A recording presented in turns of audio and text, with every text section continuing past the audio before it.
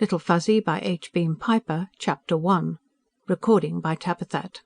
Jack Holloway found himself squinting, the orange sun full in his eyes.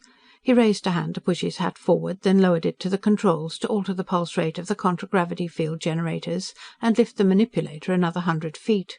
For a moment he sat, puffing on the short pipe that had yellowed the corners of his white moustache, and looked down at the red rag tied to a bush against the rock face of the gorge 500 yards away. He was smiling in anticipation. "This'll be a good one," he told himself aloud, in the manner of men who have long been their own and only company. "I want to see this one go up." He always did. He could remember at least 1,000 blast shots he had fired back along the years, and on more planets than he could name at the moment, including a few thermonuclears. But they were all different, and they were always something to watch, even a little one like this. Flipping the switch, his thumb found the discharger button and sent out a radio impulse. The red rag vanished in an upsurge of smoke and dust that mounted out of the gorge and turned to copper when the sunlight touched it. The big manipulator, weightless on contragravity, rocked gently. Falling debris pelted the trees and splashed in the little stream. He waited until the machine stabilized, then glided it down to where he had ripped a gash in the cliff with the charge of cataclysmite. Good shot. Brought down a lot of sandstone, cracked the vein of flint, and hadn't thrown it around too much. A lot of big slabs were loose. Extending the forward claw arms, he pulled and tugged, and then used the underside grapples to pick up a chunk and drop it on the flat ground between the cliff and the stream. He dropped another chunk on it, breaking both of them, and then another and another, until he had all he could work over the rest of the day. Then he sat down, got the toolbox and the long-handled contragravity lifter, and climbed to the ground, where he opened the box, put on gloves and an eye screen, and got out a micro-ray scanner and a vibrohammer. The first chunk he cracked off had nothing in it. The scanner gave the uninterrupted pattern of homogeneous structure. Picking it up with the lifter, he swung it and threw it into the stream. On the 15th chunk he got an interruption pattern that told him that a sunstone or something, probably something, was inside. Some 50 million years ago, when the planet that had been called Zarathustra, for the last 25 million, was young, there had existed a marine life form, something like a jellyfish. As these died, they had sunk to the sea-bottom ooze. Sand had covered the ooze and pressed it tighter and tighter until it had become glassy flint, and the entombed jellyfish little beans of dense stone. Some of them, by some ancient biochemical quirk, were intensely thermofluorescent. Worn as gems, they glowed from the wearer's body heat. On Terra or Balder or Freya or Ishtar, a single cut of polished sunstone was worth a small fortune.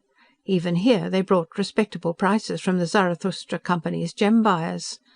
Keeping his point of expectation safely low, he got a smaller vibrohammer from the toolbox and began chipping cautiously around the foreign object until the flint split open and revealed a smooth yellow ellipsoid 1/2 inch long. "Worth 1,000 sols, if it's worth anything," he commented. A deft tap here, another there, and the yellow bean came loose from the flint. Picking it up, he rubbed it between gloved palms. "I don't think it is." He rubbed harder, then held it against the hot bowl of his pipe. It still didn't respond. He dropped it. Another jellyfish that didn't live right. Behind him, something moved in the brush with a dry rustling. He dropped the loose glove from his right hand and turned, reaching towards his hip. Then he saw what had made the noise. A hard-shelled thing 1 foot in length, with 12 legs, long antennae and 2 pairs of clawed mandibles. He stopped and picked up a shard of flint, throwing it with an oath. Another damned infernal land prawn. He detested land prawns. They were horrible things, which of course wasn't their fault. More to the point, they were destructive. They got into things at camp. They would try to eat anything. They crawled into machinery, possibly finding the lubrication tasty, and caused jams. They cut into electrical insulation, and they got into his bedding, and bit, or rather pinched, painfully. Nobody loved a land prawn, not even another land prawn. This one dodged the thrown flint, scuttled off a few feet and turned, waving its antennae in what looked like derision. Jack reached for his hip again, then checked the motion. Pistol cartridges cost like crazy. They weren't to be wasted in fits of childish pique. Then he reflected that no cartridge fired at a target is really wasted, and that he hadn't done any shooting recently. Stooping again, he picked up another stone and tossed it a foot short and to the left of the prawn. As soon as it was out of his fingers, his hand went for the butt of the long automatic. It was out and the safety off before the flint landed. As the prawn fled, he fired from the hip. The quasi-crustacean disintegrated. He nodded pleasantly. "Old man Holloway's still hittin' things he shoots at." Was a time, not so long ago, when he took his abilities for granted.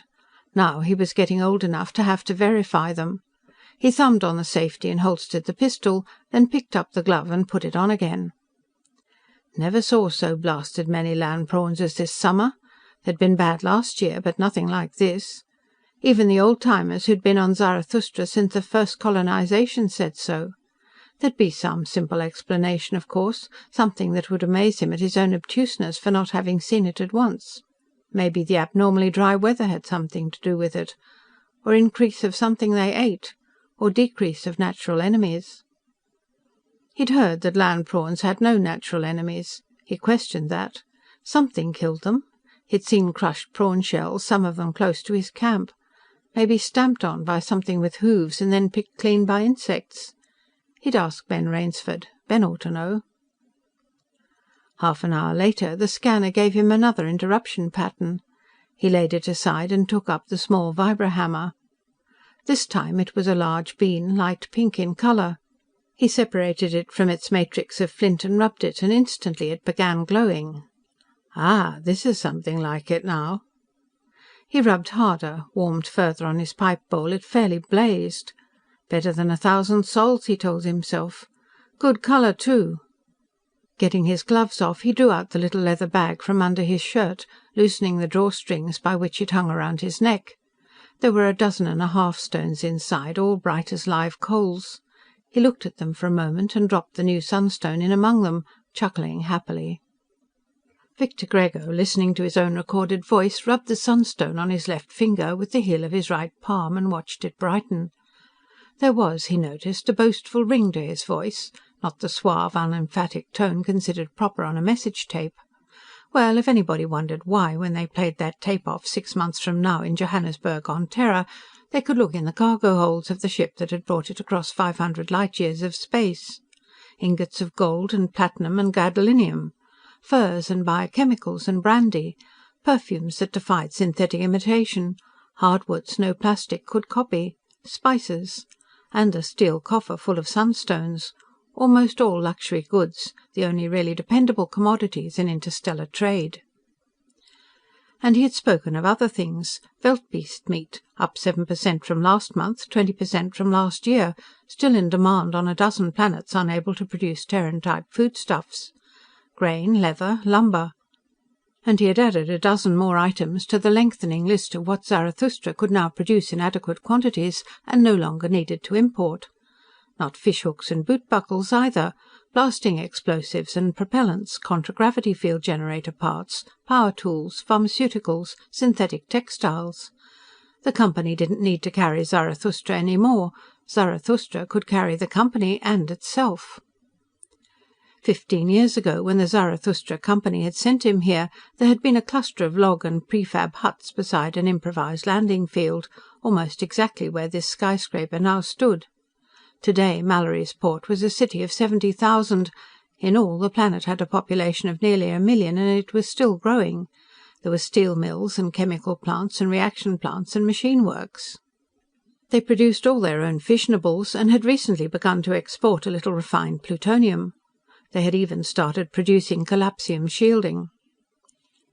The recorded voice stopped. He ran back the spool, set for 60 speed, and transmitted it to the radio office. In 20 minutes a copy would be aboard the ship that would hyper out for Terra that night. While he was finishing, his communications screen buzzed. "Dr. Kellogg's screening you, Mr. Grego," the girl in the outside office told him. He nodded. Her hands moved and she vanished in a polychromatic explosion. When it cleared, the chief of the Division of Scientific Study and Research was looking out of the screen instead.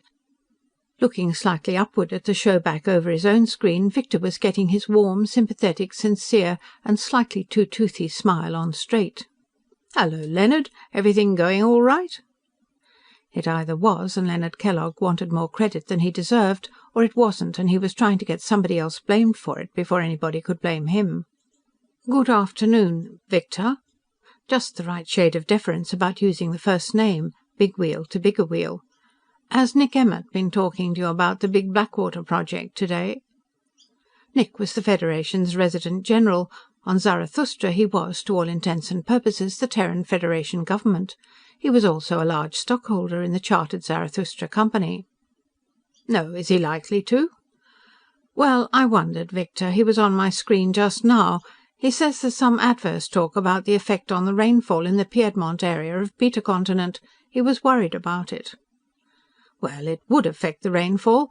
After all, we drained 500,000 square miles of swamp, and the prevailing winds are from the west.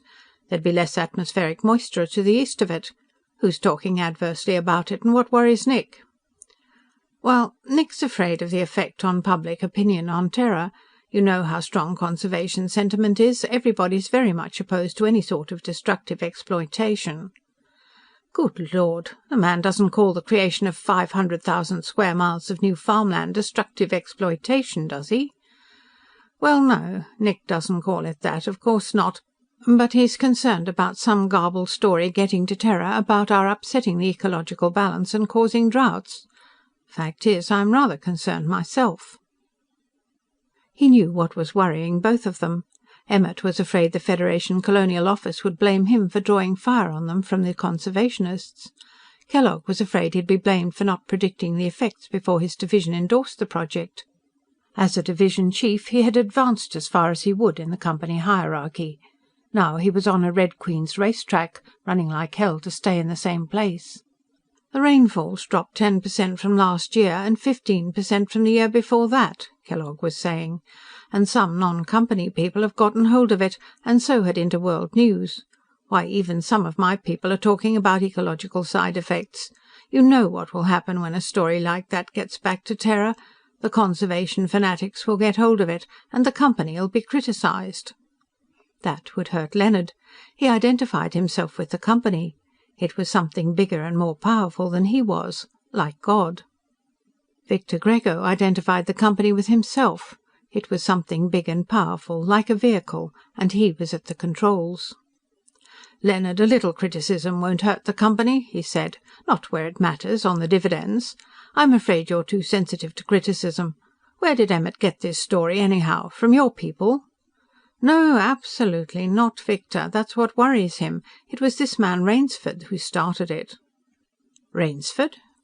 "Dr. Bennett Rainsford, the naturalist. Institute of Xenosciences. I never trusted any of those people. They always poke their noses into things, and the Institute always reports their findings to the Colonial Office." "I know who you mean now. Little fellow with red whiskers. Always looks as though he'd been sleeping in his clothes. Why, of course the Xenosciences people poke their noses into things, and of course they report their findings to the government." He was beginning to lose patience. "I don't see what all this is about, Leonard. This man Rainsford just made a routine observation of meteorological effects. I suggest you have your meteorologist check it out, and if it's correct, pass it on to the news services, along with your other scientific findings." "Nick Emmett thinks Rainsford is a Federation undercover agent." That made him laugh. Of course there were undercover agents on Zarathustra, hundreds of them. The company had people here checking on him. He knew and accepted that. So did the big stockholders, like Interstellar Explorations and the Banking Cartel and Terra Boldor Marduk Space Lines. Nick Emmett had his corps of spies and stool pigeons, and the Terran Federation had people here watching both him and Emmett. Rainsford could be a Federation agent. A roving naturalist would have a wonderful cover occupation. But this big Blackwater business was so utterly silly. Nick Emmett had too much graft on his conscience. It was too bad that overloaded consciences couldn't blow fuses.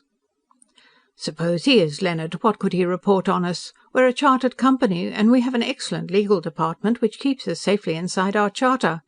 It's a very liberal charter, too. This is a Class 3 uninhabited planet. The company owns the whole thing outright. We can do anything we want as long as we don't violate colonial law or the Federation Constitution. As long as we don't do that, Nick Emmett hasn't anything to worry about. Now forget this whole damn business, Leonard." He was beginning to speak sharply, and Kellogg was looking hurt. I know you were concerned about injurious reports getting back to Terra, and that was quite commendable, but—" By the time he got through, Kellogg was happy again. Victor blanked the screen, leaned back in his chair and began laughing. In a moment the screen buzzed again. When he snapped it on, his screen girl said: "Mr. Henry Stenson's on, Mr. Grego." "Oh, put him on." He caught himself just before adding that it would be a welcome change to talk to somebody with sense.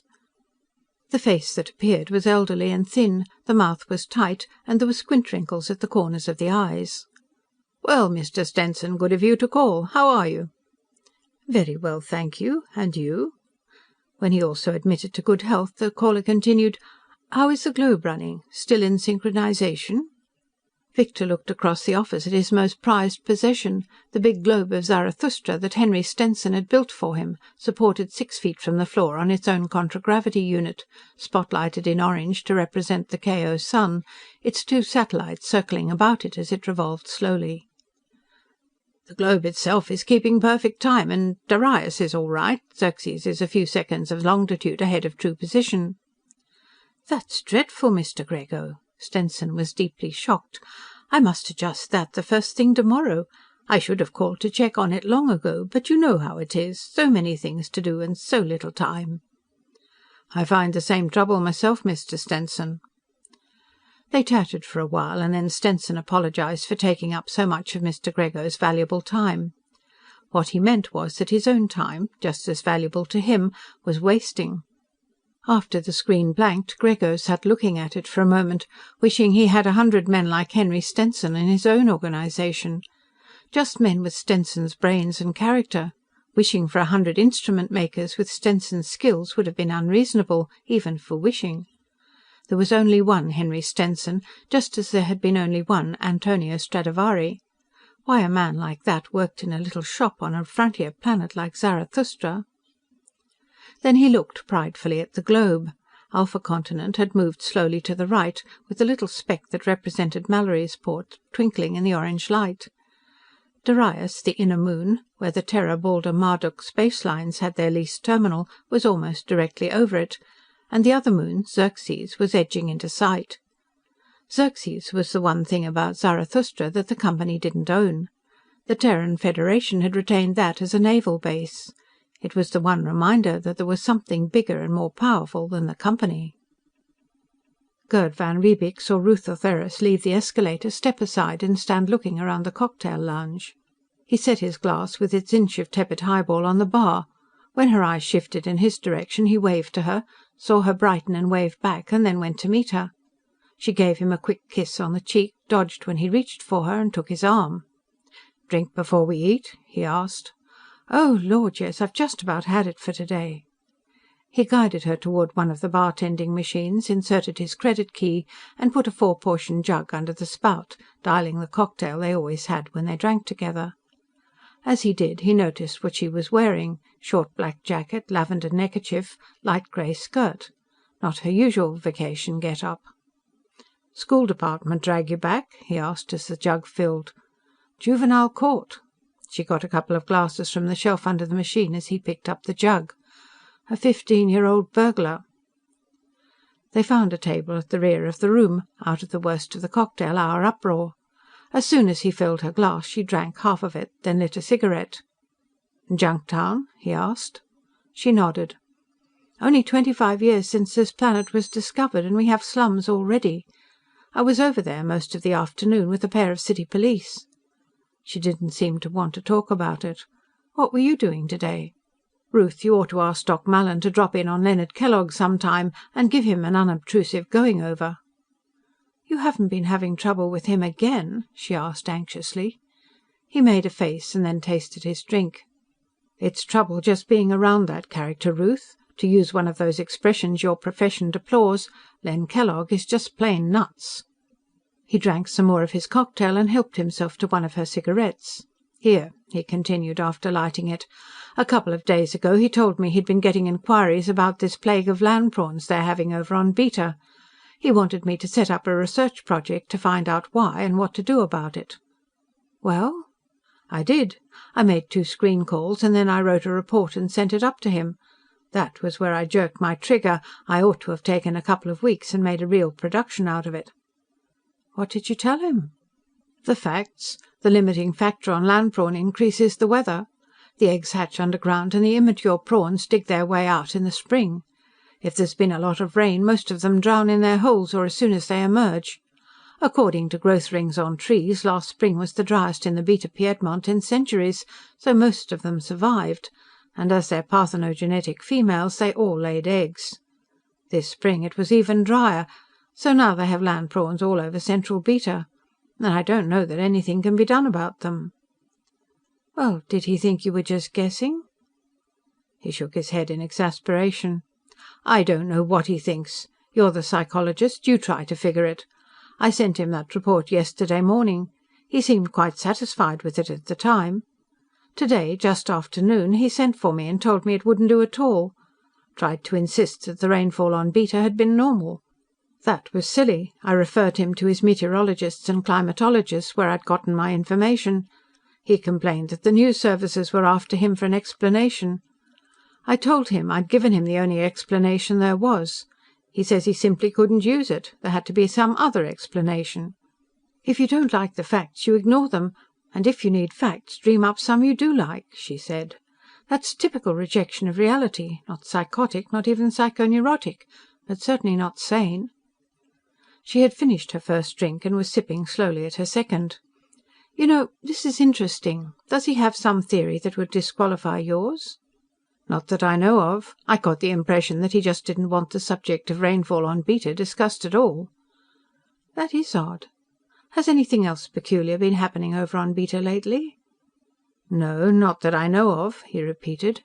"Of course, that swamp drainage project over there was what caused the dry weather, last year and this year, but I don't see—" His own glass was empty, and when he tilted the jug over it, a few drops trickled out. He looked at his watch. "Think we could have another cocktail before dinner?" he asked. End of Chapter 1. Little Fuzzy by H. Beam Piper. Chapter 2.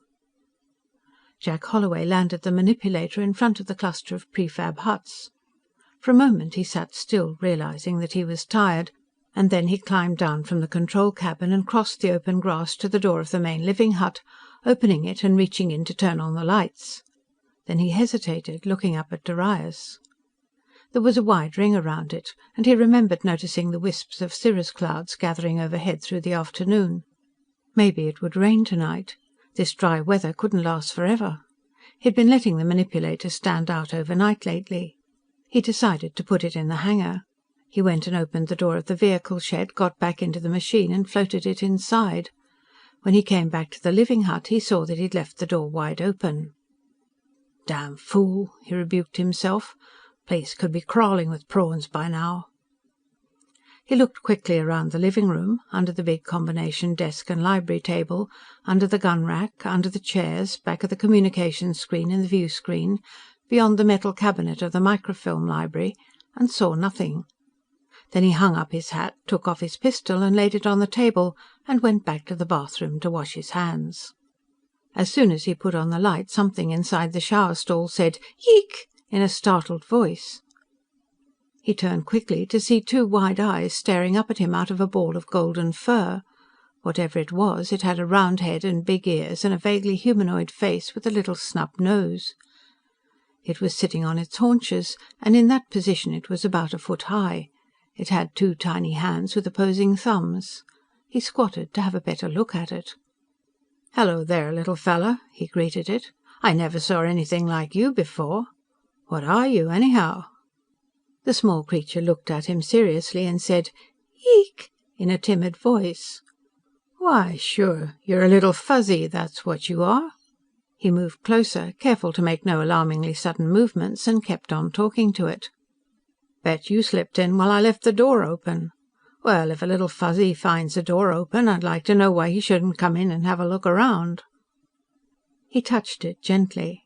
It started to draw back, then reached out a little hand and felt the material of his shirt sleeve. He stroked it, and told it that it had the softest, silkiest fur ever. Then he took it on his lap. It yeeked in pleasure and stretched an arm up around his neck. "Why, sure, we're going to be good friends, aren't we?" Would you like something to eat? Well, suppose you and I go see what we can find." He put one hand under it, to support it like a baby. At least, he seemed to recall having seen babies supported in that way. Babies were things he didn't fool with if he could help it. And straightened. It weighed between 15 and 20 pounds. At first it struggled in panic, then quieted and seemed to enjoy being carried. In the living room he sat down in his favourite armchair, under a standing lamp, and examined his new acquaintance. It was a mammal. There was a fairly large mammalian class on Zarathustra, but beyond that he was stumped. It wasn't a primate in the Terran sense. It wasn't like anything Terran, or anything else on Zarathustra. Being a biped put it in a class by itself for this planet. It was just a Little Fuzzy, and that was the best he could do. That sort of nomenclature was the best anybody could do on a Class 3 planet. On a Class 4 planet, say Loki or Cheshire or Thor, naming animals was a cinch.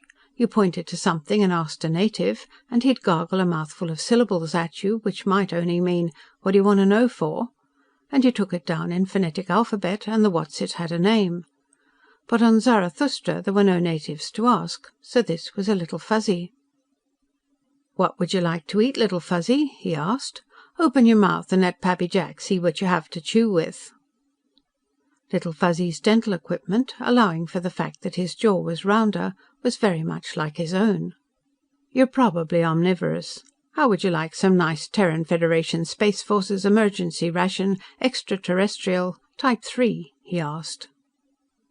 Little Fuzzy made what sounded like an expression of willingness to try it. It would be safe enough. XD3 had been fed to a number of Zarathustran mammals without ill effects.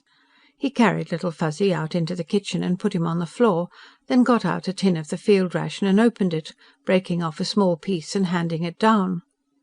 Little Fuzzy took the piece of golden brown cake, sniffed at it, gave a delighted yeek, and crammed the whole piece in his mouth.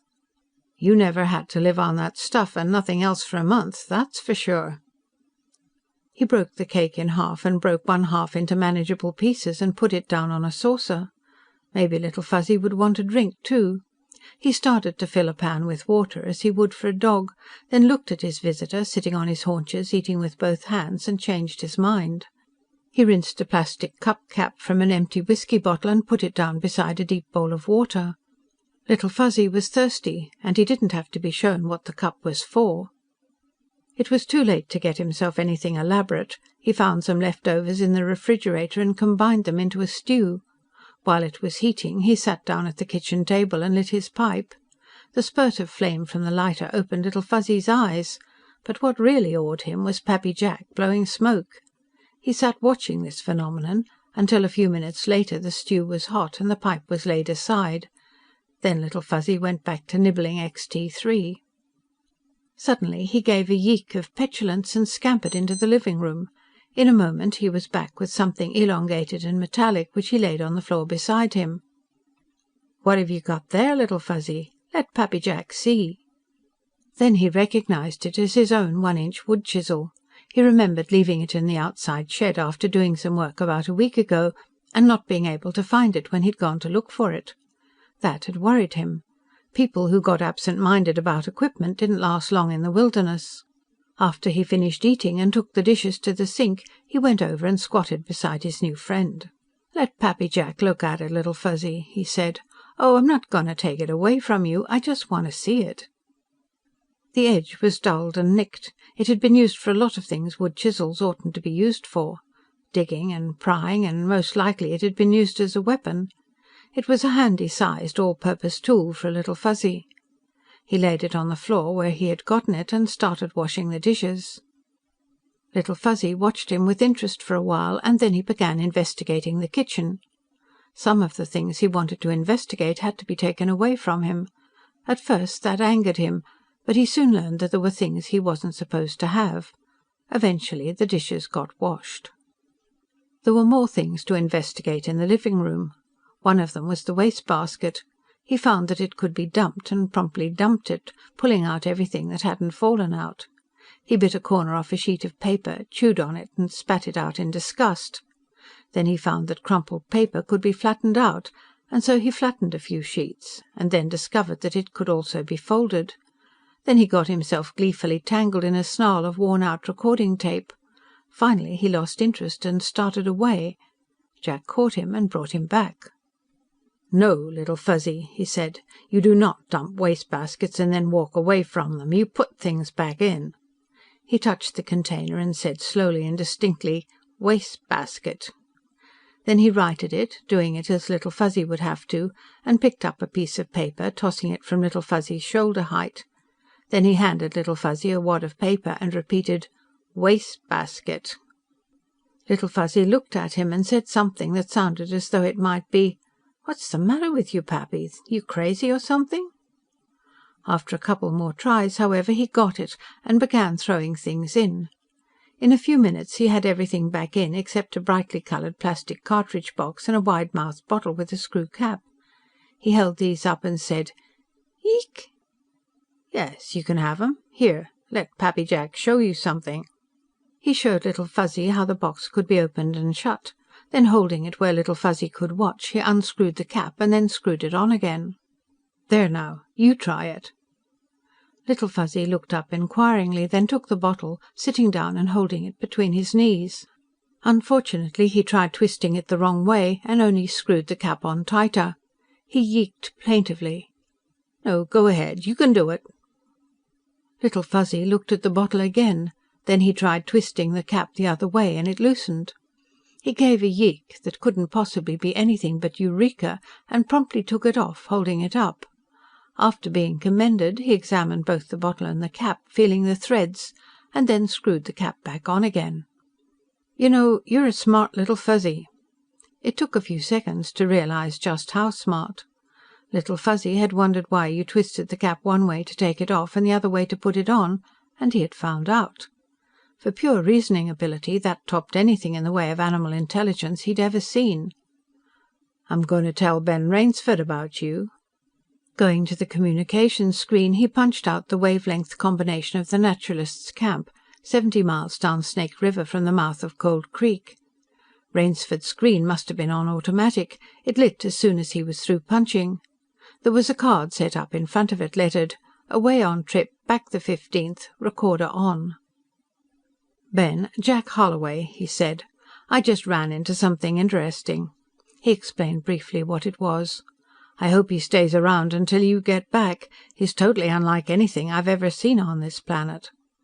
Little Fuzzy was disappointed when Jack turned off the screen. That had been interesting. He picked him up and carried him over to the armchair, taking him on his lap. "Now," he said, reaching for the control panel of the view screen, "watch this. We're going to see something nice."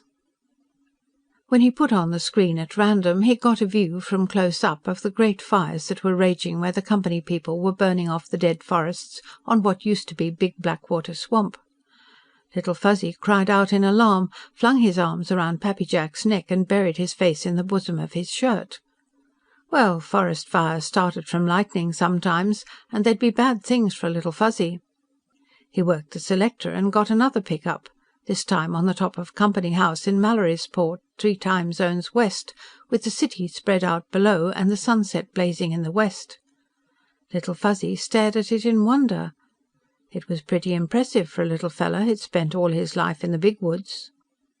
So was the spaceport and a lot of other things he saw, though a view of the planet as a whole from Darius puzzled him considerably. Then, in the middle of a symphony orchestra concert from Mallorysport Opera House, he wriggled loose, dropped to the floor and caught up his wood chisel, swinging it back over his shoulder like a two-handed sword. "What the devil? Uh-oh." A land prawn, which must have gotten in while the door was open, was crossing the living room. Little Fuzzy ran after and past it, pivoted and brought the corner of the chisel edge down on the prawn's neck, neatly beheading it. He looked at his victim for a moment, then slid the chisel under it and flipped it over on its back, slapping it twice with the flat and cracking the undershell. Then he began pulling the dead prawn apart, tearing out pieces of meat and eating them delicately. After disposing of the larger chunks, he used the chisel to chop off one of the prawn's mandibles to use as a pick to get at the less accessible morsels. When he had finished, he licked his fingers clean and started back to the armchair. "No." Jack pointed at the prawn shell. Wastebasket. Yeek! Wastebasket. Little Fuzzy gathered up the bits of shell, putting them where they belonged. Then he came back and climbed up on Pappy Jack's lap and looked at things in the screen until he fell asleep. Jack lifted him carefully and put him down on the warm chair seat without wakening him, then went to the kitchen, poured himself a drink and brought it to the big table, where he lit his pipe and began writing up his diary for the day. After a while Little Fuzzy woke, found that the lap he had gone to sleep on had vanished, and yeeked disconsolately. A folded blanket in one corner of the bedroom made a satisfactory bed, once Little Fuzzy had assured himself that there were no bugs in it. He brought in his bottle and his plastic box and put them on the floor beside it. Then he ran to the front door in the living room and yeeked to be let out. Going about 20 feet from the house, he used the chisel to dig a small hole, and after it had served its purpose, he filled it in carefully and came running back. Well, maybe Fuzzies were naturally gregarious and were homemakers, den holes or nests or something like that. Nobody wants messes made in the house, and when the young ones did it, their parents would bang them around to teach them better manners. This was Little Fuzzy's home now. He knew how he ought to behave in it. The next morning at daylight he was up on the bed trying to dig Pappy Jack out from under the blankets. Besides being a most efficient land prawn eradicator, he made a first-rate alarm clock. But best of all, he was Pappy Jack's Little Fuzzy. He wanted out. This time Jack took his movie camera and got the whole operation on film. One thing, there'd have to be a little door with a spring to hold it shut that Little Fuzzy could operate himself. That was designed during breakfast. It only took a couple of hours to make and install it. Little Fuzzy got the idea as soon as he saw it, and figured out how to work it for himself. Jack went back to the workshop, built a fire in the hand forge, and forged a pointed and rather broad blade, 4 inches long, on the end of a foot of 1/4-inch round tool steel. It was 2-point heavy when finished, so he welded a knob on the other end to balance it. Little Fuzzy knew what that was for right away. Running outside, he dug a couple of practice holes with it, and then began casting about in the grass for land prawns. Jack followed him with the camera, and got movies of a couple of prawn killings, accomplished with smooth by-the-numbers precision. Little Fuzzy hadn't learned that chop-clap-clap routine in the week since he had found the wood chisel. Going into the shed, he hunted for something without more than a general idea of what it would look like, and found it where Little Fuzzy had discarded it when he found the chisel. It was a stock of hardwood, a foot long, rubbed down and polished smooth, apparently with sandstone. There was a paddle at one end, with enough of an edge to behead a prawn, and the other end had been worked to a point. He took it into the living hut and sat down at the desk to examine it with a magnifying glass. Bits of soil embedded in the sharp end, that had been used as a pick. The paddle end had been used as a shovel, beheader and shell cracker. Little Fuzzy had known exactly what he wanted when he'd started making that thing. He'd kept on until it was as perfect as possible, and had stopped short of spoiling it by over-refinement. Finally Jack put it away in the top drawer of the desk. He was thinking about what to get for lunch when Little Fuzzy burst into the living room, clutching his new weapon and yeeking excitedly. "What's the matter, kid? You got troubles?" He rose and went to the gun rack, picking down a rifle and checking the chamber. "Show Pappy Jack what it is." Little Fuzzy followed him to the big door for human-type people, ready to bolt back inside if necessary. The trouble was a harpy, a thing about the size and general design of a Terran Jurassic pterodactyl, big enough to take a Little Fuzzy at one mouthful. It must have made one swoop at him already, and was circling back for another. It ran into a 6mm rifle bullet, went into a backward loop, and dropped like a stone. Little Fuzzy made a very surprised remark, looking at the dead harpy for a moment, and then spotted the ejected empty cartridge. He grabbed it and held it up, asking if he could have it. When told that he could, he ran back to the bedroom with it. When he returned, Pappy Jack picked him up and carried him to the hangar and up into the control cabin of the manipulator. The throbbing of the contragravity field generator and the sense of rising worried him at first. But after they had picked up the harpy with the grapples and risen to 500 feet, he began to enjoy the ride. They dropped the harpy a couple of miles up what the latest maps were designating as Holloway's Run, and then made a wide circle back over the mountains. Little Fuzzy thought it was fun. After lunch, Little Fuzzy had a nap on Pappy Jack's bed. Jack took the manipulator up to the diggings, put off a couple more shots, uncovered more flint and found another sunstone. It wasn't often that he found sunstones on 2 successive days. When he returned to the camp, Little Fuzzy was picking another land prawn apart, in front of the living hut. After dinner, Little Fuzzy liked cooked food too, if it wasn't too hot. They went into the living room. He remembered having seen a bolt and nut in the desk drawer when he had been putting the wooden prawn killer away, and he got it out, showing it to Little Fuzzy. Little Fuzzy studied it for a moment, then ran into the bedroom and came back with his screw-top bottle. He took the top off, put it on again, and then screwed the nut off the bolt, holding it up. "See, Pappy?" or yeeks to that effect. "Nothing to it." Then he unscrewed the bottle top, dropped the bolt inside after replacing the nut, and screwed the cap on again.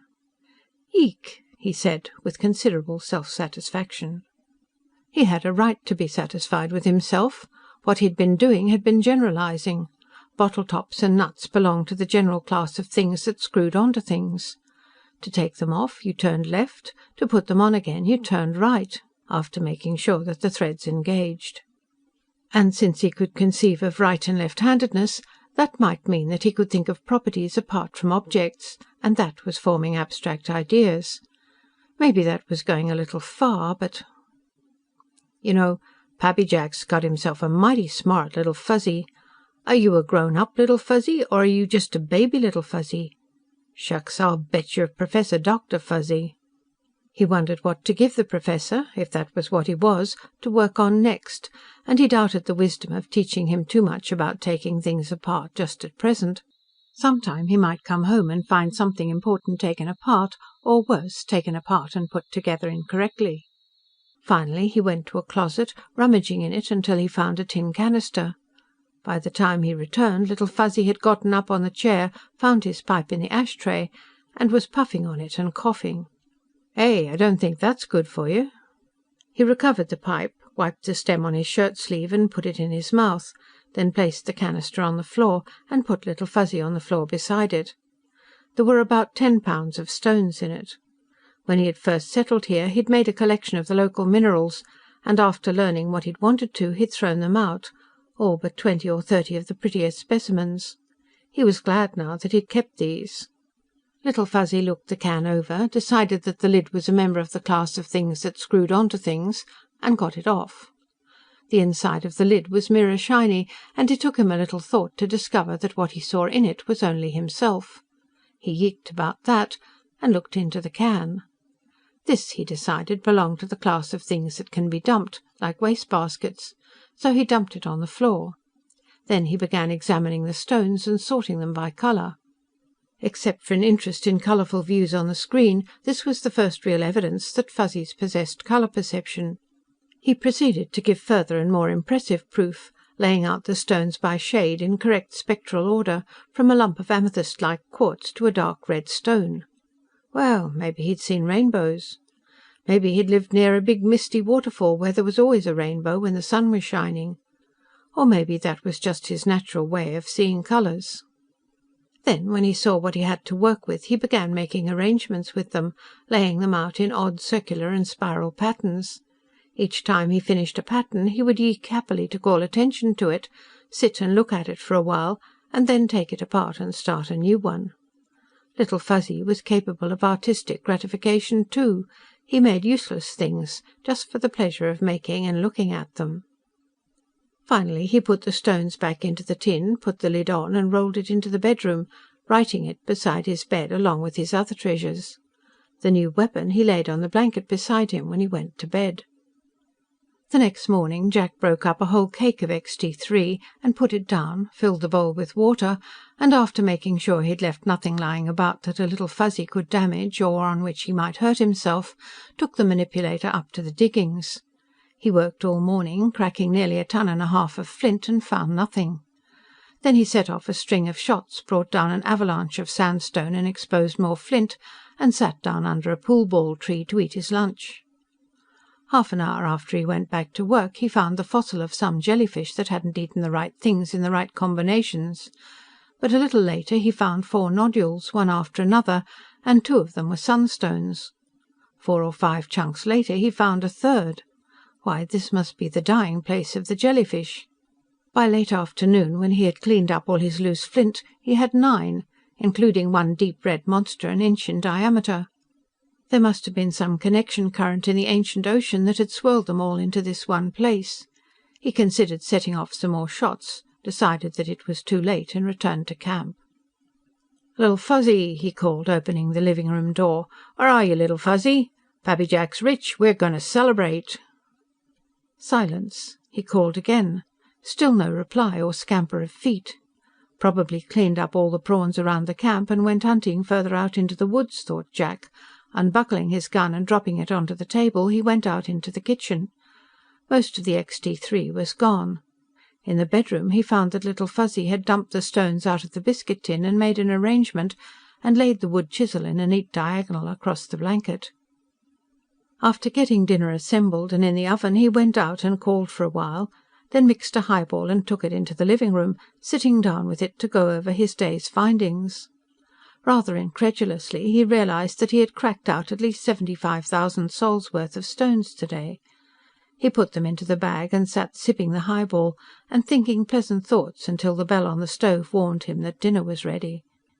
He ate alone.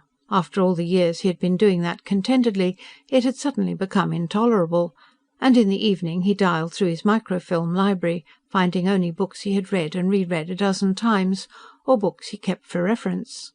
Several times he thought he heard the little door open, but each time he was mistaken. Finally he went to bed.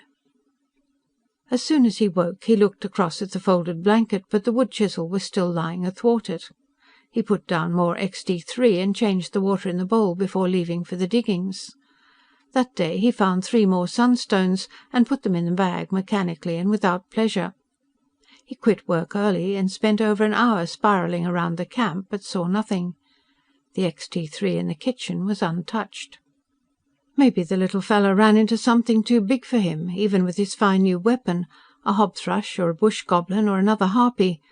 Or maybe he'd just gotten tired staying in one place and had moved on. No, he'd liked it here. He'd had fun and been happy. He shook his head sadly. Once he, too, had lived in a pleasant place where he'd had fun and could have been happy if he hadn't thought there was something he'd had to do. So he'd gone away, leaving grieved people behind him.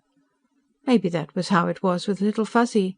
Maybe he didn't realize how much of a place he'd made for himself here, or how empty he was leaving it. He started for the kitchen to get a drink and checked himself. Take a drink because you pity yourself, and then the drink pities you and has a drink, and then 2 good drinks get together and that calls for drinks all around. No, he'd have 1 drink, maybe a little bigger than usual, before he went to bed. End of Chapter 2. Chapter 3. He started awake, rubbed his eyes and looked at the clock. Past 2200, now it really was time for a drink, and then to bed. He rose stiffly and went out to the kitchen, pouring the whisky and bringing it into the table desk, where he sat down and got out his diary. He was almost finished with the day's entry when the little door behind him opened and a small voice said, "Eek!" He turned quickly. "Little Fuzzy?" The small sound was repeated, impatiently. Little Fuzzy was holding the door open, and there was an answer from outside. Then another Fuzzy came in, and another, 4 of them, one carrying a tiny, squirming ball of white fur in her arms. They all had prawn killers like the one in the drawer, and they stopped just inside the room and gaped about them in bewilderment. Then, laying down his weapon, Little Fuzzy ran to him. Stooping from the chair, he caught him, and then sat down on the floor with him. "So that's why you ran off and worried Pappy Jack. You wanted your family here, too." The others piled the things they were carrying with Little Fuzzy's steel weapon and approached hesitantly. He talked to them, and so did Little Fuzzy, at least it sounded like that. And finally one came over and fingered his shirt, and then reached up and pulled his moustache. Soon all of them were climbing onto him, even the female with the baby. It was small enough to sit on his palm, but in a minute it had climbed to his shoulder, and then it was sitting on his head. "You people want dinner?" he asked. Little Fuzzy yeeked emphatically. That was a word he recognized. He took them all into the kitchen and tried them on cold roast veldbeest and yummy yams and fried poolball fruit. While they were eating from a couple of big pans, he went back to the living room to examine the things they'd brought with them. Two of the prawn killers were wood, like the one Little Fuzzy had discarded in the shed. A third was of horn, beautifully polished, and the fourth looked as though it had been made from the shoulder bone of something like a zebra lope. Then there was a small coup de poing axe, rather low Paleolithic, and a chipped implement of flint, the shape of a slice of orange and about 5 inches along the straight edge. For a hand the size of his own he would have called it a scraper. He puzzled over it for a while, noticed that the edge was serrated, and decided that it was a saw. And there were 3 very good flake knives and some shelves, evidently drinking vessels. Mamma Fuzzy came in while he was finishing the examination. She seemed suspicious until she saw that none of the family property had been taken or damaged. Baby Fuzzy was clinging to her fur with one hand and holding a slice of pool-ball fruit, on which he was munching, with the other. He crammed what was left of the fruit into his mouth, climbed up on Jack, and sat down on his head again. Have to do something to break him of that. One of these days he'd be getting too big for it. In a few minutes the rest of the family came in, chasing and pummelling each other and yeeking happily. Mamma jumped off his lap and joined the free-for-all, and then Baby took off from his head and landed on Mamma's back. And he thought he'd lost his Little Fuzzy, and gosh, here he had 5 Fuzzies and a Baby Fuzzy. When they were tired romping, he made beds for them in the living-room, and brought out Little Fuzzy's bedding and his treasures. 1 Little Fuzzy in the bedroom was just fine. 5 and a Baby Fuzzy were a little too much of a good thing. They were swarming over the bed, baby and all, to waken him the next morning. The next morning he made a steel chopper-digger for each of them, and 6 extras for replacements in case more Fuzzies showed up. He also made a miniature axe with a hardwood handle, a handsaw out of a piece of broken power-saw blade, and 6 little knives forged in one piece from 1/4-inch coil-spring material. He had less trouble trading the Fuzzies' own things away from them than he'd expected. They had a very keen property sense, but they knew a good deal when one was offered. He put the wooden and horn and bone and stone artefacts away in the desk drawer. Start of the Holloway collection of Zarathustran Fuzzy weapons and implements. Maybe he'd will it to the Federation Institute of Xenosciences. Of course the family had to try out the new chopper-diggers on land prawns, and he followed them around with the movie camera. They killed 1.5 dozen that morning, and there was very little interest in lunch, though they did sit around nibbling, just to be doing what he was doing. As soon as they finished, they all went in for a nap on his bed. He spent the afternoon pottering about camp, doing odd jobs that he had been postponing for months. The Fuzzies all emerged in the late afternoon for a romp in the grass outside.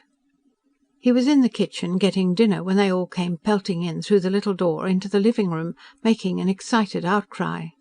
Little Fuzzy and one of the other males came into the kitchen. Little Fuzzy squatted, put one hand on his lower jaw, with thumb and little finger extended, and the other on his forehead, first finger upright. Then he thrust out his right arm stiffly and made a barking noise, of a sort he had never made before. He had to do it a second time before Jack got it.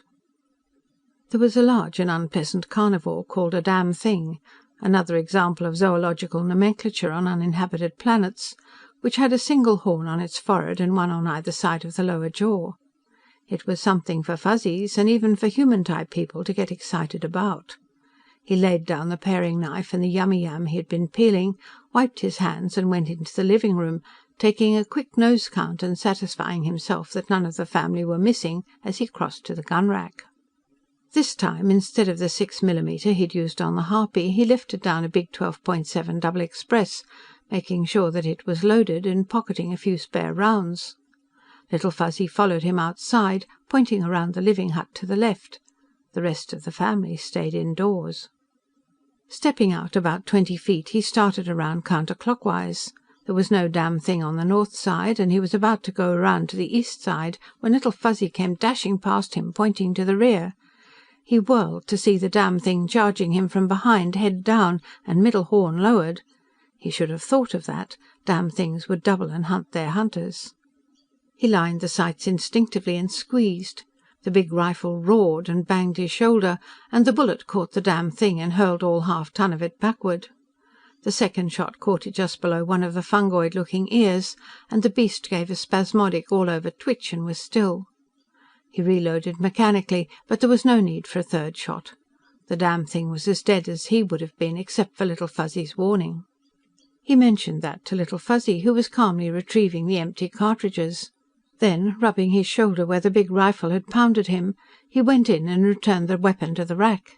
He used the manipulator to carry the damn thing away from the camp and drop it into a tree top, where it would furnish a welcome, if puzzling, treat for the harpies. There was another alarm in the evening after dinner. The family had come in from their sunset romp and were gathered in the living room, where Little Fuzzy was demonstrating the principle of things that screwed onto things, with the wide-mouthed bottle and the Bolton nut, when something huge began hooting directly overhead. They all froze, looking up at the ceiling, and then ran over and got under the gun-rack.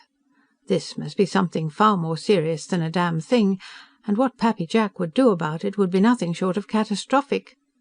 They were startled to see Pappy Jack merely go to the door, open it, and step outside. After all, none of them had ever heard a constabulary air-car klaxon before. The car settled onto the grass in front of the camp, gave a slight lurch and went off contragravity. 2 men in uniform got out, and in the moonlight he recognized both of them, Lieutenant George Lunt and his driver, Ahmed Khadra. He called a greeting to them. "Anything wrong?" he asked. "No, we just thought we'd drop in and see how you were making out," Lunt told him. "We don't get up this way often. Haven't had any trouble lately, have you?" "Not since the last time." The last time had been a couple of woods tramps, out-of-work veldbeest herders from the south, who'd heard about the little bag he carried around his neck. All the constabulary had needed to do was remove the bodies and write up a report. "Come on in and hang up your guns a while. I have something I want to show you." Little Fuzzy had come out and was pulling at his trouser leg. He stooped and picked him up, setting him on his shoulder. The rest of the family, deciding that it must be safe, had come to the door and were looking out.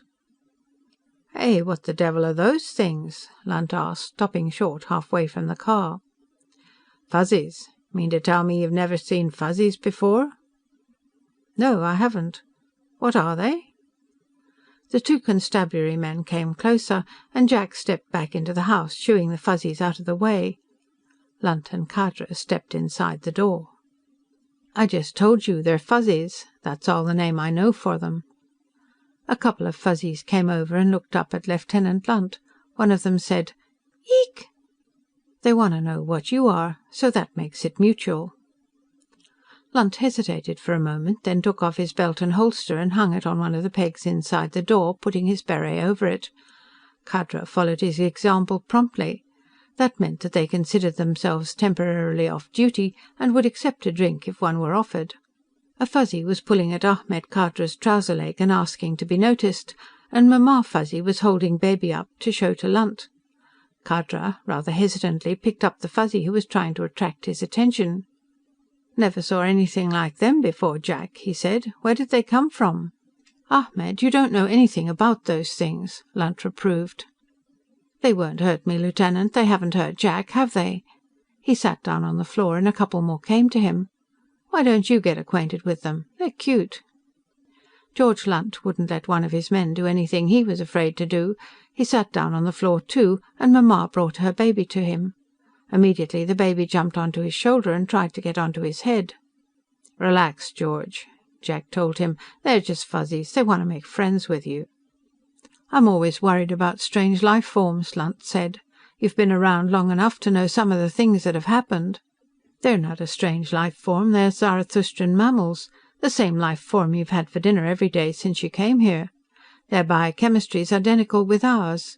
Think they'll give you the polka-dot plague or something?" He put Little Fuzzy down on the floor with the others. "We've been exploring this planet for 25 years, and nobody's found anything like that here." "You said it yourself, Lieutenant," Khadra put in. "Jack's been around enough to know." "Well, they are cute little fellas." Lunt lifted Baby down off his head and gave him back to Mamma.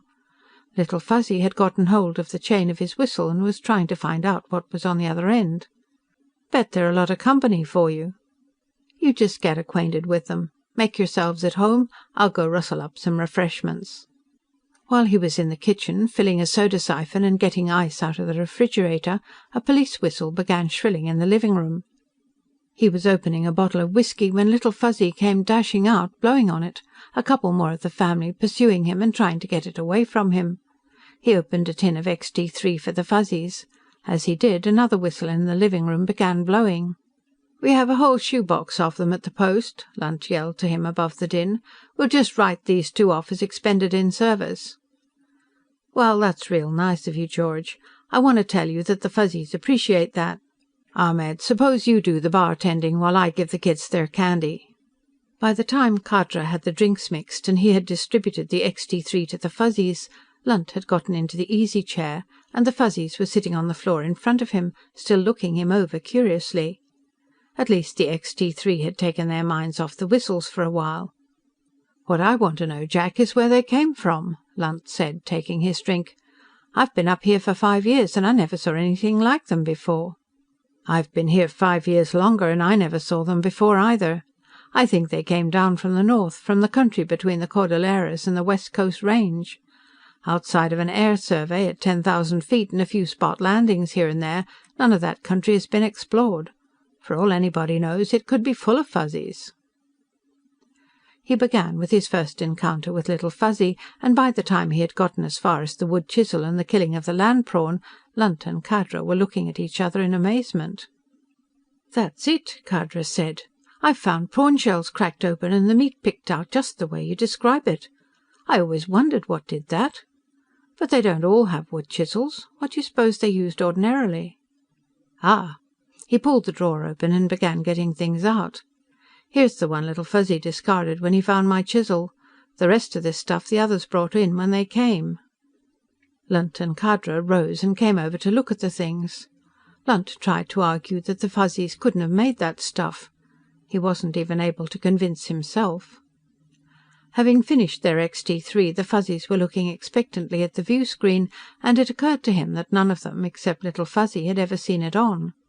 Then Little Fuzzy jumped up on the chair Lunt had vacated, reached over to the control panel and switched it on. What he got was an empty stretch of moonlit plain to the south, from a pick-up on one of the steel towers the veldbeest herders used. That wasn't very interesting. He twiddled the selector, and finally got a night soccer game at Mallorysport. That was just fine. He jumped down and joined the others in front of the screen. "I've seen Terran monkeys and Freyan Kolfs that liked to watch screens, and could turn them on and work the selector," Lunt said. It sounded like the token last salvo before the surrender. "Kolfs are smart," Khadra agreed. "They use tools." "Do they make tools? Or tools to make tools with, like that saw?" There was no argument on that. "No, nobody does that, except people like us and the Fuzzies." It was the first time he'd come right out and said that. The first time he had even consciously thought it. He realized that he'd been convinced of it all along, though. It startled the constabulary lieutenant and trooper. "You mean, you think—" Lunt began. "They don't talk, and they don't build fires," Ahmed Khadra said, as though that settled it. "Ahmed, you know better than that. That talk and build a fire rule isn't any scientific test at all." "It's a legal test," Lunt supported his subordinate. "It's a rule of thumb that was set up so that settlers on new planets couldn't get away with murdering and enslaving the natives by claiming they thought they were only hunting and domesticating wild animals," he said. "Anything that talks and builds a fire is a sapient being, yeah. That's the law, but that doesn't mean that anything that doesn't, isn't. I haven't seen any of this gang building fires, and as I don't want to come home sometime and find myself burned out, I'm not going to teach them. But I'm sure they have means of communication among themselves." "Has Ben Rainsford seen them yet?" Lunt asked. "Ben's off on a trip somewhere. I called him as soon as Little Fuzzy over there showed up here. He won't be back till Friday." "Yes, that's right, I did know that." Lunt was still looking dubiously at the Fuzzies. "I'd like to hear what he thinks about them." If Ben said they were safe, Lunt would accept that. Ben was an expert, and Lunt respected expert testimony. Until then, he wasn't sure. He'd probably order a medical check-up for himself and Khadra the first thing tomorrow, to make sure they hadn't picked up some kind of bug. End of Chapter 3. Chapter 4. The Fuzzies took the manipulator quite calmly the next morning. That wasn't any horrible monster. That was just something Pappy Jack took rides in. He found one rather indifferent sunstone in the morning, and 2 good ones in the afternoon. He came home early and found the family in the living room. They had dumped the wastebasket and were putting things back into it. Another land prawn seemed to have gotten into the house; its picked shell was with the other rubbish in the basket. They had dinner early, and he loaded the lot of them into the air jeep and took them for a long ride to the south and west. The following day he located the flint vein on the other side of the gorge and spent most of the morning blasting away the sandstone above it. The next time he went into Mallorysport he decided he was going to shop around for a good power shovel. He had to blast a channel to keep the little stream from damming up on him. He didn't get any flint cracked at all that day. There was another harpy circling around the camp when he got back. He chased it with the manipulator and shot it down with his pistol. Harpies probably found Fuzzies as tasty as Fuzzies found land prawns. The family were all sitting under the gun rack when he entered the living room. The next day he cracked flint and found 3 more stones. It really looked as though he had found the dying place of the jellyfish at that. He knocked off early that afternoon, and when he came in sight of the camp he saw an air jeep grounded on the lawn, and a small man with a red beard in a faded khaki bush jacket sitting on the bench by the kitchen door, surrounded by Fuzzies. There was a camera and some other equipment laid up where the Fuzzies couldn't get at it. Baby Fuzzy, of course, was sitting on his head. He looked up and waved, and then handed Baby to his mother, and rose to his feet. "Well, what do you think of them, Ben?" Jack called down as he grounded the manipulator. "My God, don't start me on that now," Ben Rainsford replied, and then laughed. "I stopped at the constabulary post on the way home. I thought George Lunt had turned into the biggest liar in the known galaxy. Then I went home and found your call on the recorder, so I came over here." "Been waiting long?" The Fuzzies had all abandoned Rainsford and come trooping over as soon as the manipulator was off contragravity. He climbed down among them, and they followed him across the grass, catching at his trouser legs and yeeking happily. "Not so long." Rainsford looked at his watch. "Good Lord, 3.5 hours is all. Well, the time passed quickly. You know, you little fellows have good ears. They heard you coming a long time before I did." "Did you see them killing any prawns?" "I should say. I got a lot of movies of it." He shook his head slowly. "Jack, this is almost incredible." "You're staying for dinner, of course." "You try and chase me away. I want to hear all about this. Want you to make a tape about them, if you're willing." "Glad to. We'll do that after we eat." He sat down on the bench, and the Fuzzies began climbing upon and beside him. "This is the original little Fuzzy. He brought the rest in a couple of days later. Mamma Fuzzy and Baby Fuzzy. And these are Mike and Mitzi. I call this one Coco because of the ceremonious way he beheads land prawns." "George says you call them all Fuzzies. Want that for the official designation?" "Sure. That's what they are, isn't it?" "Well, let's call the order Hollowayans," Rainsford said. "Family, Fuzzies. Genus, Fuzzy. Species, Holloway's Fuzzy. Fuzzy Fuzzy Holloway. How'll that be?" That would be all right, he supposed. At least they didn't try to Latinize things in extraterrestrial zoology anymore. "I suppose our bumper crop of land prawns is what brought them into this section." "Yes, of course. George was telling me you thought they'd come down from the north. About the only place they could have come from. This is probably just the advance guard. We'll be having Fuzzies all over the place before long. I wonder how fast they breed." "Not very fast. 3 males and 2 females in this crowd, and only 1 young one." He set Mike and Mitzi off his lap and got to his feet. "I'll go start dinner now. While I'm doing that, you can look at the stuff they brought in with them." When he had placed the dinner in the oven and taken a couple of highballs into the living room, Rainsford was still sitting at the desk, looking at the artefacts. He accepted his drink and sipped it absently, then raised his head. "Jack, this stuff is absolutely amazing," he said. "It's better than that. It's unique, only collection of native weapons and implements on Zarathustra."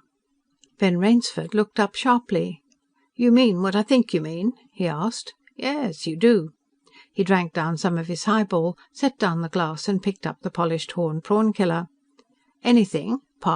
Anybody who does this kind of work is good enough native for me." He hesitated briefly. "Why, Jack, this tape you said you'd make. Can I transmit a copy to Juan Jimenez? He's chief mammologist with the company science division. We exchange information. And there's another company man I'd like to have hear it. Gerd van Riebeek. He's a general xenonaturalist like me, but he's especially interested in animal evolution." "Why not?" The Fuzzies are a scientific discovery. Discoveries ought to be reported." Little Fuzzy, Mike and Mitzi strolled in from the kitchen. Little Fuzzy jumped up on the armchair and switched on the view screen. Fiddling with the selector, he got the big Blackwater woods burning. Mike and Mitzi shrieked delightedly, like a couple of kids watching a horror show. They knew by now that nothing in the screen could get out and hurt them. "Would you mind if they came out here and saw the Fuzzies?" "Why, the Fuzzies would love that. They like company." Mamma and Baby and Ko Ko came in, seemed to approve what was on the screen, and sat down to watch it. When the bell on the stove rang, they all got up, and Ko Ko jumped onto the chair and snapped the screen off. Ben Rainsford looked at him for a moment. "You know, I have married friends with children who have a hell of a time teaching 8-year-olds to turn off screens when they're through watching them," he commented. It took an hour after dinner to get the whole story, from the first little yeek in the shower stall, on tape. When he'd finished, Ben Rainsford made a few remarks and shut off the recorder, then looked at his watch. 2000. It'll be 1700 in Mallory's Port, he said. "I could catch Jimenez at Science Center if I called now. He usually works a little late." "Go ahead. Want to show him some Fuzzies?" He moved his pistol and some other impedimenta off the table, and set Little Fuzzy and Mamma Fuzzy and Baby upon it, then drew up a chair beside it, in range of the communication screen, and sat down with Mike and Mitzi and Ko Ko. Rainsford punched out a wavelength combination. Then he picked up Baby Fuzzy and set him on his head. In a moment the screen flickered and cleared, and a young man looked out of it, with the momentary upward glance of one who wants to make sure his public face is on straight. It was a bland, tranquilized, life-adjusted, group-integrated sort of face, the face turned out in thousands of copies every year by the educational production lines on Terra. "Why, Bennett, this is a pleasant surprise," he began. "I never Then he choked. At least he emitted a sound of surprise. "What in the name of Daibutsu are those things on the table in front of you?" he demanded. "I never saw anything. And what is that on your head?" "Family group of Fuzzies," Rainsford said. "Mature male, mature female, immature male." He lifted Baby Fuzzy down and put him in Mamma's arms. "Species, Fuzzy Fuzzy Holloway Zarathustra. The gentleman on my left is Jack Holloway, the sunstone operator, who is the original discoverer. Jack, Juan Jimenez."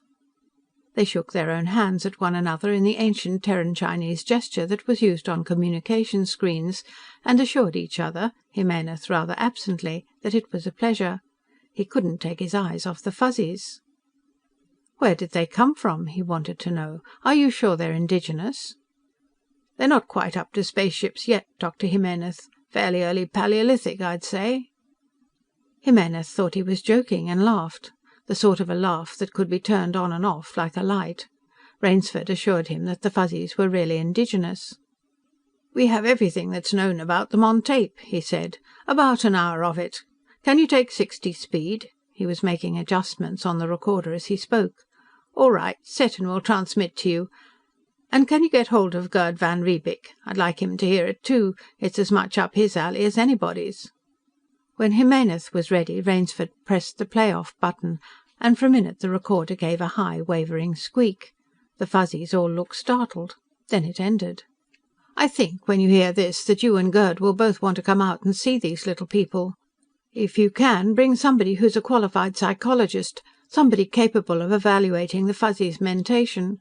Jack wasn't kidding about early Paleolithic. If they're not sapient, they only miss it by about 1 atomic diameter." Jimenez looked almost as startled as the Fuzzies had. "You surely don't mean that?" He looked from Rainsford to Jack Holloway and back. "Well, I'll call you back when we've both heard the tape. You're 3 time zones west of us, aren't you?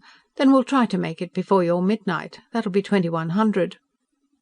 He called back half an hour short of that.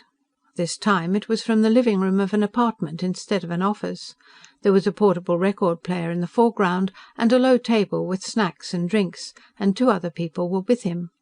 One was a man of about Jimenez's age, with a good-humoured, non-life adjusted, non-group integrated, and slightly weather-beaten face. The other was a woman with glossy black hair and a Mona Lisa-ish smile. The Fuzzies had gotten sleepy, and had been bribed with XT3 to stay up a little longer. Immediately they registered interest. This was more fun than the view screen. Jimenez introduced his companions as Gerd van Riebeek and Ruth Ortheris. Ruth is with Dr. Mallon's section. She's been working with the school department and the juvenile court. She can probably do as well with your Fuzzies as a regular xenopsychologist." "Well, I have worked with extraterrestrials," the woman said. "I've been on Loki and Thor and Cheshire." Jack nodded. "Been on the same planets myself. Are you people coming out here?" "Oh, yes," Van Riebeek said. "We'll be out by noon tomorrow. We may stay a couple of days, but that won't put you to any trouble.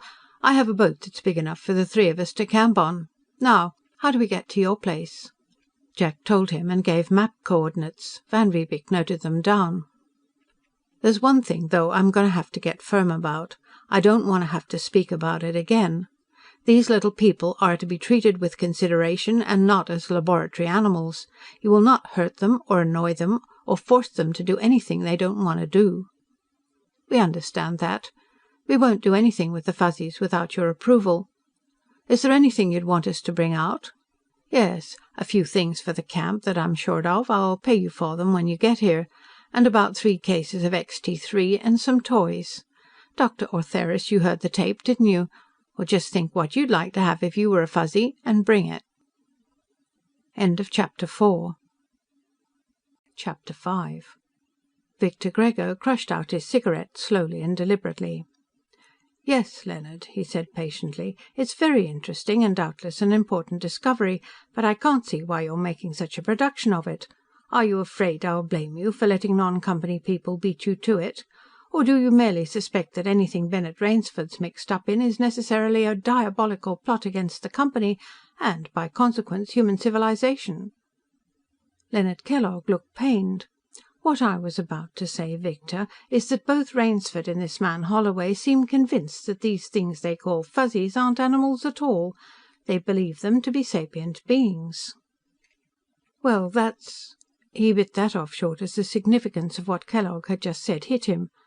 "Good God, Leonard, I beg your pardon abjectly. I don't blame you for taking it seriously. Why, that would make Zarathustra a Class 4 inhabited planet." "For which the company holds a Class 3 charter," Kellogg added, "for an uninhabited planet. Automatically void if any race of sapient beings were discovered on Zarathustra." "You know what'll happen if this is true?" "Well, I should imagine the charter would have to be renegotiated. And now that the Colonial Office knows what sort of a planet this is, they'll be anything but generous with the company." "They won't renegotiate anything, Leonard. The Federation government will simply take the position that the company has already made an adequate return on the original investments, and they'll award us what we can show is in our actual possession, I hope, and throw the rest into the public domain. The vast plains on Beta and Delta continents, with their herds of veldbeest, all open range, and every beast that didn't carry a company brand a maverick. And all the untapped mineral wealth and the untilled arable land. It would take years of litigation even to make the company's claim to Big Blackwater stick. And Terra, Baldur, Marduk space lines would lose their monopolistic franchise and get sticky about it in the courts. And in any case, the company's import-export monopoly would go out the airlock. And the squatters rushing in and swamping everything. Why, we won't be any better off than the Yggdrasil Company, squatting on a guano heap in one continent," he burst out. 5 years from now, they'll be making more money out of bat dung than we'll be making out of this whole world. And the company's good friend and substantial stockholder, Nick Emmett, would be out too, and a colonial governor-general would move in, with regular army troops and a complicated bureaucracy. Elections and a representative parliament, and every Tom, Dick and Harry with a grudge against the company would be trying to get laws passed. And of course a Native Affairs Commission with its nose in everything. "But they couldn't just leave us without any kind of a charter," Kellogg insisted. Who was he trying to kid besides himself? "It wouldn't be fair." As though that clinched it. "It isn't our fault." He forced more patience into his voice. "Leonard, please try to realize that the Terran Federation government doesn't give one shrill soprano hoot on Niflheim whether it's fair or not, or whose fault what is. The Federation government's been repenting that charter they gave the company ever since they found out what they'd chartered away.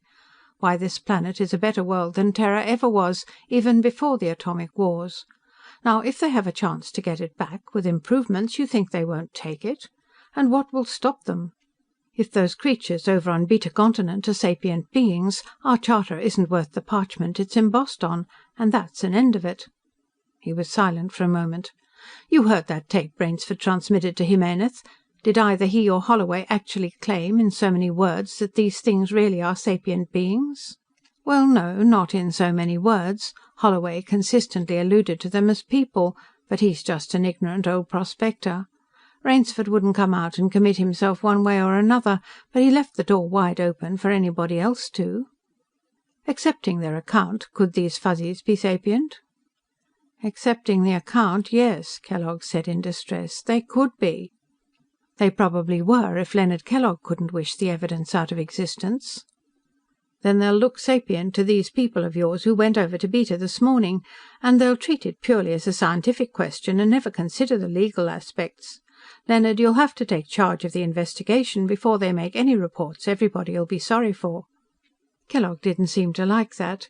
It would mean having to exercise authority and getting tough with people, and he hated anything like that. He nodded very reluctantly. "Yes, I suppose I will. Let me think about it for a moment, Victor." One thing about Leonard, you handed him something he couldn't delegate or dodge, and he'd go to work on it. Maybe not cheerfully, but conscientiously. "I'll take Ernst Mallin along," he said at length. "This man Rainsford has no grounding whatever in any of the psychosciences. He may be able to impose on Ruth Ortheris, but not on Ernst Mallin.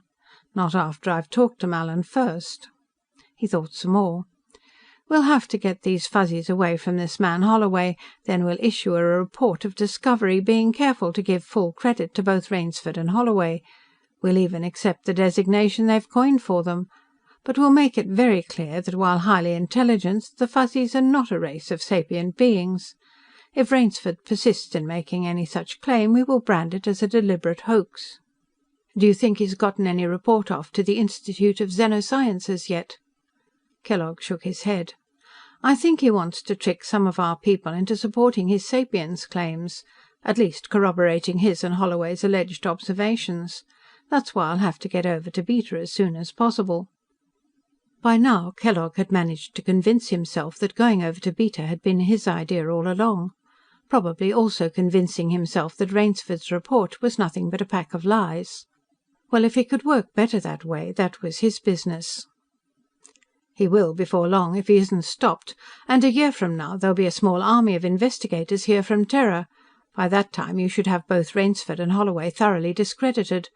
Leonard, you get those Fuzzies away from Holloway, and I'll personally guarantee they won't be available for investigation by then." "Fuzzies," he said reflectively. "Fur-bearing animals, I take it?" Holloway spoke on the tape of their soft and silky fur.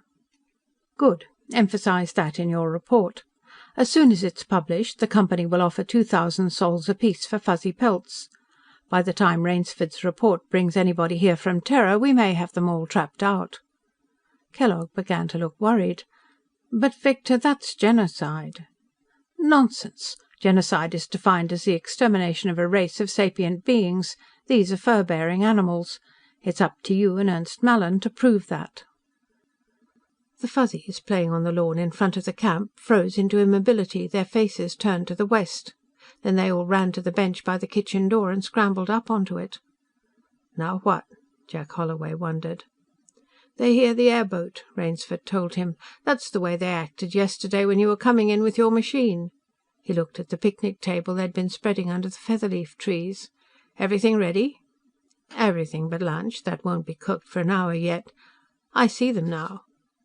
"You have better eyes than I do, Jack. Oh, I see it. I hope the kids put on a good show for them," he said anxiously. He'd been jittery ever since he arrived, shortly after breakfast. It wasn't that these people from Mallorysport were so important themselves. Ben had a bigger name in scientific circles than any of this company crowd. He was just excited about the Fuzzies. The airboat grew from a barely visible speck and came spiraling down to land in the clearing. When it was grounded and off contragravity, they started across the grass towards it, and the Fuzzies all jumped down from the bench and ran along with them. The three visitors climbed down. Ruth Ortheris wore slacks and a sweater, but the slacks were bloused over a pair of ankle boots. Gerd van Riebeek had evidently done a lot of field work. His boots were stout, and he wore old faded khakis and a serviceable-looking sidearm that showed he knew what to expect up here in the Piedmont. Juan Jimenez was in the same sports casuals in which he had appeared on screen last evening. All of them carried photographic equipment. They shook hands all around and exchanged greetings, and then the Fuzzies began clamouring to be noticed. Finally all of them, Fuzzies and other people, drifted over to the table under the trees. Ruth Ortheris sat down in the grass with Mamma and Baby. Immediately Baby became interested in a silver charm which she wore on a chain around her neck, which tinkled fascinatingly. Then he tried to sit on her head. She spent some time gently but firmly discouraging this. Juan Jimenez was squatting between Mike and Mitzi, examining them alternately, and talking into a miniature recorder phone on his breast, mostly in Latin. Gerd van Riebeek dropped himself into a folding chair and took Little Fuzzy on his lap. "You know, this is kind of surprising," he said. "Not only finding something like this after 25 years, but finding something as unique as this. Look, he doesn't have the least vestige of a tail, and there isn't another tailless mammal on the planet. Fact, there isn't another mammal on this planet that has the slightest kinship to him. Take ourselves, we belong to a pretty big family, about 50-odd genera of primates. But this little fellow hasn't any relatives at all." "Eek!" "And he couldn't care less, could he?" Van Riebeek pummeled Little Fuzzy gently. "One thing, you have the smallest humanoid known. That's one record you can claim." "Uh-oh, what goes on?" Ko Ko, who had climbed upon Rainsford's lap, jumped suddenly to the ground, grabbed the chopper digger he had left beside the chair, and started across the grass. Everybody got to their feet, the visitors getting cameras out. The Fuzzies seemed perplexed by all the excitement. It was only another land prawn, wasn't it? Ko Ko got in front of it, poked it in the nose to stop it, and then struck a dramatic pose, flourishing his weapon and bringing it down on the prawn's neck. Then, after flopping it over, he looked at it, almost in sorrow, and hit it a couple of whacks with the flat. He began pulling it apart and eating it. "I see why you call him Ko Ko," Ruth said, aiming her camera. "Don't the others do it that way?" Well, Little Fuzzy runs along beside them and pivots and gives them a quick chop. Mike and Mitzi flop theirs over first and behead them on their backs, and Mamma takes a swipe at their legs first. But beheading and breaking the undershell, they all do that. "Aha, that's basic," she said. "Instinctive. The technique is either self-learned or copied. When Baby begins killing his own prawns, see if he doesn't do it the way Mamma does." "Hey, look!" Jimenez cried. "He's making a lobster pick for himself." Through lunch they talked exclusively about Fuzzies. The subjects of the discussion nibbled things that were given to them, and yeeked amongst themselves. Gerd van Riebeek suggested that they were discussing the odd habits of human-type people. Juan Jimenez looked at him, slightly disturbed, as though wondering just how seriously he meant it. "You know, what impressed me most in the taped account was the incident of the damn thing," said Ruth Ortheris. "Any animal associating with man will try to attract attention if something's wrong. But I never heard of one, not even a Freyan Kholf or a Terran chimpanzee, that would use descriptive pantomime. Little Fuzzy was actually making a symbolic representation by abstracting the distinguishing characteristic of the damn thing." "Think that stiff arm gesture and bark might have been intended to represent a rifle?" Gerd van Riebeek asked. "He'd seen you shooting before, hadn't he?" "I don't think it was anything else. He was telling me, 'Big nasty damn thing outside, shoot it like you did the harpy.' And if he hadn't run past me and pointed back, that damn thing would have killed me." Jimenez hesitantly said, "I know I'm speaking from ignorance, you're the Fuzzy expert, but isn't it possible that you're over-anthropomorphizing, endowing them with your own characteristics and mental traits?" "Juan, I'm not going to answer that right now. I don't think I'll answer it at all. You wait until you've been around these Fuzzies a little longer, and then ask it again. Only ask yourself." "So you see, Ernst, that's the problem." Leonard Kellogg laid the words like a paperweight on the other words he had been saying, and waited. Ernst Mallin sat motionless, his elbows on the desk and his chin in his hands. A little pair of wrinkles like parentheses appeared at the corners of his mouth. "Yes, I'm not a lawyer, of course, but..." It's not a legal question. It's a question for a psychologist. That left it back with Ernst Mallin, and he knew it. "I'd have to see them before I could express an opinion. You have that tape of Holloway's with you?" When Kellogg nodded, Mallin continued, "And did either of them make any actual, overt claim of sapience?" He answered it as he had when Victor Grego had asked the same question, adding, "The account consists almost entirely of Holloway's uncorroborated statements concerning things to which he claims to have been the sole witness." "Ah." Mallin permitted himself a tight little smile. "And he's not a qualified observer. Neither, for that matter, is Rainsford. Regardless of his position as a xenonaturalist, he is a complete layman in the psychosciences. He's just taken this other man's statements uncritically. As for what he claims to have observed for himself, how do we know he isn't including a lot of erroneous inferences with his descriptive statements?" "How do we know he's not perpetrating a deliberate hoax?" "But, Leonard, that's a pretty serious accusation." "It's happened before. That fellow who carved a late upland Martian inscription in that cave in Kenya, for instance. Or Hellermann's claims to have crossbred Terran mice with Thoran Tilbras. Or the Piltdown Man back in the 1st century pre-atomic." Mallin nodded. "None of us like to think of a thing like that, but, as you say, it's happened. You know, this man Rainsford is just the type to do something like that, too. Fundamentally an individualistic egoist, badly adjusted personality type. Say he wants to make some sensational discovery which will assure him the position in the scientific world to which he believes himself entitled. He finds this lonely old prospector into whose isolated camp some little animals have strayed. The old man has made pets of them, taught them a few tricks, finally so projected his own personality onto them that he's convinced himself that they're people like himself. This is Rainsford's great opportunity. He'll present himself as the discovery of a new sapient race and bring the whole learned world to his feet." Mallin smiled again.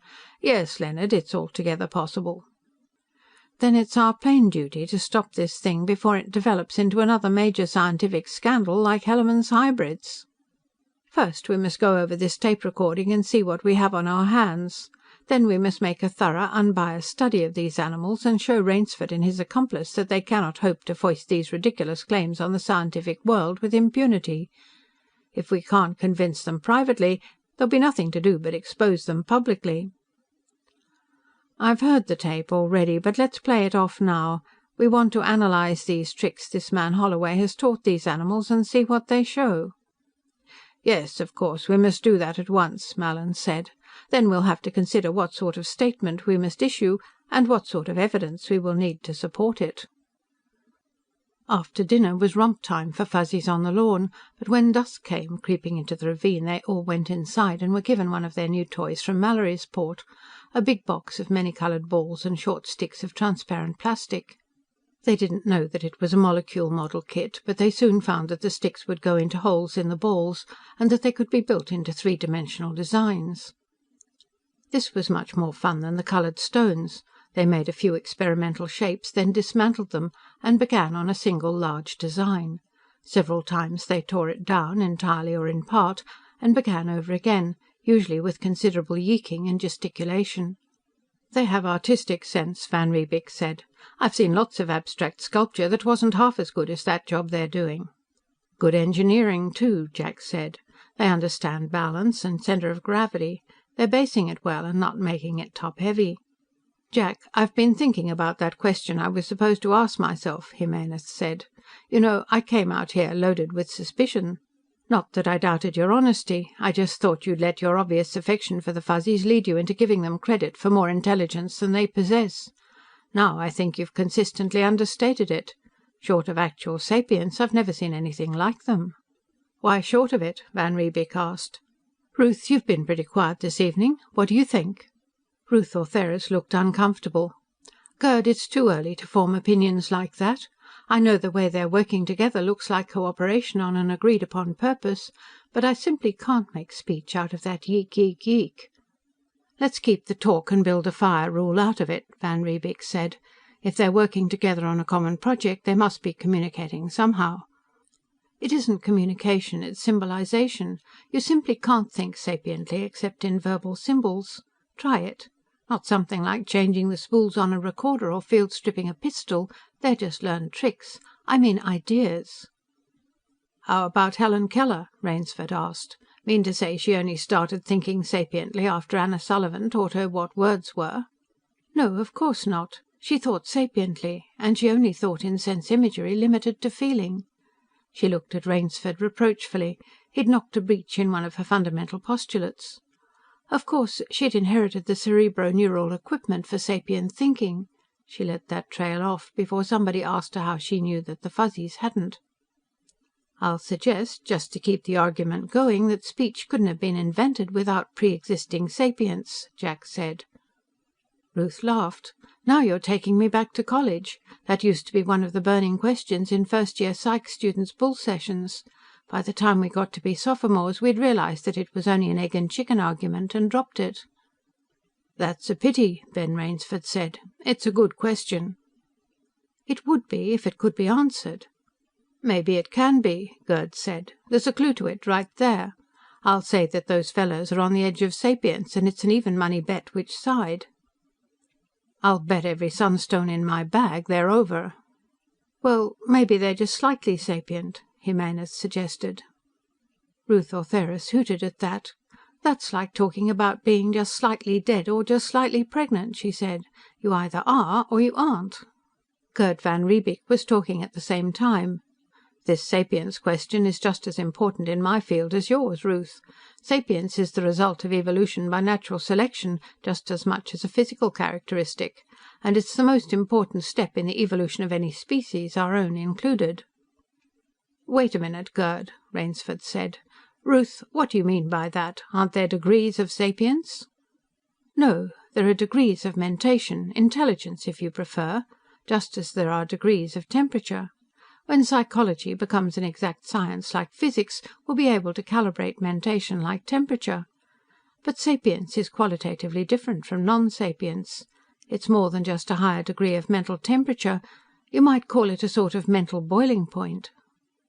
"I think that's a damn good analogy," Rainsford said. "But what happens when the boiling point is reached?" "That's what we have to find out," Van Riebeek told him. "That's what I was talking about a moment ago. We don't know any more about how sapience appeared today than we did in the year zero, or in the year 654 pre-atomic, for that matter." "Wait a minute," Jack interrupted. "Before we go any deeper, let's agree on a definition of sapience." Van Riebeek laughed. "Ever try to get a definition of life from a biologist?" he asked. "Or a definition of number from a mathematician?" "That's about it." Ruth looked at the Fuzzies, who were looking at their colored ball construction as though wondering if they could add anything more without spoiling the design. "I'd say a level of mentation qualitatively different from non-sapience, in that it includes ability to symbolize ideas and store and transmit them, ability to generalize, and ability to form abstract ideas. There, I didn't say a word about talk and build a fire, did I?" "Little Fuzzy symbolizes and generalizes," Jack said. "He symbolizes a damn thing by 3 horns, and he symbolizes a rifle by a long thing that points and makes noises. Rifles kill animals. Harpies and damn things are both animals. If a rifle will kill a harpy, it'll kill a damn thing too." Juan Jimenez had been frowning in thought. He looked up and asked, "What's the lowest known sapient race?" "Yggdrasil Khugras," Gerd van Riebeek said promptly. "Any of you ever been on Yggdrasil?" "I saw a man shot once on Mimir for calling another man the son of a Khugra," Jack said. "The man who shot him had been on Yggdrasil and knew what he was being called."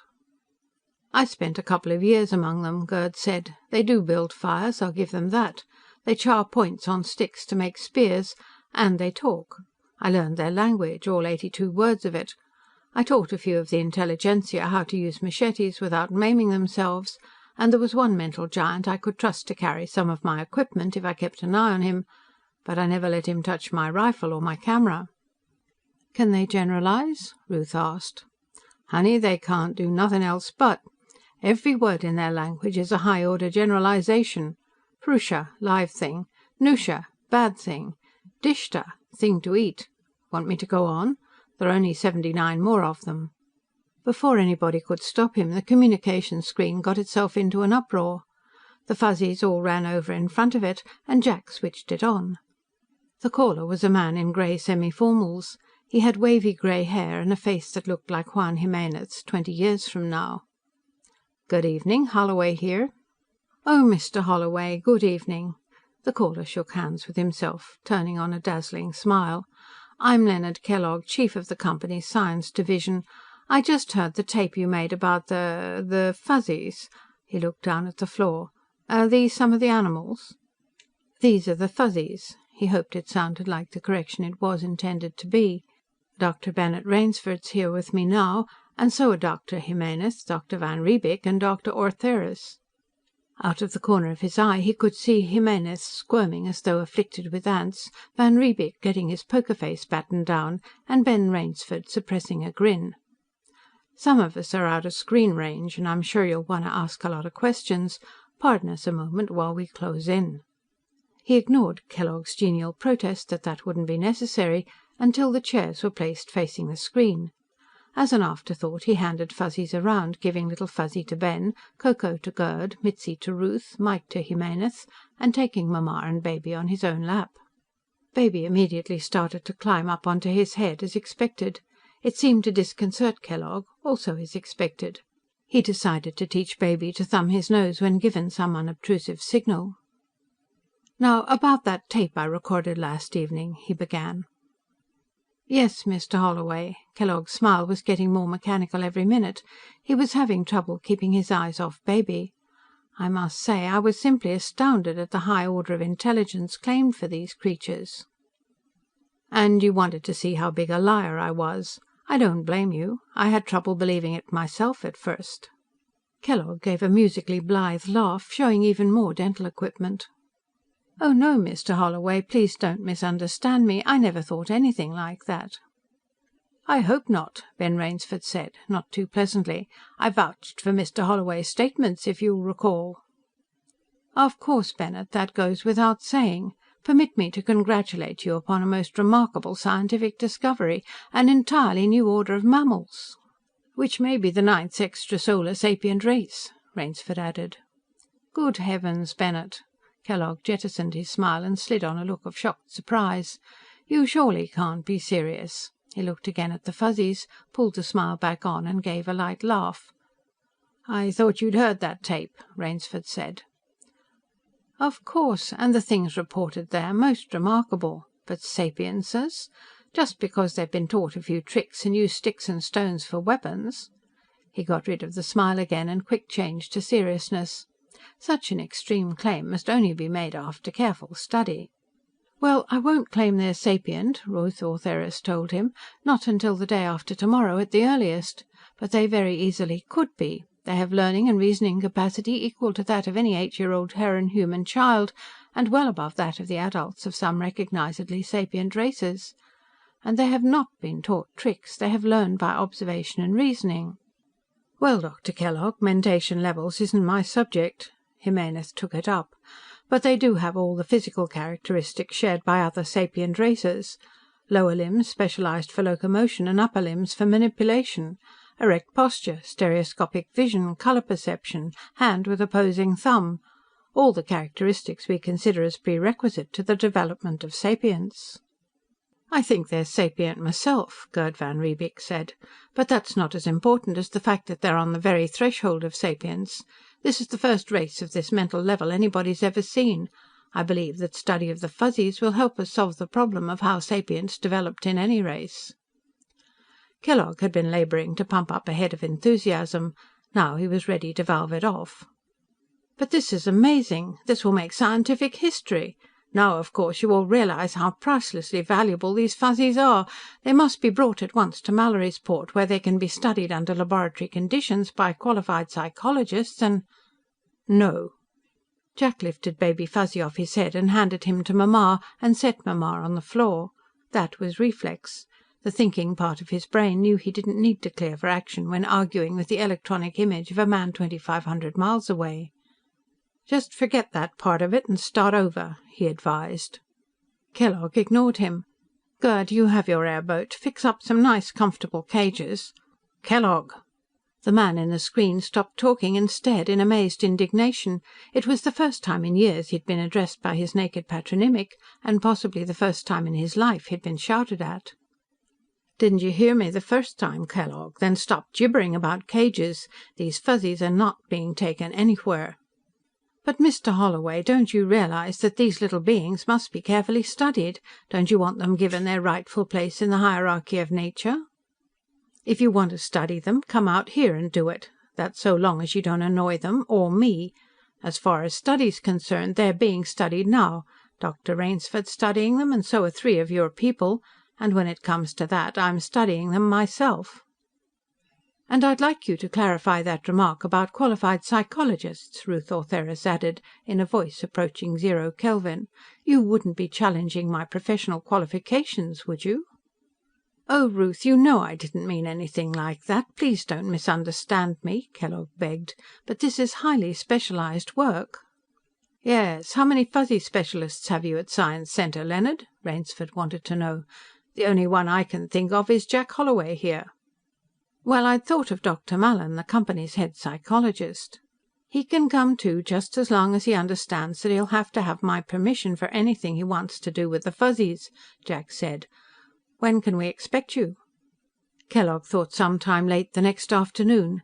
He didn't have to ask how to get to the camp. He made a few efforts to restore the conversation to its original note of cordiality, gave that up as a bad job, and blanked out.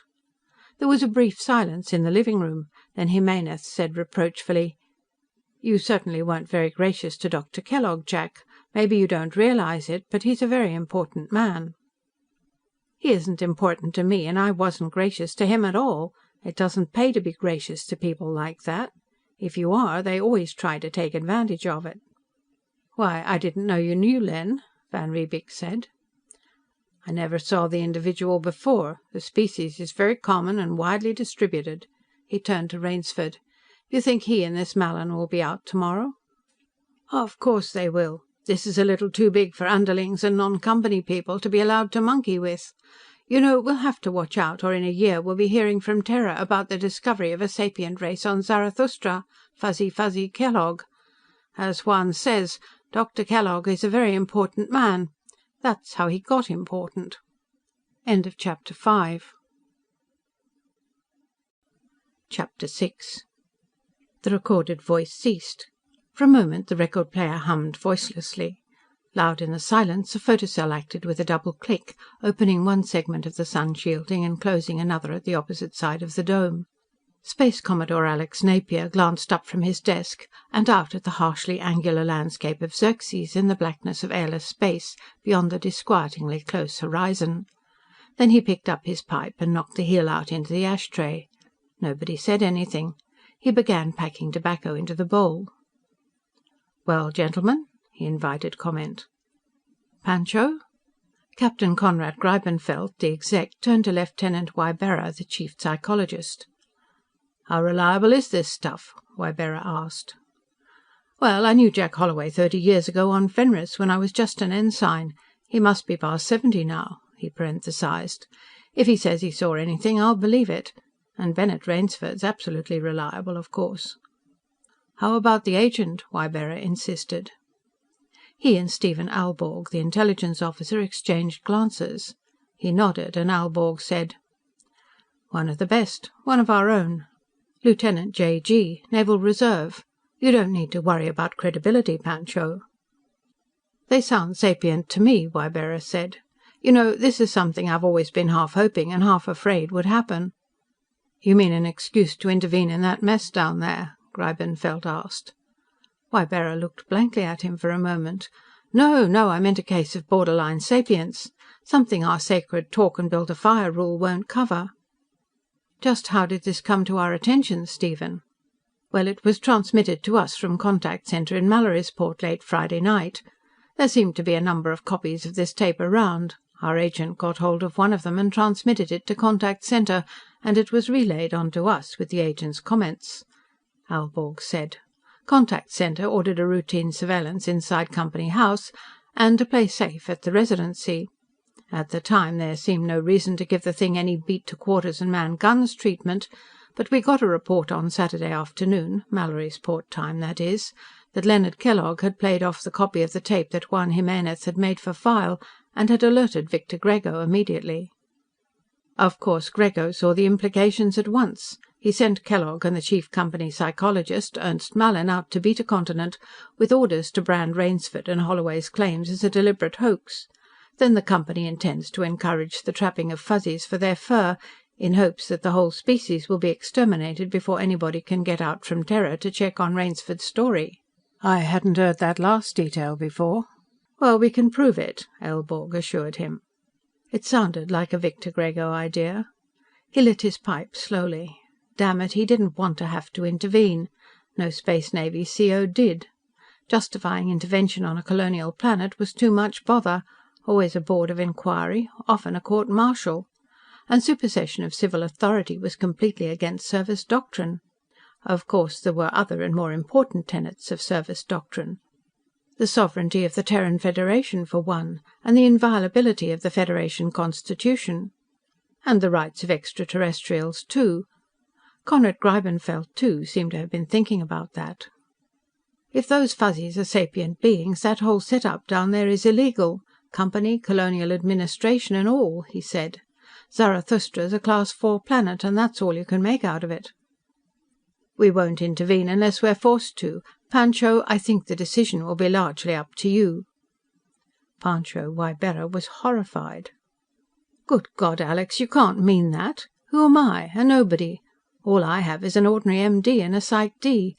Why, the best psychological brains in the Federation aren't on Zarathustra, Pancho. They're on Terra, 500 light-years, 6 months ship voyage each way. Intervention, of course, is my responsibility, but the sapience question is yours. I don't envy you, but I can't relieve you of it. Gerd van Riebeek's suggestion that all 3 of the visitors sleep aboard the airboat hadn't been treated seriously at all. Gerd himself was accommodated in the spare room of the living hut. Juan Jimenez went with Ben Rainsford to his camp for the night. Ruth Ortheris had the cabin of the boat to herself. Rainsford was on the screen the next morning, while Jack and Gerd and Ruth and the Fuzzies were having breakfast. He and Jimenez had decided to take his air-jeep and work down from the head of Cold Creek, in the belief that there must be more Fuzzies around in the woods. Both Gerd and Ruth decided to spend the morning at the camp and get acquainted with the Fuzzies on hand. The family had had enough breakfast to leave them neutral on the subject of land prawns, and they were given another of the new toys, a big coloured ball. They rolled it around in the grass for a while, decided to save it for their evening romp, and took it into the house. Then they began playing aimlessly among some junk in the shed outside the workshop. Once in a while one of them would drift away to look for a prawn, more for sport than food. Ruth and Gerd and Jack were sitting at the breakfast table on the grass, talking idly and trying to think of excuses for not washing the dishes. Mamma Fuzzy and Baby were poking about in the tall grass. Suddenly Mamma gave a shrill cry and started back for the shed, chasing Baby ahead of her and slapping him on the bottom with the flat of her chopper-digger to hurry him along. Jack started for the house at a run. Gerd grabbed his camera and jumped up on the table. It was Ruth who saw the cause of the disturbance. "Jack, look, over there!" She pointed to the edge of the clearing. "2 strange Fuzzies!" He kept on running, but instead of the rifle he had been going for, he collected his movie camera, 2 of the spare chopper-diggers and some XT3. When he emerged again, the 2 Fuzzies had come into the clearing and stood side by side, looking around. Both were females, and they both carried wooden prawn killers. "You have plenty of film?" he asked Gerd. "Here, Ruth, take this." He handed her his own camera. "Keep far enough away from me to get what I'm doing and what they're doing. I'm going to try to trade with them." He went forward, the steel weapons in his hip pocket and the XT3 in his hand, talking softly and soothingly to the newcomers. When he was as close to them as he could get without stampeding them, he stopped. "Our gang's coming up behind you," Gerd told him. "Regular skirmish line, choppers at high port. Now they've stopped about 30 feet behind you." He broke off a piece of XT3, put it in his mouth and ate it. Then he broke off 2 more pieces and held them out. The 2 Fuzzies were tempted, but not to the point of rashness. He threw both pieces within a few feet of them. One darted forward, threw a piece to her companion, and then snatched the other piece and ran back with it. They stood together, nibbling and making soft, delighted noises. His own family seemed to disapprove strenuously of this lavishing of delicacies upon outsiders. However, the two strangers decided that it would be safe to come closer, and soon he had them taking bits of field ration from his hand. Then he took the 2 steel chopper diggers out of his pocket and managed to convey the idea that he wanted to trade. The 2 strange Fuzzies were incredulously delighted. This was too much for his own tribe. They came up, yeeking angrily. The 2 strange females retreated a few steps, their new weapon ready. Everybody seemed to expect a fight, and nobody wanted one. From what he could remember of old Terran history, this was a situation which could develop into serious trouble. Then Ko Ko advanced, dragging his chopper digger in an obviously pacific manner, and approached the 2 females, yeeking softly, and touching first one and then the other. Then he laid his weapon down and put his foot on it. The 2 females began stroking and caressing him. Immediately the crisis evaporated. The others of the family came forward, stuck their weapons in the ground, and began fondling the strangers. Then they all sat in a circle, swaying their bodies rhythmically and making soft noises. Finally Ko Ko and the 2 females rose, picked up their weapons, and started for the woods. "Jack, stop them!" Ruth called out. "They're going away." "If they want to go, I have no right to stop them." When they were almost at the edge of the woods, Ko Ko stopped, drove the point of his weapon into the ground, and came running back to Pappy Jack, throwing his arms around the human knees and yeeking. Jack stooped and stroked him, but didn't try to pick him up. One of the 2 females pulled his chopper digger out, and they both came back slowly. At the same time, Little Fuzzy, Mamma Fuzzy, Mike and Mitzi came running back. For a while all the Fuzzies embraced one another, yeeking happily. Then they all trooped across the grass and went into the house. "Get all that, Gerd?" he asked. "On film, yes. That's the only way I did, though. What happened?" "You have just made the first film of intertribal social and mating customs, Zarathustran Fuzzy. This is the family's home. They don't want any strange Fuzzies hanging around. They were going to run the girls off. Then Ko Ko decided he liked their looks, and he decided he'd team up with them. That made everything different. The family sat down with them to tell them what a fine husband they were getting, and to tell Ko Ko goodbye. Then Ko Ko remembered that he hadn't told me goodbye, and he came back. The family decided that 2 more Fuzzies wouldn't be in excess of the carrying capacity of this habitat, seeing what a good provider Pappy Jack is. So now I should imagine they're showing the girls the family treasures. You know, they married into a mighty well-to-do family." The girls were named Goldilocks and Cinderella. When lunch was ready, they were all in the living room with the viewscreen on. After lunch, the whole gang went into the bedroom for a nap on Pappy Jack's bed. He spent the afternoon developing movie film, while Gerd and Ruth wrote up the notes they had made the day before, and collaborated on an account of the adoption. By late afternoon, when they were finished, the Fuzzies came out for a frolic and a prawn hunt. They all heard the air car before any of the human people did, and they all ran over and climbed up on the bench beside the kitchen door. It was a constabulary cruise car. It landed, and a couple of troopers got out, saying that they'd stopped to see the Fuzzies. They wanted to know where the extras had come from, and when Jack told them, they looked at one another. "Next gang that comes along, call us and keep them entertained until we can get there," one of them said. "We want some at the post, for prawns, if nothing else." "What's George's attitude?" he asked. "The other night, when he was here, he seemed half scared of them." "Ah, he's got over that," one of the troopers said. "He called Ben Rainsford. Ben said they were perfectly safe. Hey, Ben says they're not animals, they're people." He started to tell them about some of the things the Fuzzies did.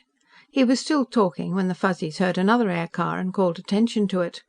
This time it was Ben Rainsford and Juan Jimenez. They piled out as soon as they were off contragravity, dragging cameras after them. "Jack, there are Fuzzies all over the place up there," Rainsford began while he was getting out. "All headed down this way. Regular Volkerwanderung. We saw over 50 of them, 4 families and individuals and pairs. I'm sure we missed 10 for every one we saw." "We'd better get up there with a car tomorrow," one of the troopers said. "Ben, just where were you?" "I'll show you on the map." Then he saw Goldilocks and Cinderella. "Hey, where'd you 2 girls come from? I never saw you around here before." There was another clearing across the stream, with a log footbridge and a path to the camp. Jack guided the big airboat down onto it, and put his airjeep alongside with the canopy up. There were 2 men on the forward deck of the boat, Kellogg and another man who would be Ernst Mallin. A 3rd man came out of the control cabin after the boat was off contragravity. Jack didn't like Mallin. He had a tight, secretive face, with arrogance and bigotry showing underneath. The 3rd man was younger. His face didn't show anything much, but his coat showed a bulge under the left arm.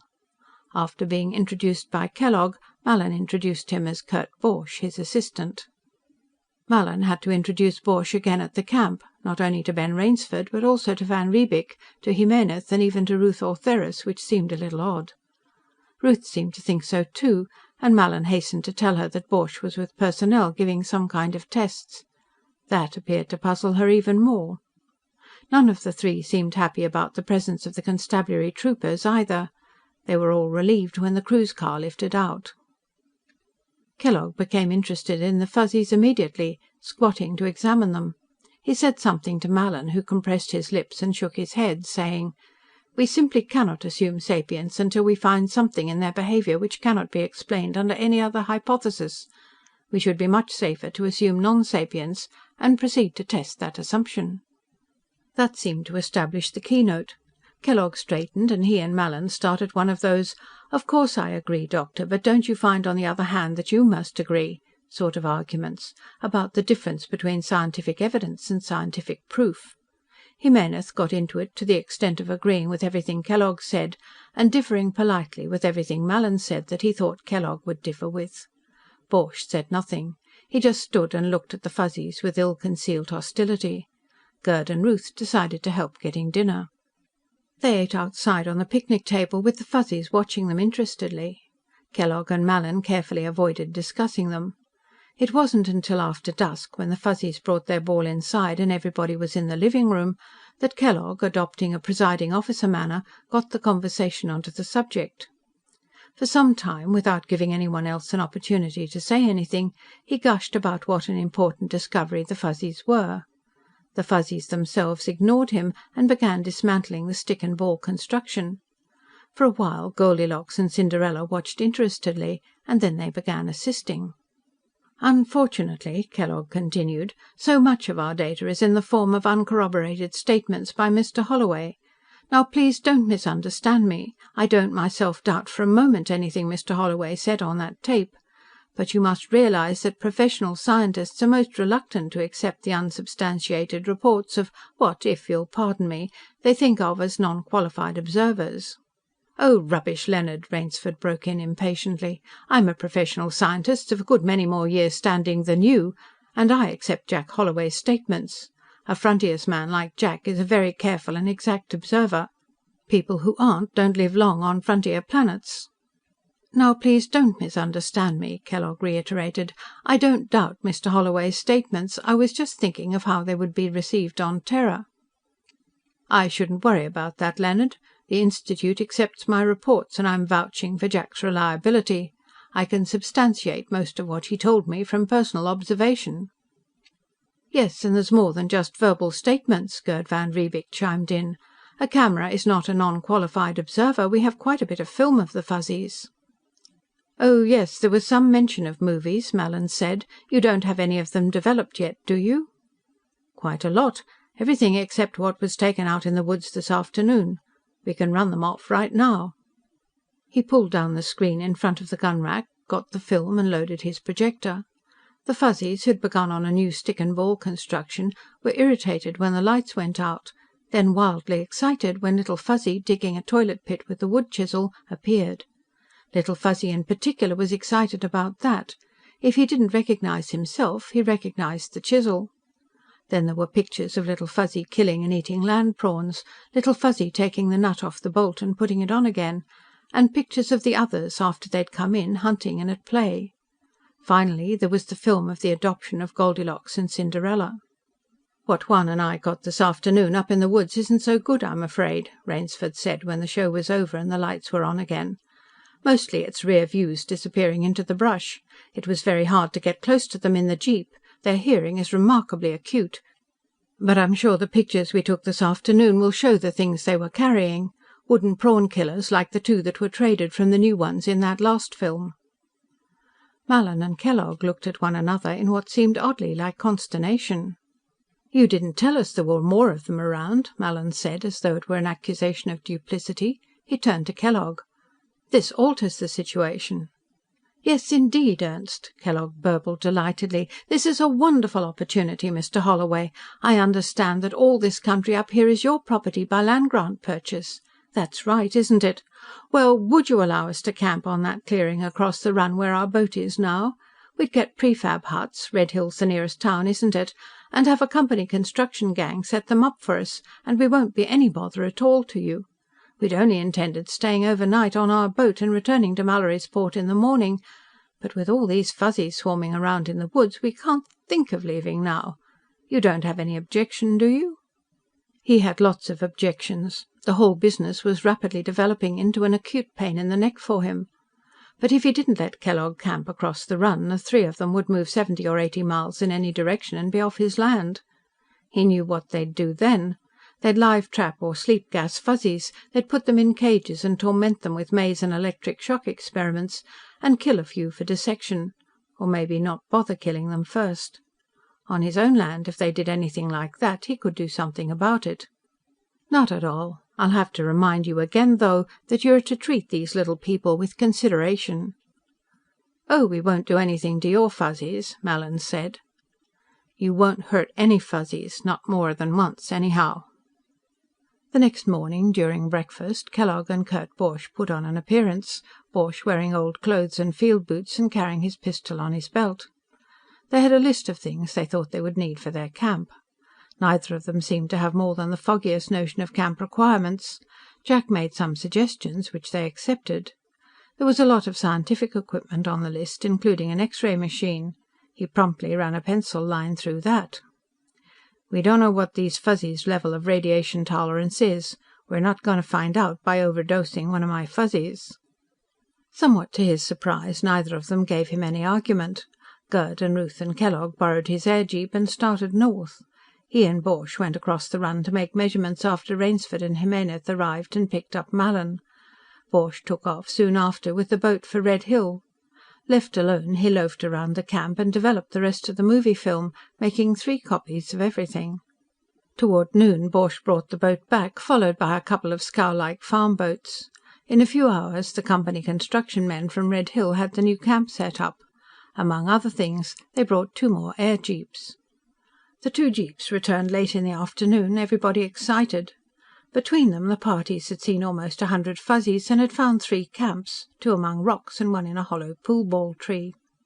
All 3 had been spotted by belts of filled-in toilet pits around them. 2 had been abandoned and the 3rd was still occupied. Kellogg insisted on playing host to Jack and Rainsford for dinner at the camp across the run. The meal, because everything had been brought ready cooked and only needed warming, was excellent. Returning to his own camp with Rainsford, Jack found the Fuzzies finished with their evening meal and in the living room, starting a new construction, he could think of no other name for it, with the molecule model balls and sticks. Goldilocks left the others and came over to him with a couple of balls fastened together, holding them up with one hand while she pulled his trouser leg with the other. "Yes, I see. It's very beautiful," he told her. She tugged harder and pointed at the thing the others were making. Finally, he understood. "She wants me to work on it, too," he said. "Ben, you know where the coffee is. Fix us a pot. I'm going to be busy here." He sat down on the floor and was putting sticks and balls together when Ben brought in the coffee. This was more fun than he'd had in a couple of days. He said so while Ben was distributing XT3 to the Fuzzies. "Yes, I ought to let you kick me all around the camp for getting this started," Rainsford said, pouring the coffee. "I could make some excuses, but they'd all sound like I didn't know it was loaded." Hell, I didn't know it was loaded either. He rose and took his coffee cup, blowing on it to cool it. "What do you think Kellogg's up to, anyhow? That whole act he's been putting on since he came here is phony as a 9-sol bill." "What I told you evening before last," Rainsford said. "He doesn't want non-company people making discoveries on Zarathustra. You notice how hard he and Mallin are straining to talk me out of sending a report back to Terra before he can investigate the Fuzzies. He wants to get his own report in first. "Oh, the hell with him. You know what I'm going to do? I'm going home, and I'm going to sit up all night getting a report into shape. Tomorrow morning I'm going to give it to George Lunt and let him send it to Mallorysport in the constabulary mail pouch. It'll be on a ship for Terra before any of this gang knows it's been sent. Do you have any copies of those movies you can spare?" "About 1.5 miles. I made copies of everything, even the stuff the others took." "Good. We'll send that too. Let Kellogg read about it in the papers a year from now." He thought for a moment, then said: "Gerd and Ruth and Juan are bunking at the other camp now. Suppose I move in here with you tomorrow. I assume you don't want to leave the Fuzzies alone while that gang's here. I can help you keep an eye on them." "But, Ben, you don't want to drop whatever else you're doing." "What I'm doing now is learning to be a Fuzzyologist, and this is the only place I can do it. I'll see you tomorrow, after I stop at the constabulary post." The people across the run, Kellogg, Mallin and Borsch, and Van Riebeek, Jimenez and Ruth Ortheris were still up when Rainsford went out to his air jeep. After watching him lift out, Jack went back into the house, played with his family in the living room for a while and went to bed. The next morning he watched Kellogg, Ruth and Jimenez leave in one jeep, and shortly after Mallin and Van Riebeek in the other. Kellogg didn't seem to be willing to let the three who had come to the camp first wander around unchaperoned. He wondered about that. Then Rainsford's air jeep came over the mountains from the south in the late morning and settled onto the grass. Jack helped him inside with his luggage, and then they sat down under the big featherleaf trees to smoke their pipes and watch the Fuzzies playing in the grass. Occasionally they saw Kurt Borsch pottering around outside the other camp. "I sent the report off," Rainsford said, then looked at his watch. "It ought to be on the mail boat for Mallorysport by now. This time tomorrow it'll be in hyperspace for Terra. We won't say anything about it, just sit back and watch Len Kellogg and Ernst Mallin working up a sweat trying to talk us out of sending it." He chuckled. "I made a definite claim of sapience. By the time I got the report in shape to tape off, I couldn't see any other alternative." "Damned if I can. You hear that, kids?" he asked Mike and Mitzi, who had come over in the hope that there might be goodies for them. "Uncle Ben says you're sapient." "Eek!" "They want to know if it's good to eat. What'll happen now?" "Nothing for about a year. 6 months from now, when the ship gets in, the Institute will release it to the press, and then they'll send an investigation team here. So will any of the other universities or scientific institutes that may be interested. I suppose the government will send somebody too. After all, sub-civilized natives on colonized planets are wards of the Terran Federation." He didn't know that he liked that. The less he had to do with the government, the better, and his Fuzzies were wards of Pappy Jack Holloway. He said as much. Rainsford picked up Mitzi and stroked her. "Nice fur," he said. "Fur like that would bring good prices. It will, if we don't get these people recognized as sapient beings." He looked across the run at the new camp and wondered. Maybe Leonard Kellogg saw that too, and saw profits for the company in Fuzzy fur. The air jeeps returned in the middle of the afternoon, first Mallin's and then Kellogg's. Everybody went inside. An hour later a constabulary car landed in front of the Kellogg camp. George Lunt and Ahmed Khadra got out. Kellogg came outside, spoke with them, and then took them into the main living hut. Half an hour later the lieutenant and the trooper emerged, lifted their car across the run and set it down on the lawn. The Fuzzies ran to meet them, possibly expecting more whistles, and followed them into the living room. Lunt and Khadra took off their berets, but made no move to unbuckle their gun belts. "We got your package off all right, Ben," Lunt said. He sat down and took Goldilocks on his lap. Immediately Cinderella jumped up also. "Jack, what the hell's that gang over there up to, anyhow?" "You got that too?" "You can smell it on them for a mile against the wind. In the first place, that Borsch, I wish I could get his prints, I'll bet we have them on file. And the whole gang's trying to hide something, and what they're trying to hide is something they're scared of, like a body in a closet. While we were over there, Kellogg did all the talking. Anybody else who tried to say anything got shut up fast. Kellogg doesn't like you, Jack, and he doesn't like Ben, and he doesn't like the Fuzzies. Most of all, he doesn't like the Fuzzies." "Well, I told you what I thought this morning," Rainsford said. "They don't want outsiders discovering things on this planet. It wouldn't make them look good to the Home Office on Terra. Remember, it was some non-company people who discovered the first sunstones back in '48. George Lunt looked thoughtful. On him it was a scowl. "I don't think that's it, Ben. When we were talking to him, he admitted very freely that you and Jack discovered the Fuzzies. The way he talked, he didn't seem to think they were worth discovering at all. And he asked a lot of funny questions about you, Jack. The kind of questions I'd ask if I was checking up on somebody's mental competence." The scowl became one of anger now. "By God, I wish I had an excuse to question him with a veridicator." Kellogg didn't want the Fuzzies to be sapient beings. If they weren't, they'd be fur-bearing animals. Jack thought of some overfed society dowager on Terra or Balder, wearing the skins of Little Fuzzy and Mamma Fuzzy and Mike and Mitzi and Coco and Cinderella and Goldilocks wrapped around her adipose carcass. It made him feel sick. End of chapter 6. Chapter 7. Tuesday dawned hot and windless, a scarlet sun coming up in a hard, brassy sky. The Fuzzies, who were in to wake Pappy Jack with their whistles, didn't like it. They were edgy and restless. Maybe it would rain today after all. They had breakfast outside on the picnic table, and then Ben decided he'd go back to his camp and pick up a few things he hadn't brought and now decided he needed. "My hunting rifle's one," he said, "and I think I'll circle down to the edge of the brush country and see if I can pick off a zebralope. We ought to have some more fresh meat." So after eating, Rainsford got into his jeep and lifted away.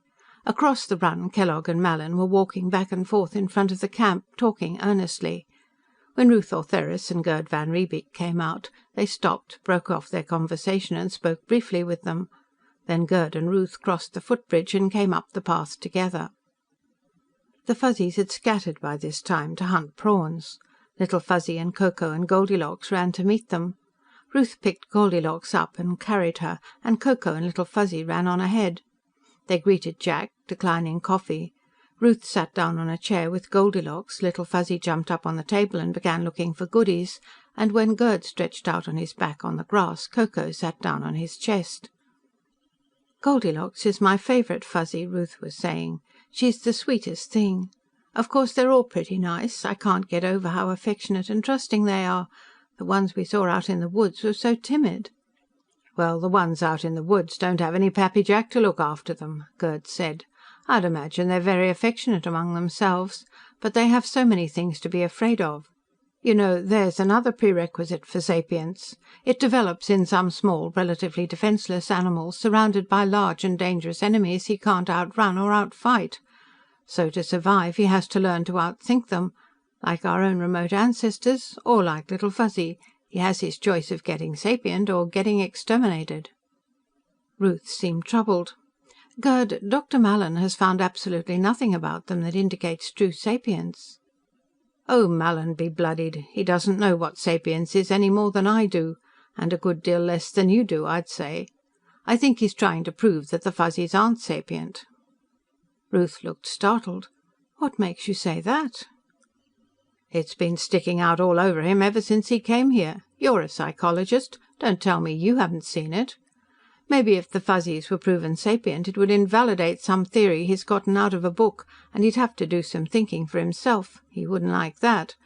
But you have to admit he's been fighting the idea, intellectually and emotionally, right from the start. Why, they could sit down with pencils and slide rules and start working differential calculus, and it wouldn't convince him." "Dr. Mallin's trying to..." she began angrily. Then she broke it off. "Jack, excuse us. We didn't really come over here to have a fight. We came to meet some Fuzzies. Didn't we, Goldilocks?" Goldilocks was playing with the silver charm on the chain around her neck, holding it up to her ear and shaking it to make it tinkle, making small, delighted sounds. Finally she held it up and said, "Yeek!" "Yes, sweetie pie, you can have it." Ruth took the chain from around her neck and put it over Goldilocks' head. She had to loop it 3 times before it would fit. "There now, that's your very own." "Oh, you mustn't give her things like that." "Why not? It's just cheap trade junk. You've been on Loki, Jack. You know what it is." He did. He'd traded stuff like that to the natives himself. "Some of the girls at the hospital there gave it to me for a joke. I only wear it because I have it. Goldilocks likes it a lot better than I do." An air jeep rose from the other side and floated across. Juan Jimenez was piloting it. Ernst Mallin stuck his head out the window on the right, asked her if she were ready, and told Gerd that Kellogg would pick him up in a few minutes. After she had gotten into the jeep and it had lifted out, Gerd put Ko Ko off his chest and sat up, getting cigarettes from his shirt pocket. "I don't know what the devil's gotten into her," he said, watching the jeep vanish. "Oh, yes, I do. She's gotten the word from on high. Kellogg hath spoken. Fuzzies are just silly little animals," he said bitterly. "You work for Kellogg too, don't you?" "Yes. He doesn't dictate my professional opinion, though. You know, I thought, in the evil hour when I took this job..." He rose to his feet, hitching his belt to balance the weight of the pistol on the right against the camera binoculars on the left, and changed the subject abruptly. "Jack, has Ben Rainsford sent a report on the Fuzzies to the Institute yet?" he asked. "Why?" "If he hasn't, tell him to hurry up and get one in." There wasn't time to go into that further. Kellogg's jeep was rising from the camp across the run and approaching.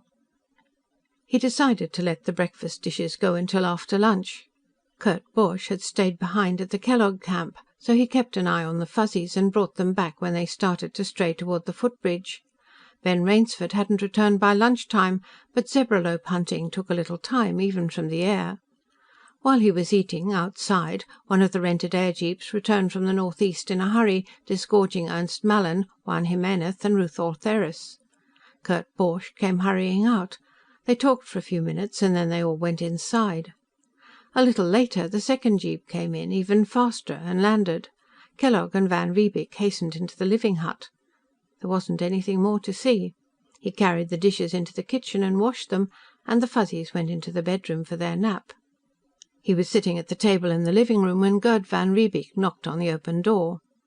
"Jack, can I talk to you for a minute?" he asked. "Sure, come in." Van Riebeek entered, unbuckling his gun belt. He shifted a chair so that he could see the door from it, and laid the belt on the floor at his feet when he sat down. Then he began to curse Leonard Kellogg in 4 or 5 languages. "Well, I agree in principle. Why in particular, though?" "You know what that son of a cougar is doing?" Gerd asked. "He and that," he used a couple of Sheshan words viler than anything in Lingua Terra, "that quack headshrinker Mallin are preparing a report, accusing you and Ben Rainsford of perpetrating a deliberate scientific hoax. You taught the Fuzzies some tricks, you and Rainsford between you, made those artifacts yourselves, and the two of you are conspiring to foist the Fuzzies off as sapient beings. Jack, if it weren't so goddamn stinking contemptible, it would be the biggest joke of the century." "I take it they wanted you to sign this report, too?" "Yes, and I told Kellogg he could..." What Kellogg could do, it seemed, was both appalling and physiologically impossible. He cursed again, and then lit a cigarette and got hold of himself. "Here's what happened. Kellogg and I went up that stream, about 20 miles down Cold Creek, the one you've been working on, and up into the high flat to a spring in a stream that flows down in the opposite direction. Know where I mean? Well, we found where some Fuzzies had been camping, among a lot of fallen timber, and we found a little grave where the Fuzzies had buried one of their people." He should have expected something like that, and yet it startled him. "You mean they bury their dead? What was the grave like?"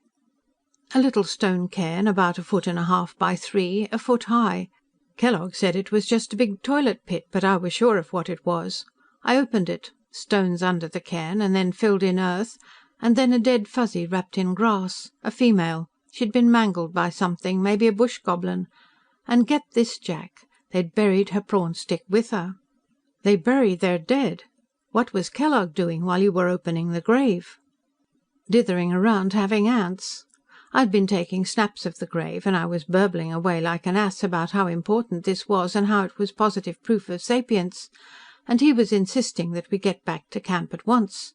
He called the other jeep and told Mallin to get to camp immediately, and Mallin and Ruth and Juan were there when we got in. As soon as Kellogg told him what we'd found, Mallin turned fish-belly white and wanted to know how we were going to suppress it. I asked him if he was nuts. And then Kellogg came out with it. They don't dare let the Fuzzies be proven sapient." "Because the company wants to sell Fuzzy furs?" Van Riebeek looked at him in surprise. "I never thought of that. I doubt if they did, either. No, because if the Fuzzies are sapient beings, the company's charter is automatically void." This time Jack cursed, not at Kellogg, but himself. "I am a senile old dotard." Good Lord, I know colonial law. I've been skating on the edge of it on more planets than you're years old. And I never thought of that. Why, of course it would. Where are you now with the company, by the way? Out, but I couldn't care less. I have enough in the bank for the trip back to Terra, not counting what I can raise on my boat and some other things. Xenonaturalists don't need to worry about finding jobs. There's Ben's outfit, for instance. And, brother, when I get back to Terra, what I'll spill about this deal. If you get back, if you don't have an accident before you get on the ship. He thought for a moment. Know anything about geology? Why, some. I have to work with fossils. I'm as much a paleontologist as a zoologist. Why? How'd you like to stay here with me and hunt fossil jellyfish for a while? We won't make twice as much together as I'm making now, but you can look one way while I'm looking the other, and we may both stay alive longer that way. You mean that, Jack? I said it, didn't I? Van Riebeek rose and held out his hand. Jack came around the table and shook it. Then he reached back and picked up his belt, putting it on. Better put yours on too, partner. Borch is probably the only one we'll need a gun for, but... Van Riebeek buckled on his belt, then drew his pistol and worked the slide to load the chamber. What are we going to do? He asked. Well, we're going to try to handle it legally. Fact is, I'm even going to call the cops. He punched out a combination on the communications screen. It lighted and opened a window into the constabulary post. The sergeant who looked out of it recognized him and grinned. "Hi, Jack, how's the family?" he asked. "I'm coming up one of these evenings to see them." "You can see some now." Ko and Goldilocks and Cinderella were coming out of the hall from the bedroom. He gathered them up and put them on the table. The sergeant was fascinated. Then he must have noticed that both Jack and Gerd were wearing their guns in the house. His eyes narrowed slightly. "You got problems, Jack?" he asked. "Little ones. They may grow, though. I have some guests here who have outstayed their welcome. For the record, better make it that I have squatters I want evicted. If there were a couple of blue uniforms around, maybe it might save me the price of a few cartridges. I read you. George was mentioning that you might regret inviting that gang to camp on you." He picked up a handphone. "Called her on to car 3, he said. Do you read me, 3? Well, Jack Holloway's got a little squatter trouble. Yeah, that's it. He's ordering them off his grant, and he thinks they might try to give him an argument. Yeah, sure. Peace-lovin' Jack Holloway, that's him. Well, go chase his squatters for him, and if they give you anything about being company big wheels, we don't care what kind of wheels they are, just so's they start rolling." He replaced the phone. "Look for them in about an hour, Jack." "Why, thanks, Phil. Drop in some evening when you can hang up your gun and stay a while." He blanked the screen and began punching again. This time he got a girl, and then the company construction boss at Red Hill. "Oh, hello, Jack. Is Dr. Kellogg comfortable?" "Not very. He's moving out this afternoon. I wish you'd have your gang come up with those scows and get that stuff out of my backyard." "Well, he told us he was staying for a couple of weeks." "He got his mind changed for him. He's to be off my land by sunset." The company man looked troubled. "Jack, you haven't been having trouble with Dr. Kellogg, have you?" he asked. "He's a big man with the company." "That's what he tells me. He'll still have to come and get that stuff, though." He blanked the screen. "You know," he said, "I think it would be no more than fair to let Kellogg in on this. What's his screen combination?" Gerd supplied it, and he punched it out. One of those tricky special company combinations. Kurt Borch appeared in the screen immediately. "I want to talk to Kellogg." "Dr. Kellogg is very busy at present." "He's going to be a damned sight busier. This is moving day. The whole gang of you have till 1800 to get off my grant." Borch was shoved aside, and Kellogg appeared. "What's this nonsense?" he demanded angrily. "You're ordered to move. You want to know why? I can let Gerd van Riebeek talk to you. I think there are a few things he's forgotten to call you." "You can't order us out like this. Why, you gave us permission." "Permission cancelled. I've called Mike Hennon in Red Hill. He's sending his scows back for the stuff he brought here. Lieutenant Lunt will have a couple of troopers here, too. I'll expect you to have your personal things aboard your airboat when they arrive." He blanked the screen while Kellogg was trying to tell him that it was all a misunderstanding. "I think that's everything. It's quite a while till sundown," he added. "But I move for suspension of rules while we pour a small libation to sprinkle our new partnership. Then we can go outside and observe the enemy."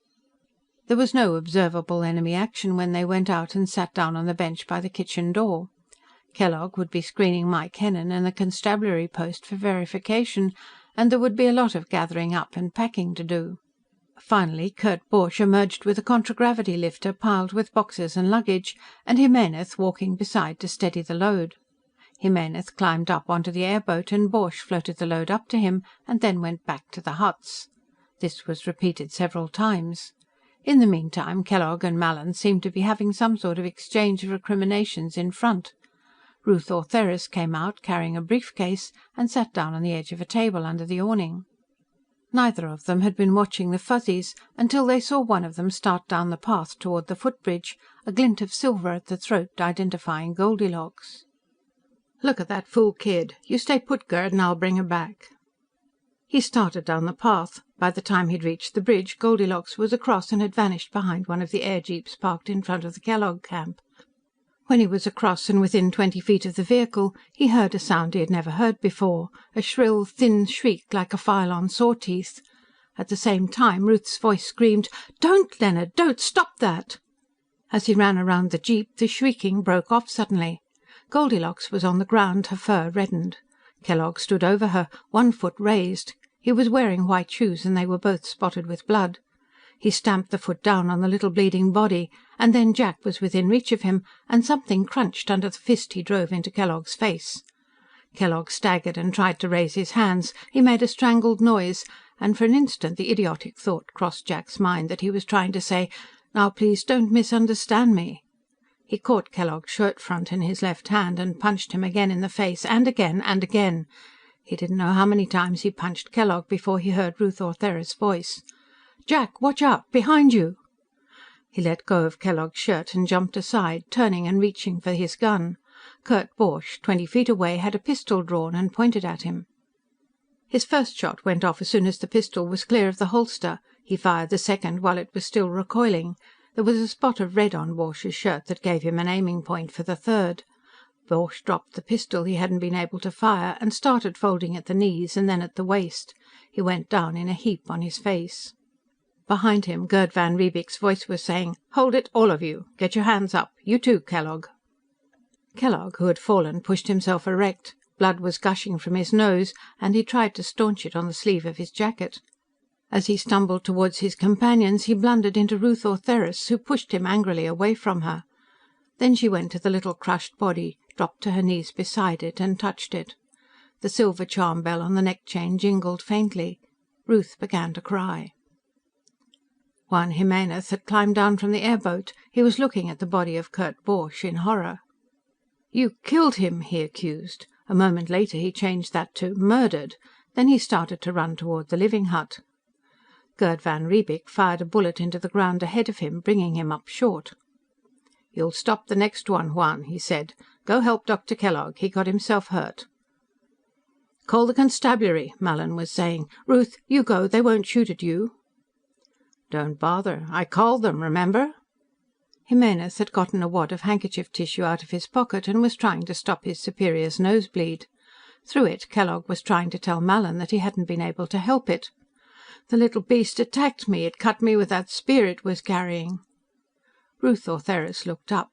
The other Fuzzies were with her by the body of Goldilocks. They must have come as soon as they heard the screaming. "She came up to him and pulled at his trouser leg, the way they all do when they want to attract your attention," she said. "She wanted him to look at her new jingle."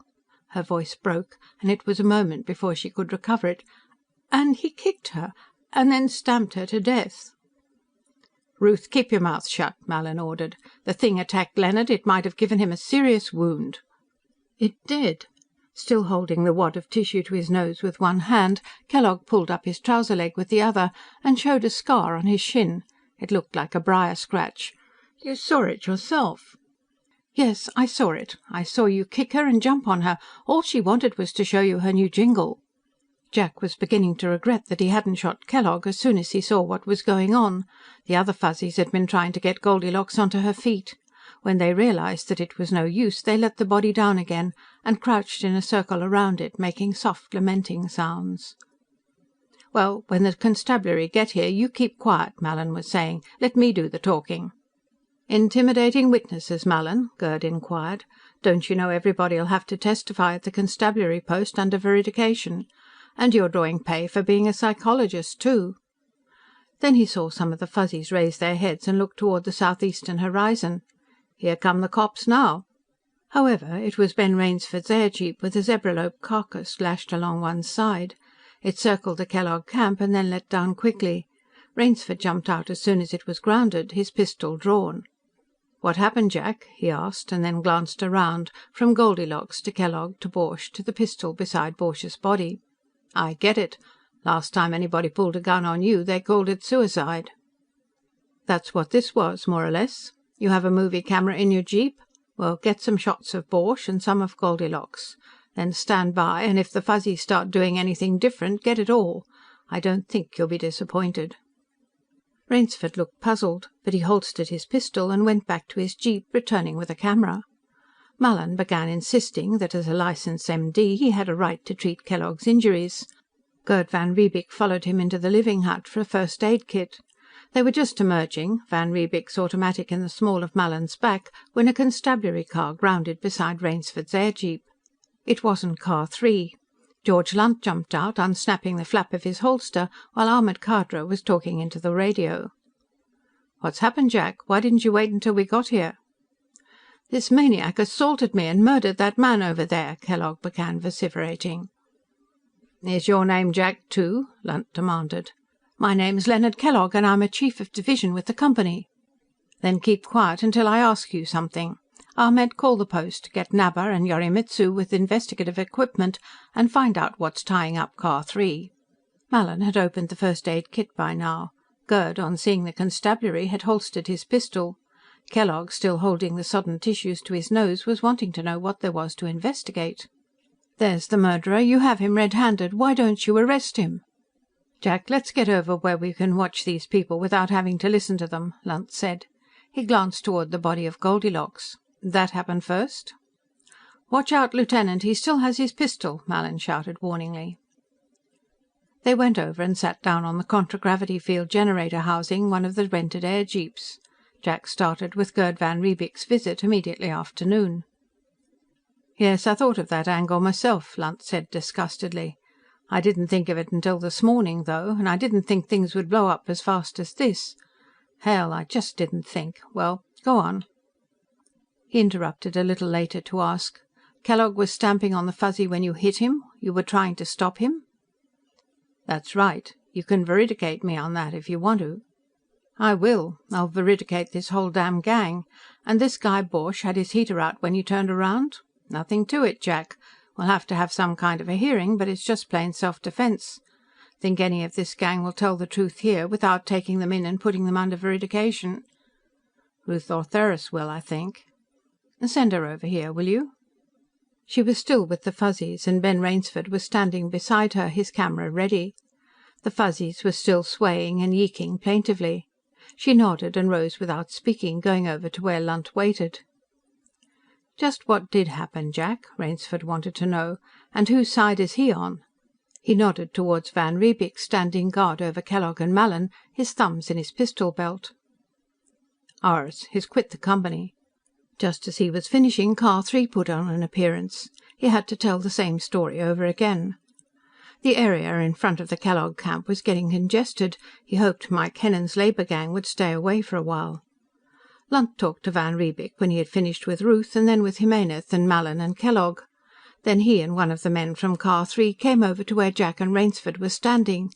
Gerd van Riebeek joined them just as Lunt was saying, "Jack, Kellogg's made a murder complaint against you. I told him it was self-defense, but he wouldn't listen.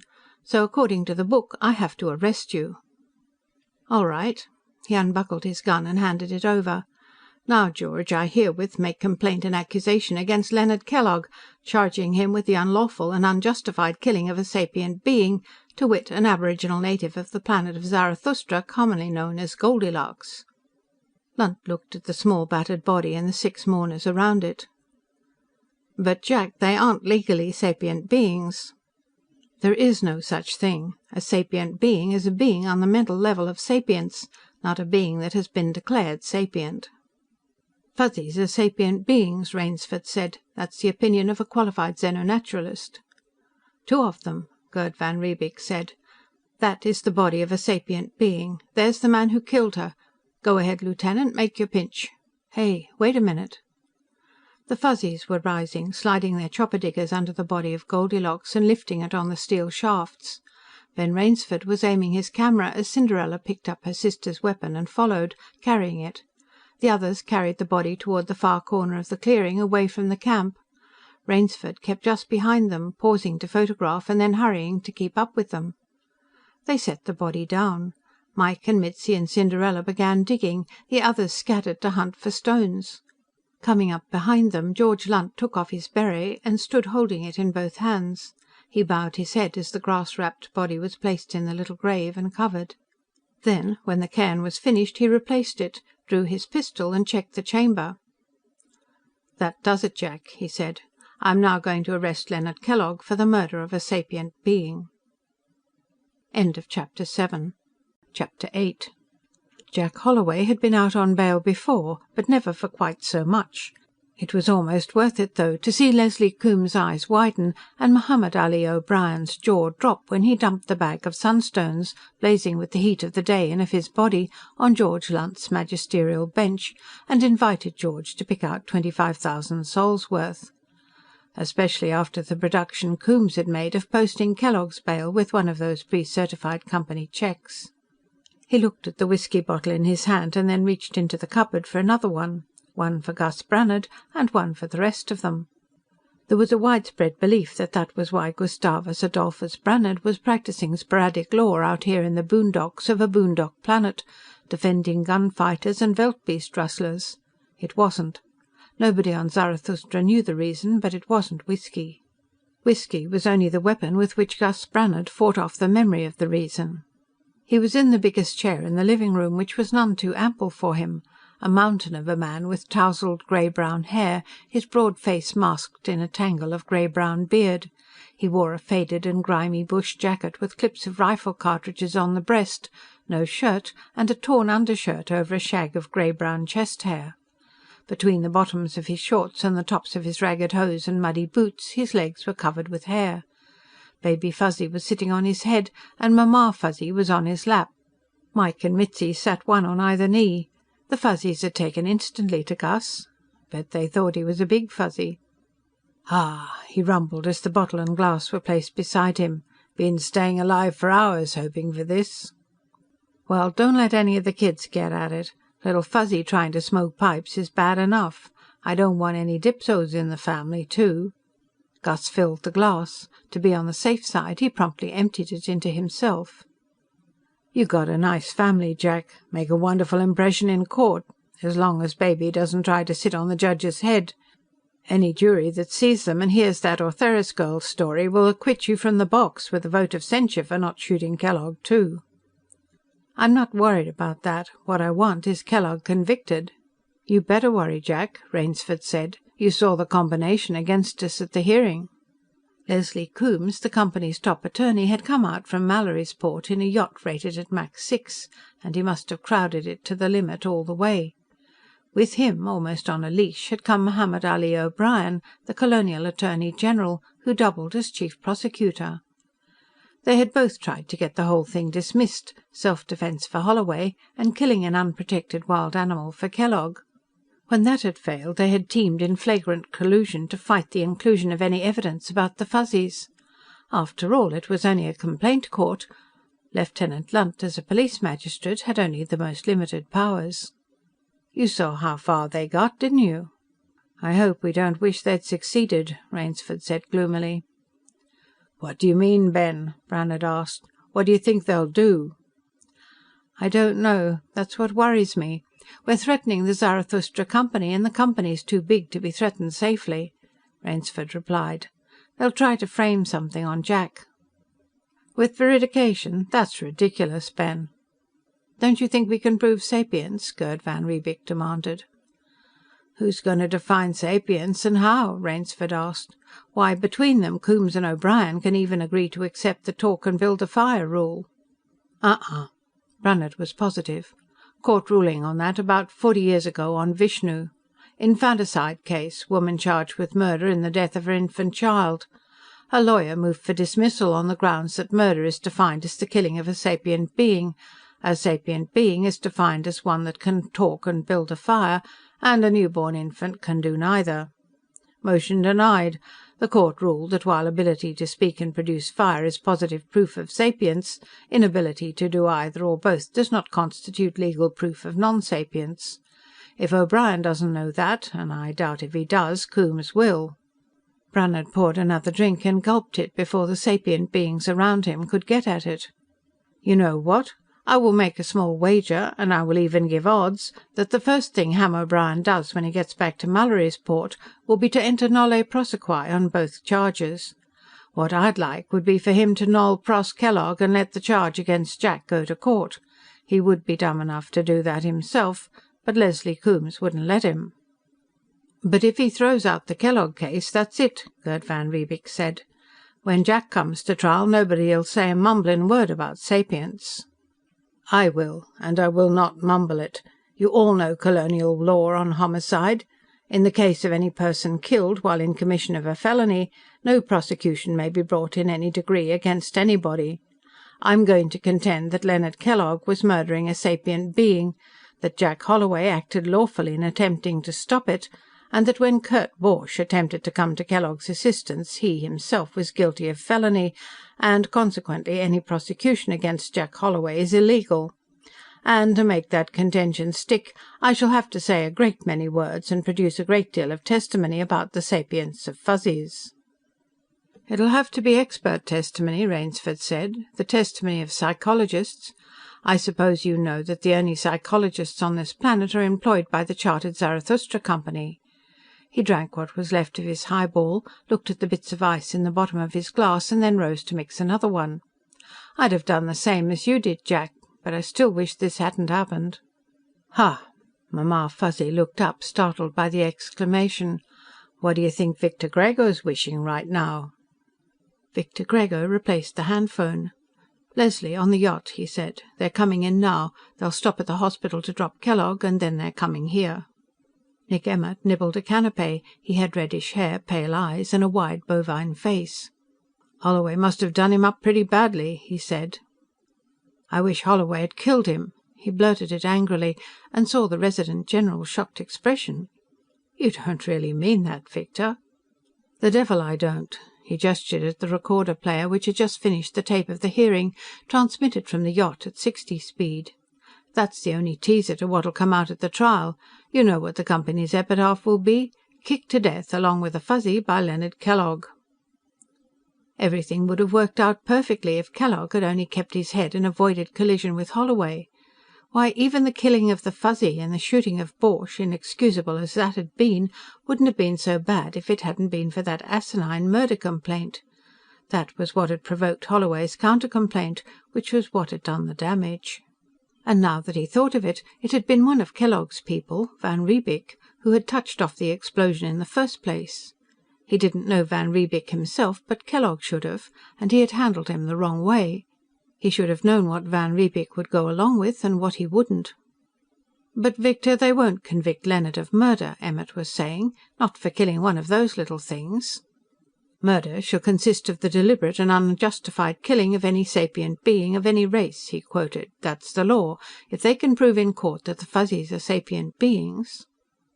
Then, some morning, a couple of deputy marshals would take Leonard Kellogg out in the jail yard and put a bullet through the back of his head. Which, in itself, would be no loss. The trouble was, they would also be shooting an irreparable hole in the Zarathustra Company's charter.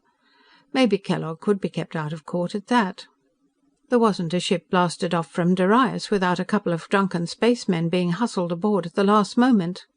With the job Holloway must have done, Kellogg should look just right as a drunken spaceman.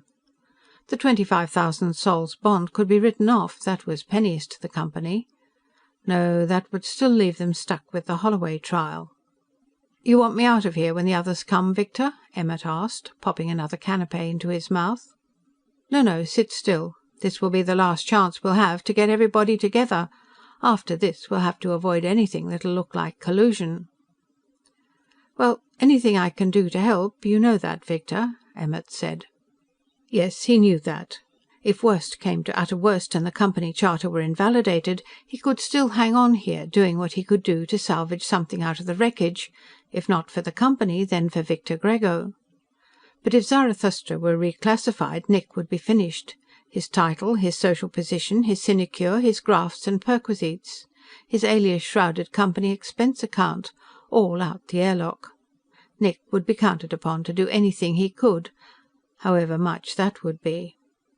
He looked across the room at the levitated globe, revolving imperceptibly in the orange spotlight. It was full dark on Beta Continent now, where Leonard Kellogg had killed a Fuzzy named Goldilocks, and Jack Holloway had killed a gunman named Kurt Borch. That angered him too. Hell of a gunman. Clear shot at the broad of a man's back, and still got himself killed.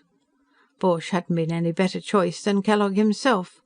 What was the matter with him? Couldn't he pick men for jobs any more? And Ham O'Brien. No, he didn't have to blame himself for O'Brien. O'Brien was one of Nick Emmett's boys, and he hadn't picked Nick either. The squawk box on the desk made a premonitory noise, and a feminine voice advised him that Mr. Coombes and his party had arrived.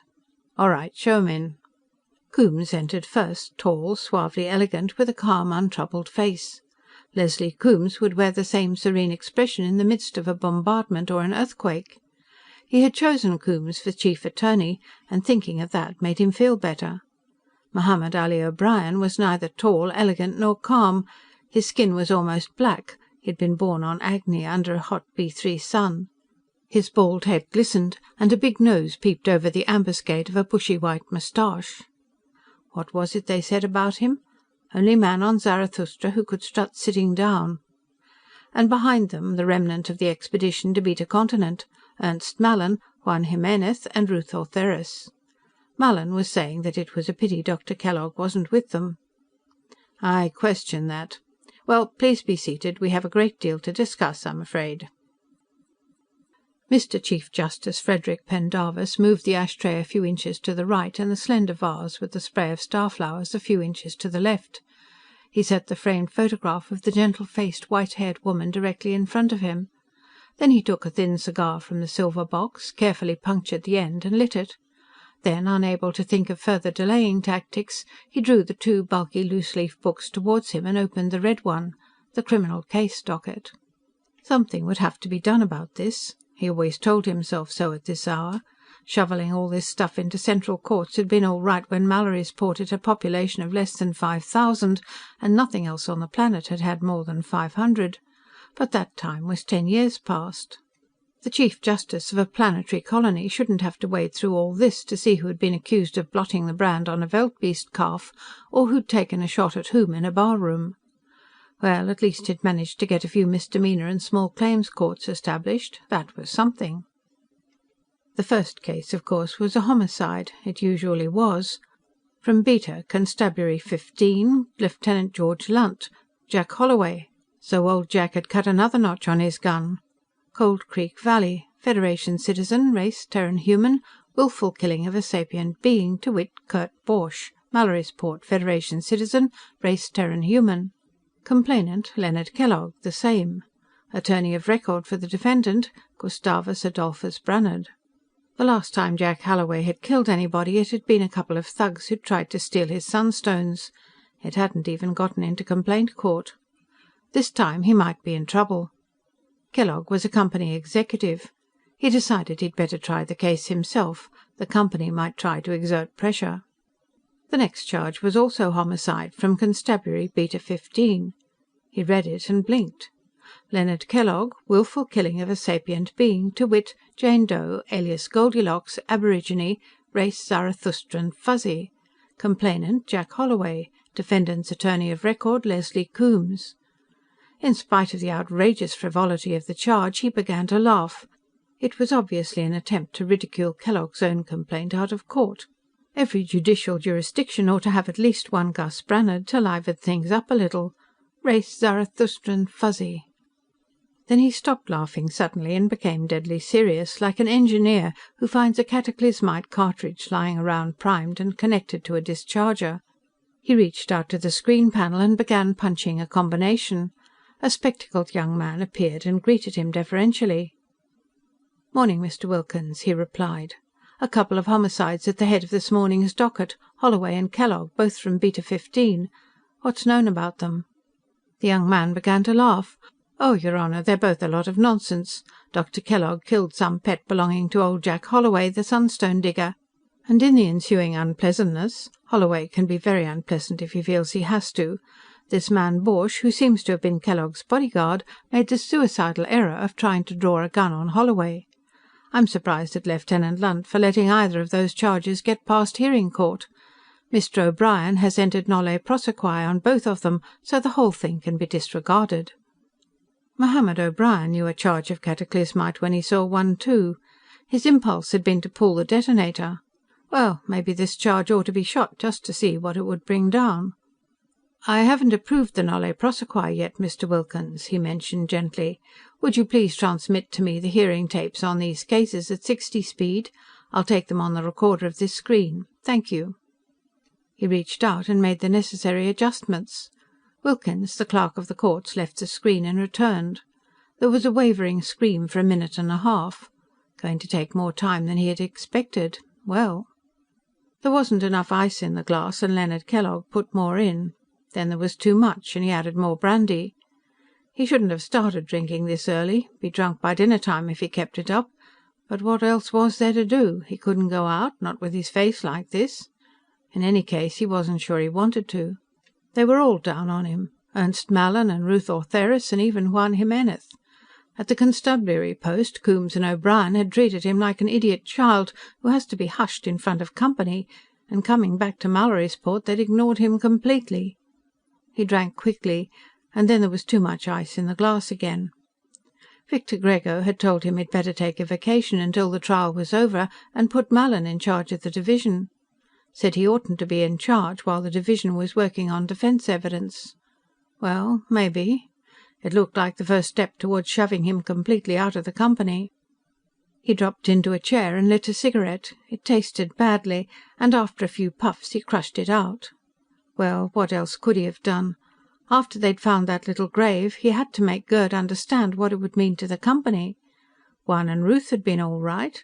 But Gerd, the things Gerd had called him, the things he'd said about the company. And then that call from Holloway, and the humiliation of being ordered out like a tramp. And then that disgusting little beast had come pulling at his clothes, and he'd pushed it away. Well, kicked it, maybe, and it had struck at him with the little spear it was carrying. Nobody but a lunatic would give a thing like that to an animal, anyhow. And he'd kicked it again, and it had screamed. The communication screen in the next room was buzzing. Maybe that was Victor. He gulped the brandy left in the glass and hurried to it. It was Leslie Coombes, his face remotely expressionless. "Oh, hello, Leslie." "Good afternoon, Dr. Kellogg." The formality of address was studiously rebuking. "The Chief Prosecutor just called me.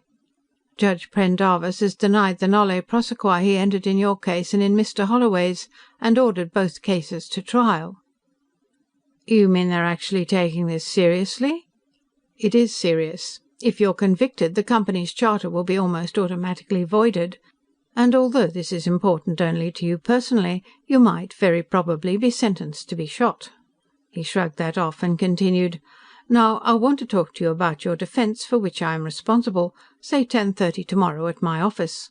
I should, by that time, know what sort of evidence is going to be used against you. I will be expecting you, Dr. Kellogg." He must have said more than that, but that was all that registered. Leonard wasn't really conscious of going back to the other room until he realized that he was sitting in his relaxer chair, filling the glass with brandy. There was only a little ice in it, but he didn't care. They were going to try him for murder for killing that little animal, and Ham O'Brien had said they wouldn't. He'd promised he'd keep the case from trial, and he hadn't. They were going to try him anyhow, and if they convicted him, they'd take him out and shoot him for just killing a silly little animal. He'd killed it. He'd kicked it and jumped on it. He could still hear it screaming and feel the horrible soft crunching under his feet. He gulped what was left in the glass and poured, and gulped more. Then he staggered to his feet and stumbled over to the couch and threw himself onto it, face down among the cushions. Leslie Coombes found Nick Emmett with Victor Grego in the latter's office when he entered. They both rose to greet him, and Grego said, "You've heard?" "Yes. O'Brien called me immediately. I called my client of record, that is, and told him. I'm afraid it was rather a shock to him." "It wasn't any shock to me," Grego said as they sat down. "When Ham O'Brien's as positive about anything as he was about that, I always expect the worst." "Pendarvis is going to try the case himself," Emmett said. "I always thought he was a reasonable man. But what's he trying to do now? Cut the company's throat?" "He isn't anti-company. He isn't pro-company either. He's just pro-law. The law says that a planet with native sapient inhabitants is a Class IV planet and has to have a Class IV colonial government. If Zarathustra is a Class IV planet, he wants it established and the proper laws applied. If it's a Class IV planet, the Zarathustra Company is illegally chartered. It's his job to put a stop to illegality. Frederick Pendarvis' religion is the law, and he is its priest. You never get anywhere by arguing religion with a priest." They were both silent for a while after he had finished. Grego was looking at the globe, and he realized now that while he was proud of it, his pride was the pride in a paste jewel that stands for a real one in a bank vault. Now he was afraid that the real jewel was going to be stolen from him. Nick Emmett was just afraid. "You were right yesterday, Victor. I wish Holloway had killed that son of a Khooghra. Maybe it's not too late." "Yes, it is, Nick. It's too late to do anything like that. It's too late to do anything but win the case in court." He turned to Grego. "What are your people doing?" Grego took his eyes from the globe. "Ernst Mallin's studying all the filmed evidence we have, and all the descriptions of Fuzzy behavior, and trying to prove that none of it is the result of sapient mentation. Ruth Ortheris is doing the same, only she's working on the line of instinct and conditioned reflexes and non-sapient single-stage reasoning. She has a lot of rats, and some dogs and monkeys, and a lot of apparatus, and some technician from Henry Stenson's instrument shop helping her. Juan Jimenez is studying mentation of Terran dogs, cats and primates, and Freyan Kolfs and Mimir black slinkers. He hasn't turned up any simian or canine parallels to that funeral, has he?" Grego said nothing, merely shook his head. Emmett muttered something inaudible and probably indecent. "I didn't think he had. I only hope those Fuzzies don't get up in court, build a bonfire, and start making speeches in lingua terra." Nick Emmett cried out in panic. "You believe they're sapient yourself?" "Of course, don't you?" Grego laughed sourly. "Nick thinks you have to believe a thing to prove it. It helps, but it isn't necessary. Say we're a debating team. We've been handed the negative of the question. Resolved, that Fuzzies are sapient beings. Personally, I think we have the short end of it, but that only means we'll have to work harder on it." "You know, I was in a debating team at college," Emmett said brightly. When that was disregarded, he added, "If I remember, the first thing was definition of terms." Grego looked up quickly. "Leslie, I think Nick has something. What is the legal definition of a sapient being?" "As far as I know, there isn't any. Sapience is something that's just taken for granted." "How about talk and build a fire?" He shook his head. "People of the colony of Vishnu versus Amy Morrish, 612 AE." He told them about the infanticide case. "I was looking up rulings on sapience. I passed the word on to Ham O'Brien. You know, what your people will have to do will be to produce a definition of sapience, acceptable to the court, that will include all known sapient races and at the same time exclude the Fuzzies. I don't envy them." "We need some Fuzzies of our own to study," Grego said. "Too bad we can't get hold of Holloway's," Emmett said. "Maybe we could if he leaves them alone at his camp." "No, we can't risk that." He thought for a moment. "Wait a moment. I think we might be able to do it at that. Legally." End of chapter 8. Chapter 9. Jack Holloway saw Little Fuzzy eyeing the pipe he had laid in the ashtray, and picked it up, putting it in his mouth. Little Fuzzy looked reproachfully at him and started to get down onto the floor. Pappy Jack was mean. Didn't he think a Fuzzy might want to smoke a pipe too? Well, maybe it wouldn't hurt him. He picked Little Fuzzy up and set him back on his lap, offering the pipe stem. Little Fuzzy took a puff. He didn't cough over it. Evidently he'd learned how to avoid inhaling. "They scheduled the Kellogg trial first," Gus Brannhard was saying, "and there wasn't any way I could stop that. You see what the idea is. They'll try him first, with Leslie Coombs running both the prosecution and the defense, and if they can get him acquitted, it'll prejudice the sapience evidence we introduce in your trial." Mamma Fuzzy made another try at intercepting the drink he was hoisting, but he frustrated that. Baby had stopped trying to sit on his head, and was playing peekaboo from behind his whiskers. "First," he continued, "they'll exclude every bit of evidence about the Fuzzies that they can. That won't be much, but there'll be a fight to get any of it in. What they can't exclude, they'll attack. They'll attack credibility. Of course, with veridication, they can't claim anybody's lying, but they can claim self-deception. You make a statement you believe, true or false, and the veridicator'll back you up on it. They'll attack qualifications on expert testimony. They'll quibble about statements of fact and statements of opinion. And what they can't exclude or attack, they'll accept, and then deny that it's proof of sapience." "What the hell do they want for proof of sapience?" Gerd demanded. "Nuclear energy and contragravity and hyperdrive?" "They will have a nice, neat, pedantic definition of sapience, tailored especially to exclude the Fuzzies, and they will present it in court and try to get it accepted, and it's up to us to guess in advance what that will be, and have a refutation of it ready, and also a definition of our own. Their definition will have to include Cougarers, Gerd. Do the Cougarers bury their dead? Hell no, they eat them. But you have to give them this, they cook them first. Look, we won't get anywhere arguing about what Fuzzies do and Cougarers don't do," Rainsford said. "We'll have to get a definition of sapience. Remember what Ruth said Saturday night?" Gerd van Riebeek looked as though he didn't want to remember what Ruth had said, or even remember Ruth herself. Jack nodded and repeated it. "I got the impression of non-sapient intelligence shading up to a sharp line, and then sapient shading up from there, maybe a different color, or wavy lines instead of straight ones." "That's a good graphic representation," Gerd said. "You know, that line so sharp I'd be tempted to think of sapience as a result of mutation, except that I can't quite buy the same mutation happening in the same way on so many different planets." Ben Rainsford started to say something, then stopped short when a constabulary siren hooted over the camp. The Fuzzies looked up interestedly. They knew what that was. Pappy Jack's friends in the blue clothes. Jack went to the door and opened it, putting the outside light on.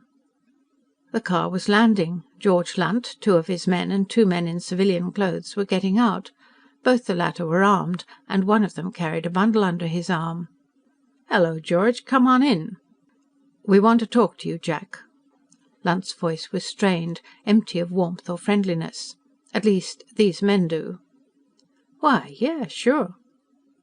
He backed into the room to permit them to enter. Something was wrong. Something bad had come up. Khadra came in first, placing himself beside and a little behind him. Lunt followed, glancing quickly around and placing himself between Jack and the gun rack, and also the holstered pistols on the table. The third trooper let the 2 strangers in ahead of him, and then closed the door and put his back against it. He wondered if the court might have cancelled his bond and ordered him into custody. The 2 strangers, a beefy man with scrubby black moustache, and a smaller one with a thin, saturnine face, were looking expectantly at Lunt. Rainsford and Van Riebeek were on their feet. Gus Brannhard leaned over to refill his glass, but did not rise. "Let me have the papers," Lunt said to the beefy stranger. The other took a folded document and handed it over. "Jack, this isn't my idea," Lunt said. "I don't want to do it, but I have to. I wouldn't want to shoot you either, but you make any resistance and I will. I'm no Kurt Borsch, I know you, and I won't take any chances." "If you're going to serve that paper, serve it," the bigger of the 2 strangers said. "Don't stand yakking all night." "Jack," Lunt said uncomfortably, "this is a court order to impound your Fuzzies as evidence in the Kellogg case. These men are deputy marshals from Central Courts. They've been ordered to bring the Fuzzies into Mallorysport." "Let me see the order, Jack," Brannhard said, still remaining seated. Lunt handed it to Jack, and he handed it across to Brannhard. Gus had been drinking steadily all evening. Maybe he was afraid he'd show it if he stood up. He looked at it briefly and nodded. "Court order all right, signed by the Chief Justice." He handed it back. They have to take the Fuzzies, and that's all there is to it. Keep that order, though, and make them give you a signed and thumb-printed receipt. Type it up for them now, Jack." Gus wanted to busy him with something, so he wouldn't have to watch what was going on. The smaller of the two deputies had dropped the bundle from under his arm. It was a number of canvas sacks. He sat down at the typewriter, closing his ears to the noises in the room, and wrote the receipt, naming the Fuzzies and describing them, and specifying that they were in good health and uninjured. One of them tried to climb to his lap, yeeking frantically. It clutched his shirt, but it was snatched away. He was finished with his work before the invaders were with theirs. They had 3 Fuzzies already in sacks. Khadra was catching Cinderella. Ko Ko and Little Fuzzy had run for the little door in the outside wall, but Lunt was standing with his heels against it, holding it shut. When they saw that, both of them began burrowing in the bedding.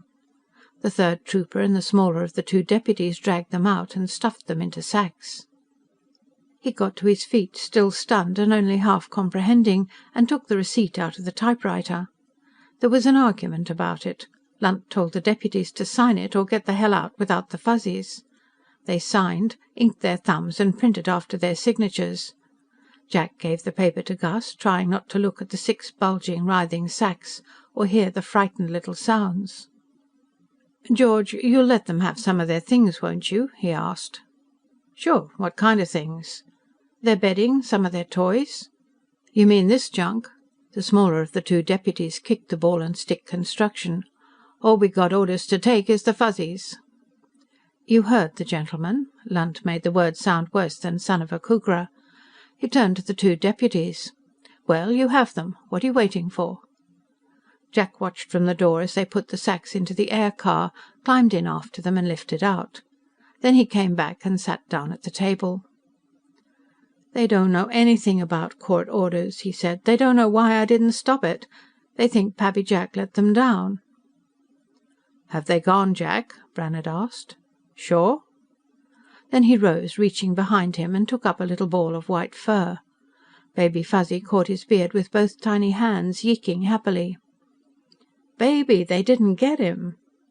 Brannhard disengaged the little hands from his beard and handed him over.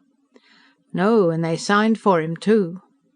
Brannhard downed what was left of his drink, got a cigar out of his pocket and lit it. "Now we're going to go to Mallorysport and get the rest of them back." But the Chief Justice signed that order. He won't give them back just because we ask him to." Brannhard made an impolite noise. "I'll bet everything I own Pendarvis never saw that order. They have stacks of those things, signed in blank in the Chief of the Court's office. If they had to wait to get one of those judges to sign an order every time they wanted to subpoena a witness or impound physical evidence, they'd never get anything done. If Ham O'Brien didn't think this up for himself, Leslie Coombs thought it up for him." "We'll use my airboat," Gerd said. "You coming along, Ben? Let's get started." He couldn't understand. The big ones in the blue clothes had been friends. They had given the whistles, and shown sorrow when the killed one was put in the ground. And why had Pappy Jack not gotten the big gun and stopped them? It couldn't be that he was afraid. Pappy Jack was afraid of nothing. The others were near, in bags like the one in which he had been put. He could hear them and call to them. Then he felt the edge of the little knife Pappy Jack had made. He could cut his way out of the bag now and free the others, but that would be no use. They were in one of the things the big ones went up into the sky in, and if he got out now, there would be nowhere to go, and they would be caught at once. Better to wait. The one thing that really worried him was that he would not know where they were being taken. When they did get away, how would they ever find Pappy Jack again? Gus Brannhard was nervous, showing it by being over-talkative, and that worried Jack. He'd stopped twice at mirrors along the hallway to make sure that his gold-threaded grey neckcloth was properly knotted, and that his black jacket was zipped up far enough and not too far. Now, in front of the door marked "The Chief Justice," he paused before pushing the button to fluff his newly shampooed beard. There were 2 men in the Chief Justice's private chambers. Pendarvis he had seen once or twice, but their paths had never crossed.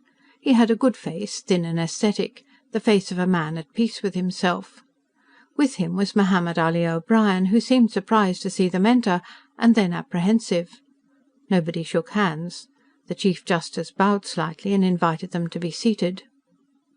"Now," he continued when they found chairs, "Miss Ugatori tells me that you're making complaint against an action by Mr. O'Brien here." "We are indeed, your Honor." Brannhard opened his briefcase and produced 2 papers, the writ and the receipt for the Fuzzies, handing them across the desk. "My client and I wish to know upon what basis of legality your Honor sanctioned this act, and by what right Mr. O'Brien sent his officers to Mr. Holloway's camp to snatch these little people from their friend and protector, Mr. Holloway." The judge looked at the 2 papers. "As you know, Miss Ugatori took prints of them when you called to make this appointment. I've seen them. But believe me, Mr. Brannhard, this is the first time I have seen the original of this writ. You know how these things are signed in blank. It's a practice that has saved considerable time and effort, and until now they have been used only when there was no question that I or any other judge would approve. Such a question would certainly have existed in this case, because had I seen this writ I would never have signed it." He turned to the now fidgeting Chief Prosecutor. "Mr. O'Brien," he said, "one simply does not impound sapient beings as evidence, as, say, one impounds a veldbeest calf in a brand alteration case. The fact that the sapience of these Fuzzies is still sub judice includes the presumption of its possibility. Now you know perfectly well that the courts may take no action in the face of the possibility that some innocent person may suffer wrong." "And, your Honor," Brannhard leapt into the breach, "it cannot be denied that these Fuzzies have suffered a most outrageous wrong. Picture them. No, picture innocent and artless children, for that is what these Fuzzies are, happy, trusting little children, who until then had known only kindness and affection, rudely kidnapped, stuffed into sacks by brutal and callous men."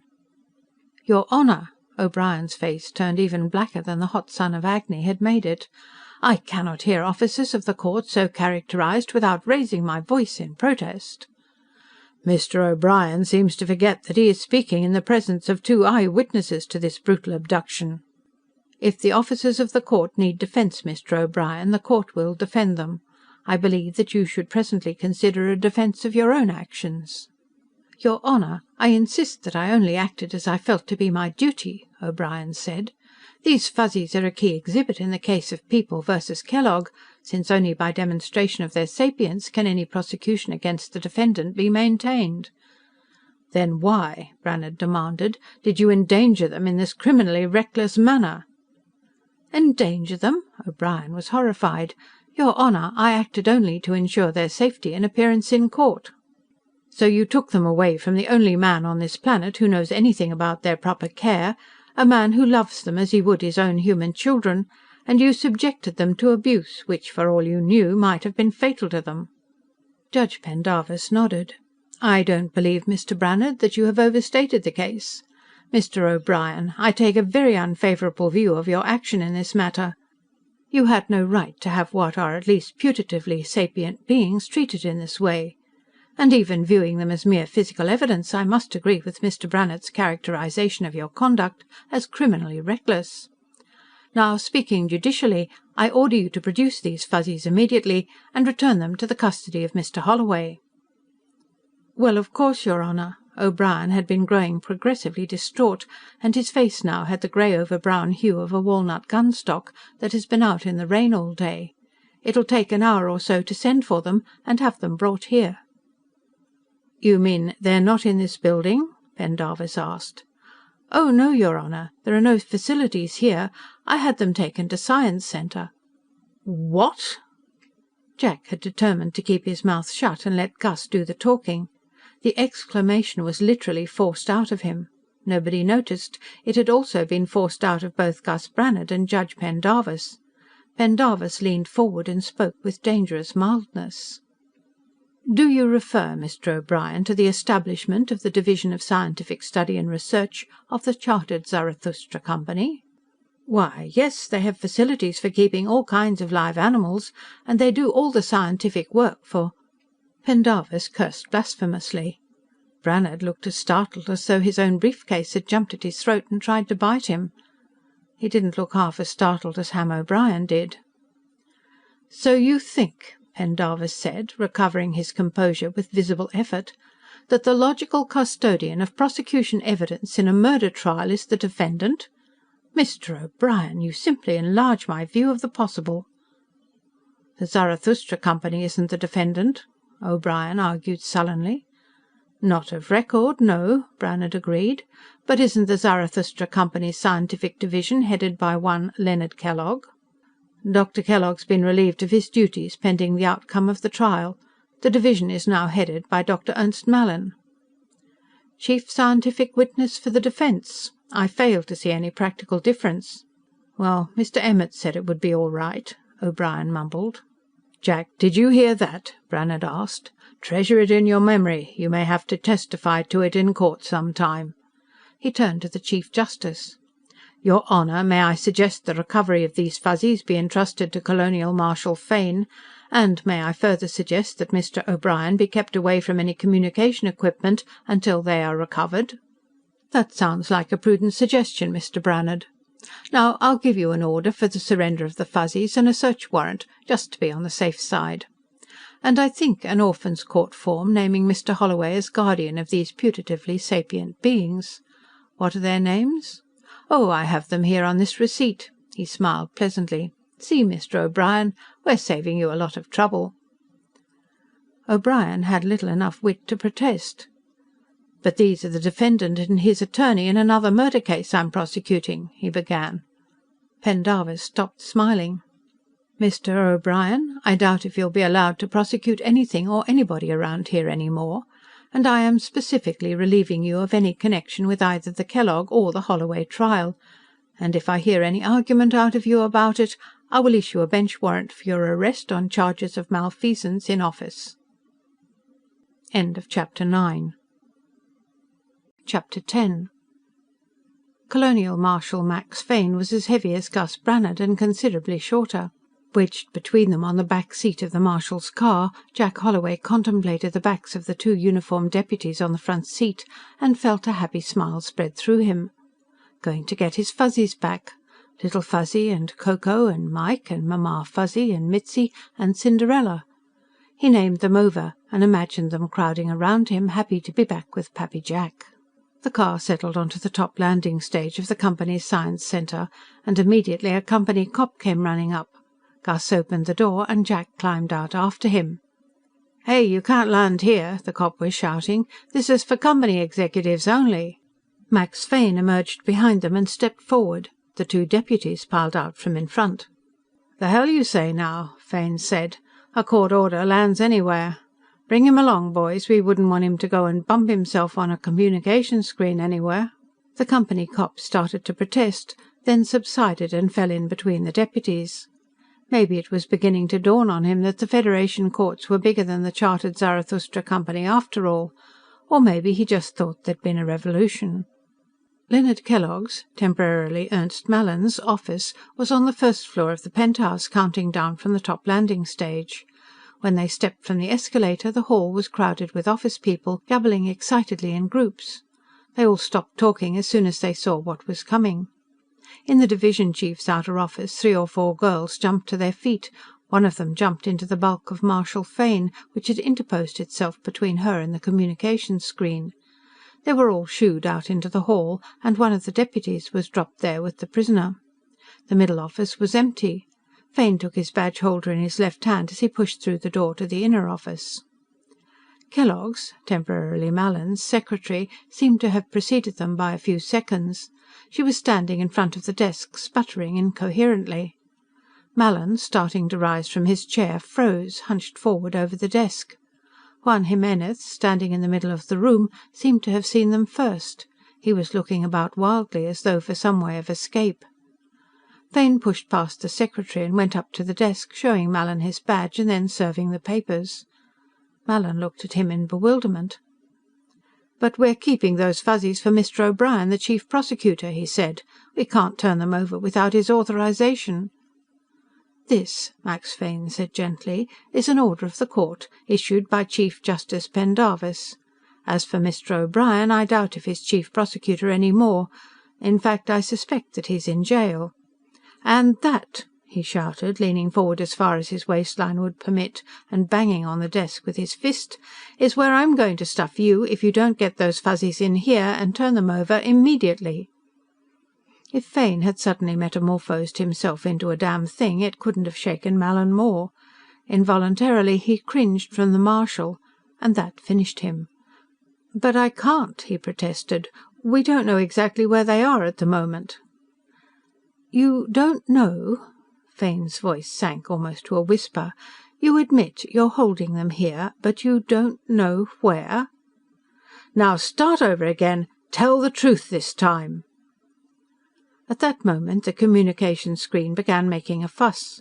Ruth Ortheris, in a light blue tailored costume, appeared on it. "Dr. Mallin, what is going on here?" she wanted to know. "I just came in from lunch and a gang of men are tearing my office up. Haven't you found the Fuzzies yet?" "What's that?" Jack yelled. At the same time Mallin was almost screaming, "Ruth, shut up, blank out and get out of the building!" With surprising speed for a man of his girth, Fane whirled and was in front of the screen, holding his badge out. "I'm Colonel Marshal Fane. Now, young woman, I want you up here right away. Don't make me send anybody after you, because I won't like that, and neither will you." "Right away, Marshal." She blanked the screen. Fane turned to Mallin. "Now," he wasn't bothering with vocal tricks any more, "are you going to tell me the truth, or am I going to run you in and put a veridicator on you? Where are those Fuzzies?" "But I don't know," Mallin wailed. "Juan, you tell him. You took charge of them. I haven't seen them since they were brought here." Jack managed to fight down the fright that was clutching at him and got control of his voice. "If anything's happened to those Fuzzies, you two are going to envy Kurt Busch before I'm through with you," he said. "All right, how about it?" Fane asked Jimenez. "Start with when you and Ham O'Brien picked up the Fuzzies at Central Court's building last night." "Well, we brought them here. I'd gotten some cages fixed up for them and—" Ruth Ortheris came in. She didn't try to avoid Jack's eyes, nor did she try to brazen it out with him. She merely nodded distantly, as though they'd met on a ship some time, and sat down. "What's happened, Marshal?" she asked. "Why are you here with these gentlemen?" "The court's ordered the Fuzzies returned to Mr. Holloway." Mallin was in a dither. "He has some kind of a writ or something, and we don't know where they are." "Oh, no!" Ruth's face for an instant was dismay itself. "Not when—" Then she froze shut. "I came in about 0700, Jimenez was saying, to give them food and water, and they'd broken out of their cages. The netting was broken loose on one cage, and the Fuzzy that had been in it had gotten out and let the others out. They got into my office. They made a perfect shambles of it, and got out the door into the hall. And now we don't know where they are, and I don't know how they did any of it." Cages built for something with no hands and almost no brains. Ever since Kellogg and Mallin had come to the camp, Mallin had been hypnotizing himself into the just silly little animals doctrine. He must have succeeded. Last night he'd acted accordingly. "We want to see the cages," Jack said. "Yeah." Fane went to the outer door. "Miguel?" The deputy came in, herding the company cop ahead of him. "You heard what happened?" Fane asked. "Yeah. Big Fuzzy jailbreak. What did they do? Make little wooden pistols and bluff their way out?" "By God, I wouldn't put it past them. Come along, bring Chummy along with you. He knows the inside of this place better than we do. Pete, call in. We want 6 more men. Tell Chang to borrow from the constabulary if he has to." "Wait a minute," Jack said. He turned to Ruth. "What do you know about this?" "Well, not much. I was with Dr. Mallin here when Mr. Mr. O'Brien, called to tell us that the Fuzzies were going to be kept here until the trial. We were going to fix up a room for them, but till that could be done, Juan got some cages to put them in. That was all I knew about it until 0930, when I came in and found everything in an uproar, and was told that the Fuzzies had gotten loose during the night. I knew they couldn't get out of the building, so I went to my office and lab to start overhauling some equipment we were going to need with the Fuzzies. About 1000 I found I couldn't do anything with it, and my assistant and I loaded it on a pickup truck and took it to Henry Stenson's instrument shop. By the time I was through there, I had lunch, and then came back here." He wondered briefly how a polyencephalographic veridicator would react to some of those statements. Might be a good idea if Max Fane found out. "I'll stay here," Gus Brannhard was saying, "and see if I can get some more truth out of these people." "Why don't you screen the hotel and tell Gerd and Ben what's happened?" he asked. "Gerd used to work here. Maybe he could help us hunt." "Good idea. Pete, tell our reinforcements to stop at the Mallory on the way and pick him up." Fane turned to Jimenez. "Come along. Show us where you had these Fuzzies and how they got away." "You say one of them broke out of his cage and then released the others," Jack said to Jimenez as they were going down on the escalator. "Do you know which one it was?" Jimenez shook his head. "We just took them out of the bags and put them into the cages." That would be Little Fuzzy. He'd always been the brains of the family. With his leadership, they might have a chance. The trouble was that this place was full of dangers Fuzzies knew nothing about, radiation and poison and electric wiring and things like that. If they really had escaped, that was a possibility that began worrying Jack. On each floor they passed going down, he could glimpse parties of company employees in the halls, armed with nets and blankets and other catching equipment. When they got off, Jimenez led them through a big room of glass cases, mounted specimens and articulated skeletons of Zarathustran mammals. More people were there, looking around and behind and even into the cases. He began to think that the escape was genuine, and not just a cover-up for the murder of the Fuzzies. Jimenez took them down a narrow hall beyond to an open door at the end. Inside, the permanent nightlight made a blue-white glow. A swivel chair stood just inside the door. Jimenez pointed to it. "They must have gotten up onto that to work the latch and open the door," he said. It was like the doors at the camp, spring latch with a handle instead of a knob. They'd have learned how to work it from watching him. Fane was trying the latch. "Not too stiff," he said. "Your little fellow strong enough to work it?" He tried it and agreed. "Sure, and they'd be smart enough to do it, too. Even Baby Fuzzy, the one your men didn't get, would be able to figure that out." "And look what they did to my office," Jimenez said, putting on the lights. They'd made quite a mess of it. They hadn't delayed long to do it, just thrown things around. Everything was thrown off the top of the desk. They had dumped the wastebasket and left it dumped. He saw that and chuckled.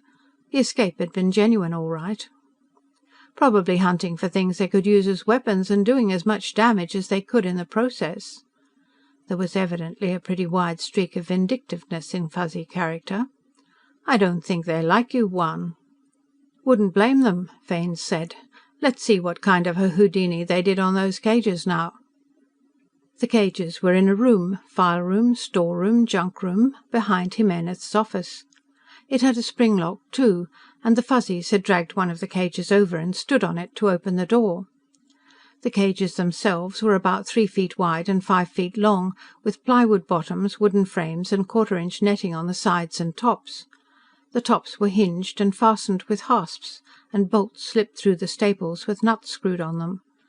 The nuts had been unscrewed from 5 and the bolts slipped out. The 6th cage had been broken open from the inside, the netting cut away from the frame at one corner and bent back in a triangle big enough for a Fuzzy to crawl through. "I can't understand that," Jimenez was saying. "Why, that wire looks as though it had been cut."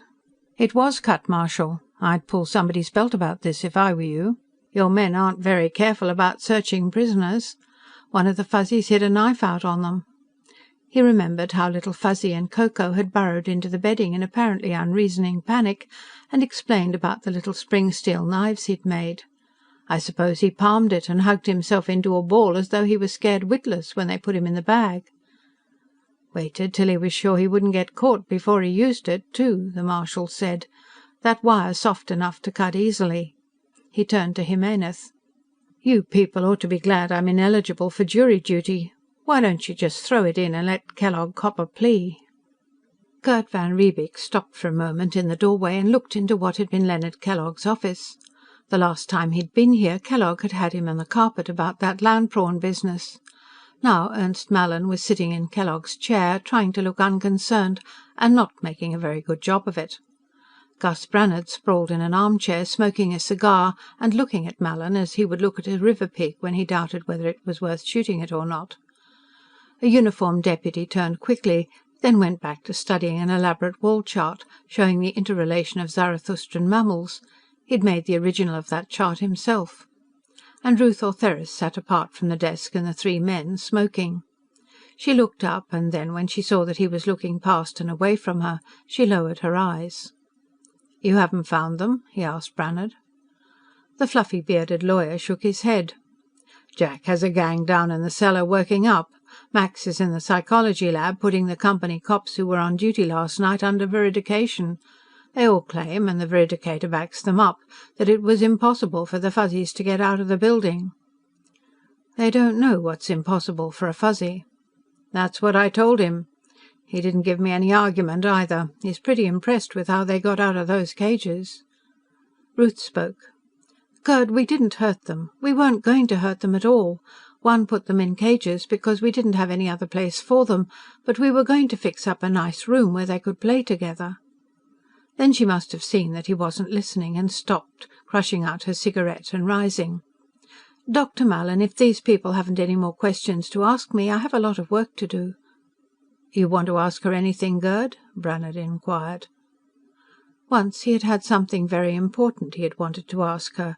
He was glad now that he hadn't gotten around to it. Hell, she was so married to the company it'd be bigamy if she married him, too. "No, I don't want to talk to her at all." She started for the door, then hesitated. "Gerd, she began. Then she went out. Gus Brannhard looked after her, and dropped the ash of his cigar on Leonard Kellogg's, now Ernst Mallin's, floor. Gerd detested her, and she wouldn't have had any respect for him if he didn't. She ought to have known that something like this would happen. It always did in the business. A smart girl, in the business, never got involved with any one man. She always got herself 4 or 5 boy friends, on all possible sides, and played them off one against another. She'd have to get out of the Science Centre right away. Marshal Fane was questioning people under veridication. She didn't dare let him get around to her. She didn't dare go to her office. The veridicator was in the lab across the hall, and that's where he was working. And she didn't dare... Yes, she could do that by screen. She went into an office down the hall. A dozen people recognized her at once and began bombarding her with questions about the Fuzzies. She brushed them off and went to a screen, punching a combination. After a slight delay, an elderly man with a thin-lipped, bloodless face appeared. When he recognized her, there was a brief look of annoyance on the thin face. "Mr. Stenson," she began, before he could say anything, "that apparatus I brought to your shop this morning, the sensory response detector, we've made a simply frightful mistake. There's nothing wrong with it whatever, and if anything's done with it, it may cause serious damage." "I don't think I understand, Dr. Ortheris." "Well, it was a perfectly natural mistake. You see, we're all at our wits' ends here. Mr. Holloway and his lawyer and the Colonial Marshal are here with an order from Judge Pendarvis for the return of those Fuzzies. None of us know what we're doing at all. Why, the whole trouble with the apparatus was the fault of the operator. We'll have to have it back immediately, all of it." "I see, Dr. Ortheris." The old instrument maker looked worried. "But I'm afraid the apparatus has already gone to the workroom. Mr. Stevenson has it now, and I can't get in touch with him at present. If the mistake can be corrected, what do you want done?" "Just hold it. I'll call or send for it." She blanked the screen. Old Johnson, the chief data synthesist, tried to detain her with some question. "I'm sorry, Mr. Johnson, I can't stop now. I have to go over to Company House right away." The suite at the Hotel Mallory was crowded when Jack Holloway returned with Gerd van Riebeek. It was noisy with voices, and the ventilators were labouring to get rid of the tobacco smoke. Gus Brannhard, Ben Rainsford and Baby Fuzzy were meeting the press. "Oh, Mr. Holloway!" somebody shouted as he entered. "Have you found them yet?" "No, we've been all over the Science Centre from top to bottom. We know they went down a few floors from where they'd been caged, but that's all. I don't think they could have gotten outside.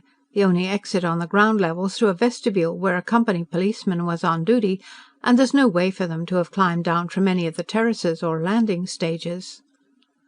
"Well, Mr. Holloway, I hate to suggest this," somebody else said, "but have you eliminated the possibility that they may have hidden in a trash bin and been dumped into the mass energy converter?" "We thought of that. The converter's underground, in a vault that can be entered only by one door, and that was locked. No trash was disposed of between the time they were brought here and the time the search started, and everything that's been sent to the converter since has been checked piece by piece." "Well, I'm glad to hear that, Mr. Holloway. And I know that everybody hearing this will be glad too. I take it you've not given up looking for them?" "Are we on the air now?" "No, I have not. I'm staying here in Mallorysport until I either find them or am convinced that they aren't in the city. And I'm offering a reward of 2,000 sols apiece for their return to me. If you'll wait a moment, I'll have descriptions ready for you."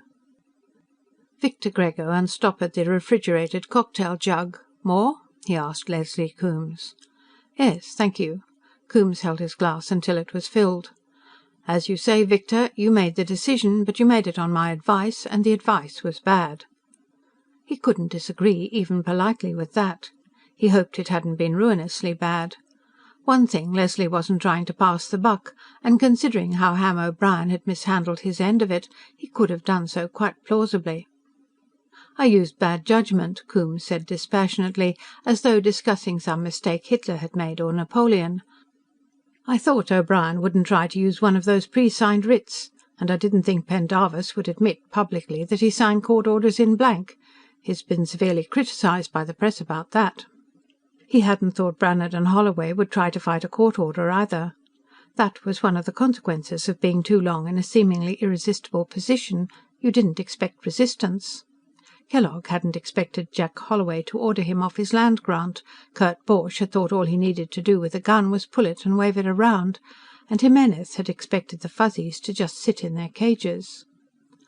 "I wonder where they got to," Coombes was saying. "I understand they couldn't be found at all in the building." "Ruth Ortheris has an idea. She got away from Science Center before Fane could get hold of her and veridicate her. It seems she and an assistant took some apparatus out about 10 o'clock in a truck. She thinks the Fuzzies hitched a ride with her. I know that sounds rather improbable, but hell, everything else sounds impossible. I'll have it followed up. Maybe we can find them before Holloway does. They're not inside Science Center, that's sure." His own glass was empty. He debated a refill and voted against it. "O'Brien's definitely out, I take it?" "Completely. Pendarvis gave him his choice of resigning or facing malfeasance charges." "They couldn't really convict him of malfeasance for that, could they? Misfeasance, perhaps, but—" "They could charge him, and then they could interrogate him under veridication about his whole conduct in office. And you know what they would bring out," Coombes said. "He almost broke an arm signing his resignation. He's still Attorney General of the colony, of course. Nick issued a statement supporting him.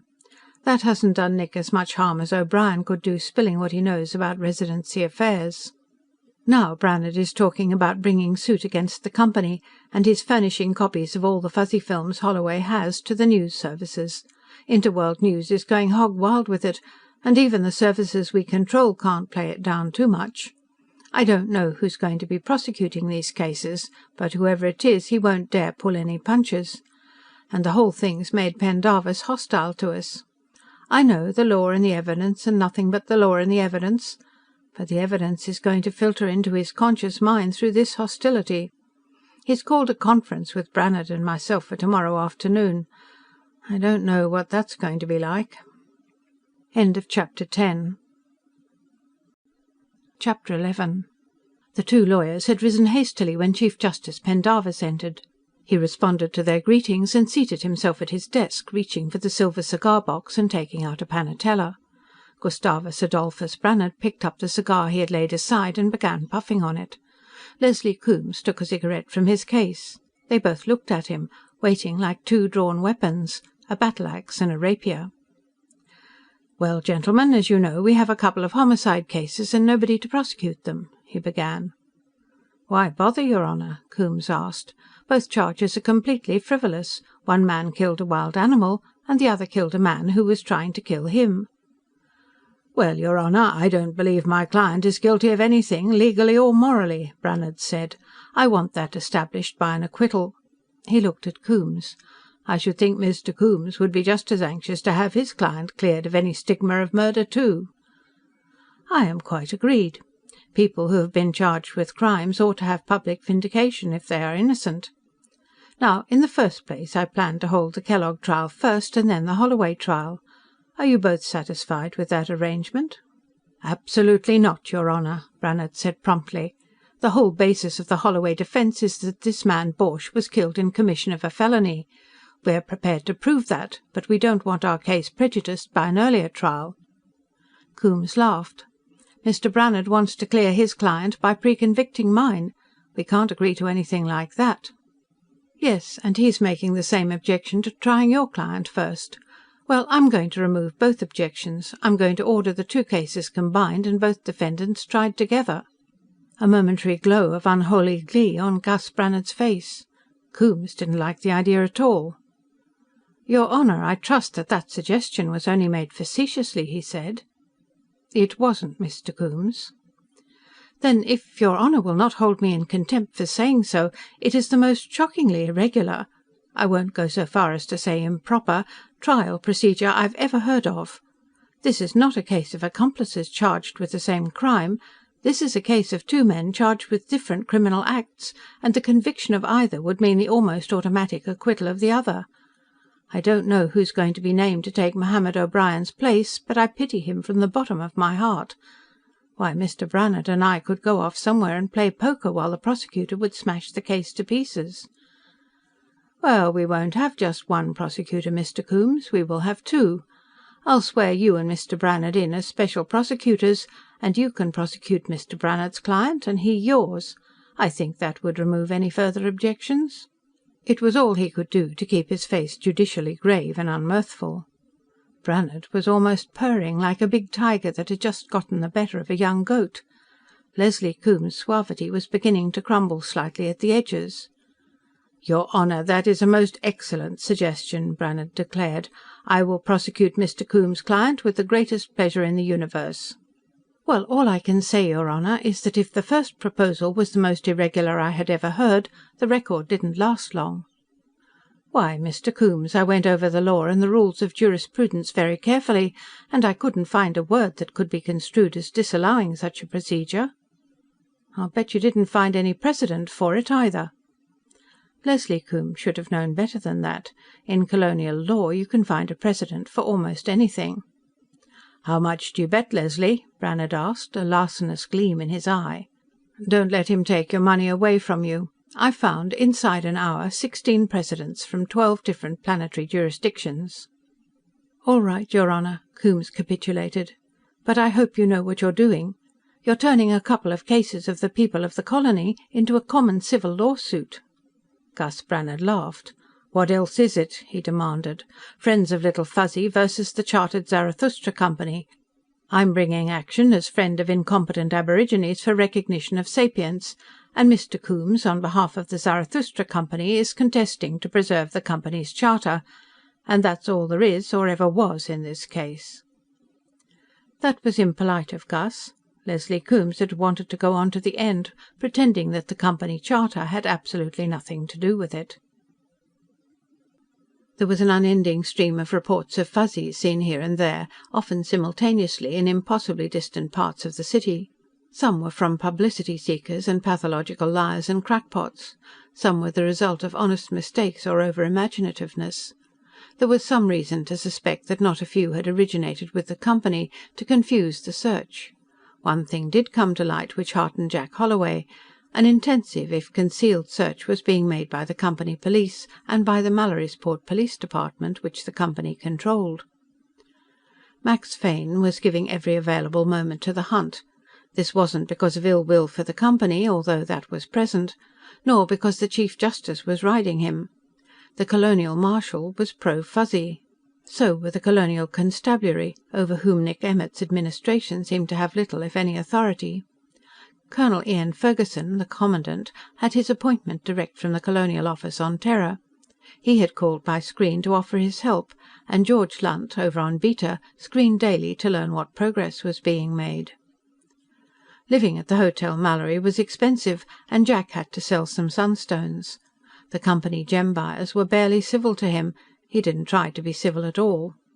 There was also a noticeable coolness towards him at the bank. On the other hand, on several occasions, Space Navy officers and ratings down from Xerxes Base went out of their way to accost him, introduce themselves, shake hands with him, and give him their best wishes. Once, in one of the weather-domed business centres, an elderly man with white hair showing under his black beret greeted him. "Mr. Holloway, I want to tell you how grieved I am to learn about the disappearance of those little people of yours," he said. "I'm afraid there's nothing I can do to help you, but I hope they turn up safely." "Why, thank you, Mr. Stenson." He shook hands with the old master instrument maker. "If you could make me a pocket veridicator to use on some of these people who claim they saw them, it would be a big help."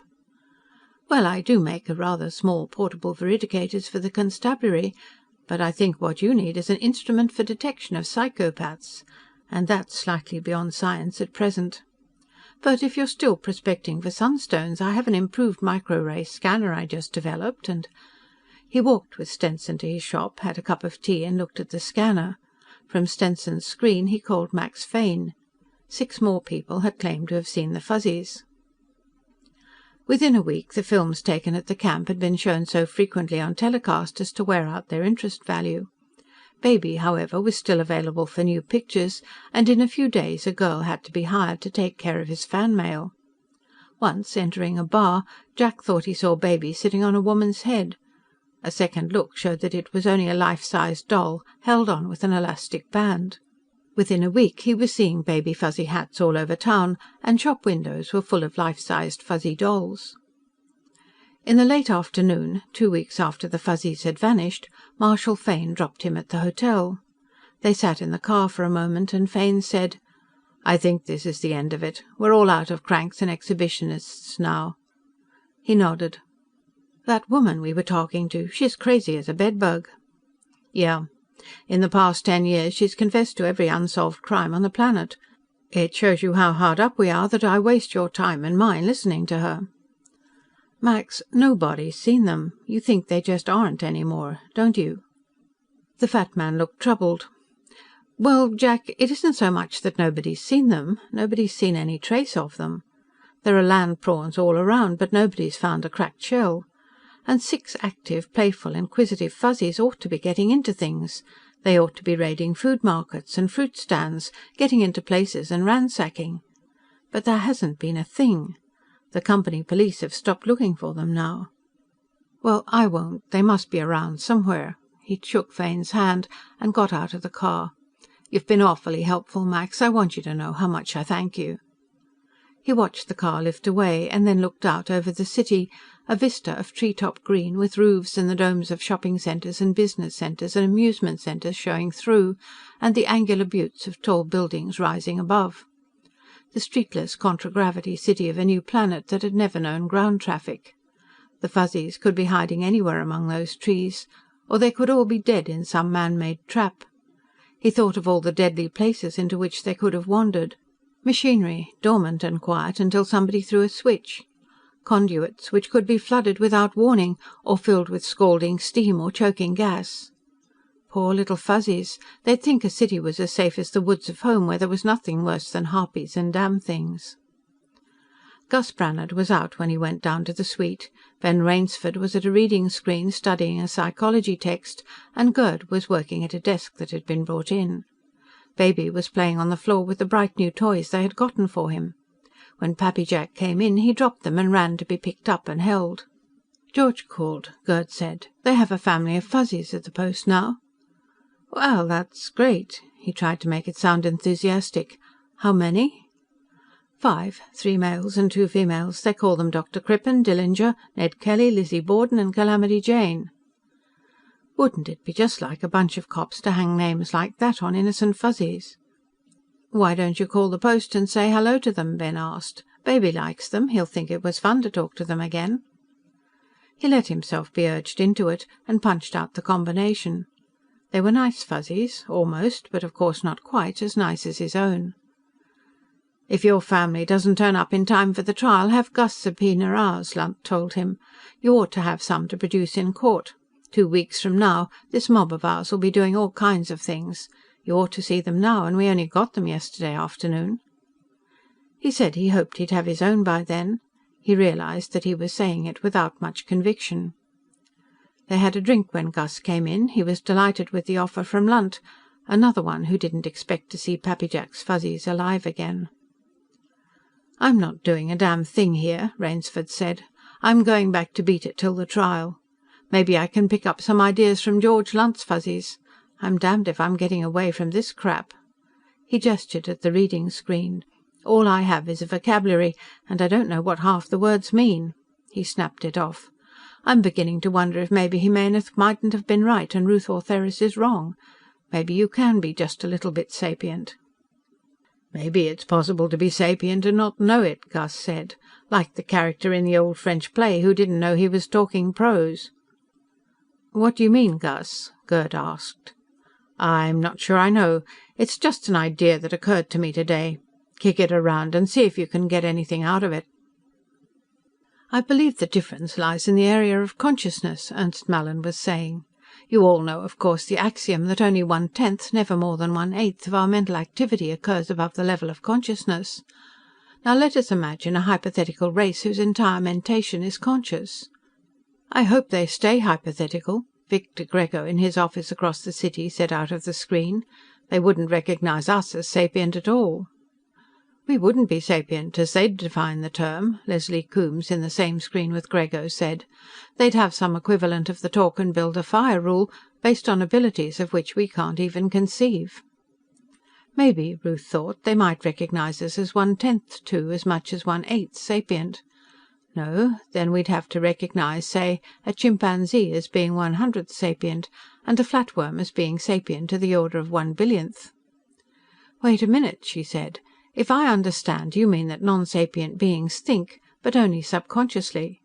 That's correct, Ruth. When confronted by some entirely novel situation, a non-sapient animal will think, but never consciously. Of course, familiar situations are dealt with by pure habit and memory response.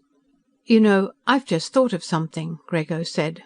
I think we can explain that funeral that's been bothering all of us in non-sapient terms. He lit a cigarette while they all looked at him expectantly. Fuzzies, he continued, bury their ordure. They do this to avoid an unpleasant sense stimulus, a bad smell. Dead bodies quickly putrefy and smell badly. They are thus equated, subconsciously, with ordure and must be buried. All Fuzzies carry weapons. A Fuzzy's weapon is, still subconsciously, regarded as a part of the Fuzzy, hence it must also be buried. Mallin frowned portentously. The idea seemed to appeal to him, but of course he simply couldn't agree too promptly with a mere layman, even the boss. Well, so far you're on fairly safe ground, Mr. Grego, he admitted. Association of otherwise dissimilar things because of some apparent similarity is a recognized element of non-sapient animal behavior. He frowned again. That could be an explanation. I'll have to think of it. About this time tomorrow it would be his own idea, with grudging recognition of a suggestion by Victor Grego. In time, that would be forgotten. It would be the Mallin theory. Grego was apparently agreeable, as long as the job got done. Well, if you can make anything out of it, pass it on to Mr. Coombs as soon as possible, to be worked up for use in court, he said. End of chapter 11. Chapter 12. Ben Rainsford went back to Beta Continent, and Gerd van Riebeek remained in Mallorysport. The constabulary at Post 15 had made steel chopper diggers for their Fuzzies, and reported a gratifying abatement of the land prawn nuisance. They also made a set of scaled-down carpenter tools, and their Fuzzies were building themselves a house out of scrap crates and boxes. A pair of Fuzzies showed up at Ben Rainsford's camp, and he adopted them, naming them Flora and Fauna. Everybody had Fuzzies now, and Pappy Jack only had Baby. He was lying on the floor of the parlour, teaching Baby to tie knots in a piece of string. Gus Brannhard, who spent most of the day in the office in the Central Courts building, which had been furnished to him as special prosecutor, was lolling in an armchair in red and blue pyjamas, smoking a cigar, drinking coffee — his whisky consumption was down to a couple of drinks a day — and studying texts on 2 reading screens at once, making an occasional remark into a steno-memophone. Gerd was at the desk, spoiling notepaper in an effort to work something out by symbolic logic. Suddenly he crumpled a sheet and threw it across the room, cursing. Brannhard looked away from his screens. "Trouble, Gerd?" Gerd cursed again. "How the devil can I tell whether Fuzzies generalize?" he demanded. "How can I tell whether they form abstract ideas? How can I prove, even, that they have ideas at all? Hell's blazes, how can I even prove, to your satisfaction, that I think consciously?" "Working on that idea I mentioned?" Brannhard asked. "I was. It seemed like a good idea, but—" Suppose we go back to specific instances of Fuzzy behaviour and present them as evidence of sapience, Brannhard asked. That funeral, for instance. They'll still insist that we define sapience. The communication screen began buzzing. Baby Fuzzy looked up disinterestedly, and then went back to trying to untie a figure-8 knot he had tied. Jack shoved himself to his feet and put the screen on. It was Max Fane, and for the first time that he could remember, the Colonial Marshal was excited. "Jack, have you had any news on the screen lately?" "No. Something turn up?" "God, yes. The cops are all over the city hunting the Fuzzies. They've orders to shoot on sight. Nick Emmett was just on the air with a reward offer, 500 sols apiece, dead or alive." It took a few seconds for that to register. Then he became frightened. Gus and Gerd were both on their feet and crowding to the screen behind him. "They have some bum from that squatters' camp over on the east side who claims the Fuzzies beat up his 10-year-old daughter," Fane was saying. "They have both of them at police headquarters, and they've handed the story out to Zarathustra News and planet-wide coverage.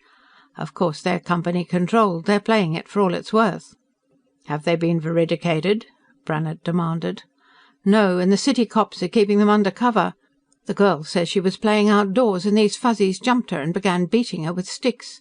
Her injuries are listed as multiple bruises, fractured wrist, and general shock." "I don't believe it. They wouldn't attack a child." "I want to talk to that girl and her father," Brannhard was saying, "and I'm going to demand that they make their statements under veridication. This thing's a frame-up, Max. I'll bet my ears on it. Timing's just right, only a week till the trial."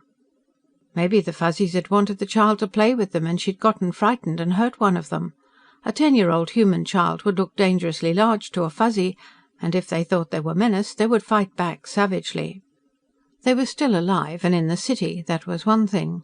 But they were in worse danger than they had ever been, that was another.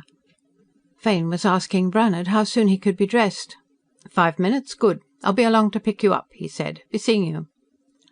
Jack hurried into the bedroom he and Brannhard shared. He kicked off his moccasins and began pulling on his boots. Brannhard, pulling his trousers up over his pyjama pants, wanted to know where he thought he was going. "With you. I've got to find them before some dumb son of a cougar shoots them." "You stay here," Gus ordered. "Stay by the communications screen and keep the view screen on for news. But don't stop putting your boots on. You may have to get out of here fast if I call you and tell you they've been located. I'll call you as soon as I get anything definite." Gerd had the screen on for news and was getting planet-wide, openly owned and operated by the company. The newscaster was wrought up about the brutal attack on the innocent child, but he was having trouble focusing the blame. After all, who'd let the Fuzzies escape in the first place? And even a skilled semanticist had trouble in making anything called a Fuzzy sound menacing. At least he gave particulars, true or not.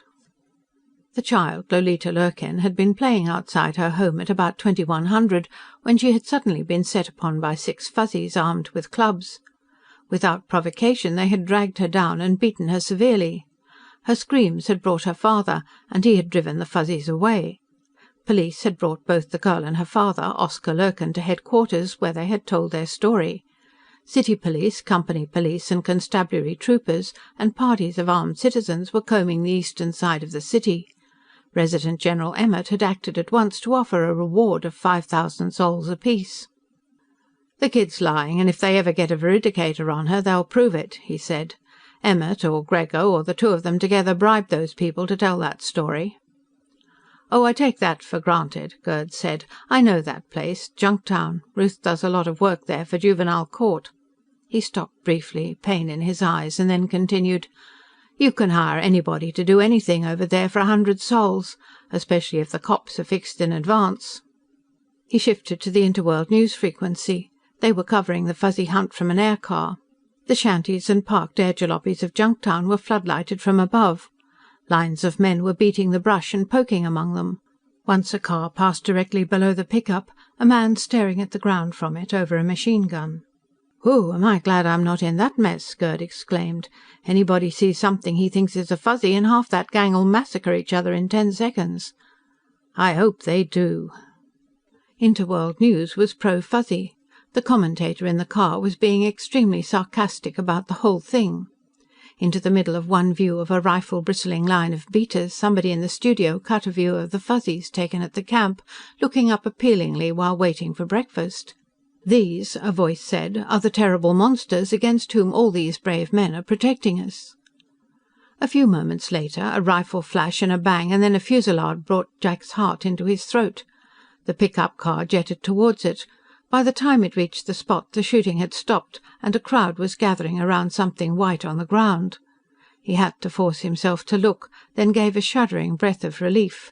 It was a zaragoat, a 3-horned domesticated ungulate. "Uh-oh, some squatter's milk supply finished," the commentator laughed. "Not the first one tonight, either. Attorney General, former Chief Prosecutor, O'Brien's going to have quite a few suits against the administration to defend as a result of this business." "He's going to have a goddamn thundering big one from Jack Holloway." The communication screen buzzed. Gerd snapped it on. "I just talked to Judge Pendarvis," Gus Brannhard reported out of it. "He's issuing an order restraining Emmett from paying any reward except for Fuzzies turned over alive and uninjured to Marshal Fane. And he's issuing a warning that until the status of the Fuzzies is determined, anyone killing one will face charges of murder." "That's fine, Gus. Have you seen the girl or her father yet?" Brannhard snarled angrily. "The girl's in the company hospital in a private room. The doctors won't let anybody see her. I think Emmett's hiding the father in the residency. And I haven't seen the 2 cops who brought them in, or the desk sergeant who booked the complaint, or the detective lieutenant who was on duty here. They've all lammed out. Max has a couple of men over in Junktown trying to find out who called the cops in the first place. We may get something out of that." The Chief Justice's action was announced a few minutes later. It got to the hunters a few minutes after that, and the Fuzzy hunt began falling apart. The city and company police dropped out immediately. Most of the civilians, hoping to grab 5,000 sols worth of live Fuzzy, stayed on for 20 minutes. And so, apparently to control them, did the constabulary. Then the reward was cancelled, the airborne floodlights went off, and the whole thing broke up. Gus Brannhard came in shortly afterward, starting to undress as soon as he heeled the door shut after him. When he had his jacket and neckcloth off, he dropped into a chair, filled a water tumbler with whisky, gulped half of it, and then began pulling off his boots. "If that drink has a kid sister, I'll take it," Gerd muttered. "What happened, Gus?" Brannhard began to curse. "The whole thing's a fake. It stinks from here to Niflheim. It would stink on Niflheim." He picked up a cigar butt he had laid aside when Fane's call had come in and relighted it. "We found the woman who called the police. Neighbour. She says she saw Lurkin come home drunk, and a little later she heard the girl screaming. She says he beats her up every time he gets drunk, which is about 5 times a week, and she'd made up her mind to stop it the next chance she got. She denied having seen anything that even looked like a Fuzzy anywhere around." The excitement of the night before had incubated a new brood of Fuzzy reports. Jack went to the Marshal's office to interview the people making them. The first dozen were of a piece with the ones that had come in originally. Then he talked to a young man who had something of different quality. "I saw them as plain as I'm seeing you, not more than 50 feet away," he said. "I had an auto carbine and I pulled up on 'em. But gosh, I couldn't shoot 'em. They were just like little people, Mr. Holloway, and they looked so scared and helpless. So I held over their heads and let off a 2-second burst to scare them away before anyone else saw them, and shot them." "Well, son, I'd like to shake your hand for that. You know, you thought you were throwing away a lot of money there. How many did you see?" "Well, only 4. I'd heard there were 6, but the other 2 could have been back in the brush where I didn't see them." He pointed out on the map where it had happened. There were 3 other people who had actually seen Fuzzies. None were sure how many, but they were all positive about locations and times. Plotting the reports on the map, it was apparent the Fuzzies were moving north and west across the outskirts of the city. Brannhard showed up for lunch at the hotel, still swearing, but half amusedly. "They've exhumed Ham O'Brien, and they've put him to work harassing us," he said. "Whole flock of civil suits and dangerous nuisance complaints and that sort of thing. Idea's to keep me amused with them while Leslie Coombs is working up his case for the trial. Even tried to get the manager here to evict Baby. I threatened him with a racial discrimination suit, and that stopped that. And I just filed suit against the company for 7 million sols on behalf of the Fuzzies. $1 apiece for them and $1 million for their lawyer. This evening," Jack said, "I'm going out in a car with a couple of Max's deputies. We're going to take Baby, and we'll have a loudspeaker on the car." He unfolded the city map. "They seem to be travelling this way. They ought to be about here, and with Baby at the speaker we ought to attract their attention." They didn't see anything, though they kept at it until dusk. Baby had a wonderful time with the loudspeaker. When he yeeked into it, he produced an ear-splitting noise, until the 3 humans in the car flinched every time he opened his mouth. It affected dogs, too. As the car moved back and forth, it was followed by a chorus of howling and baying on the ground. The next day there were some scattered reports, mostly of small thefts. A blanket spread on the grass behind a house had vanished. A couple of cushions had been taken from a porch couch. A frenzied mother reported having found her 6-year-old son playing with some Fuzzies. When she'd rushed to rescue him, the Fuzzies had scampered away, and the child had begun weeping. Jack and Gerd rushed to the scene. The child's story, jumbled and imagination-coloured, was definite on one point. The Fuzzies had been nice to him and hadn't hurt him. They got a recording of that on the air at once. When they got back to the hotel, Gus Brannhard was there, bubbling with glee. "The Chief Justice gave me another job of special prosecuting," he said. "I'm to conduct an investigation into the possibility that this thing, the other night, was a frame-up, and I'm to prepare complaints against anybody who's done anything prosecutable. I have authority to hold hearings and subpoena witnesses and interrogate them under veridication. Max Fane has specific orders to cooperate. We're going to start tomorrow with Chief of Police Dumont and work down. And maybe we can work up, too, as far as Nick Emmett and Victor Grego." He gave a rumbling laugh. "Maybe that'll give Leslie Coombs something to worry about." Gerd brought the car down beside the rectangular excavation. It was 50 feet square and 20 feet deep, and still going deeper, with a power shovel in it and a couple of dump scows beside. 5 or 6 men in coveralls and ankle boots advanced to meet them as they got out. "Morning, Mr. Holloway," one of them said.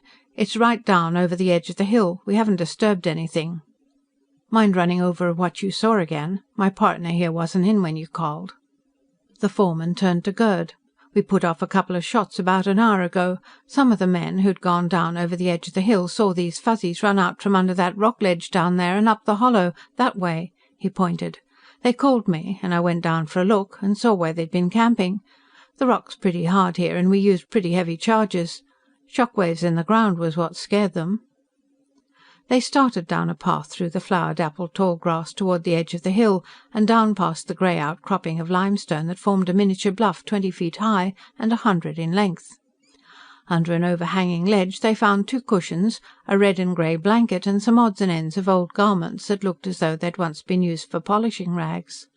There was a broken kitchen spoon, and a cold chisel, and some other metal articles. "That's it all right. I talked to the people who lost the blanket and the cushions.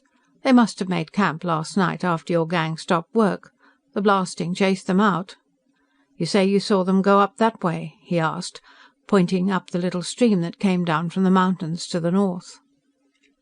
The stream was deep and rapid, too much so for easy fording by Fuzzies. They'd follow it back into the foothills. He took everybody's names and thanked them. If he found the Fuzzies himself and had to pay off on an information-received basis, it would take a mathematical genius to decide how much reward to pay whom. "Gerd, if you were a Fuzzy, where would you go up there?" he asked. Gerd looked up the stream that came rushing down from among the wooded foothills.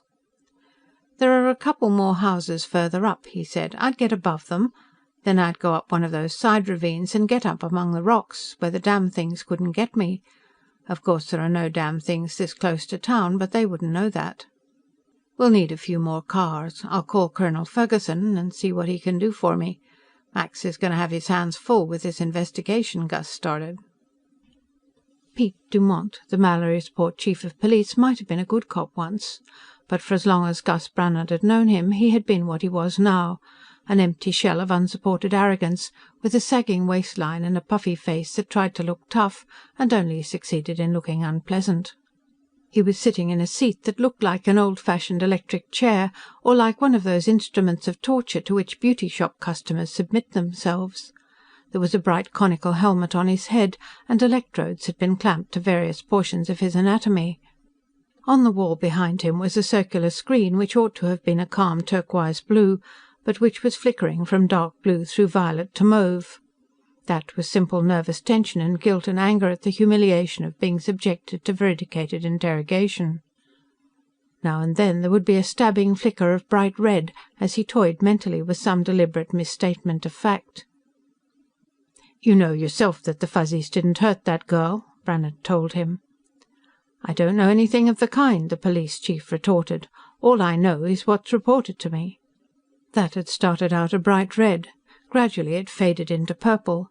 Evidently Pete Dumont was adopting a rules of evidence definition of truth. "Who told you about it?" "Luther Woller, detective lieutenant on duty at the time." The veridicator agreed that that was the truth, and not much of anything but the truth.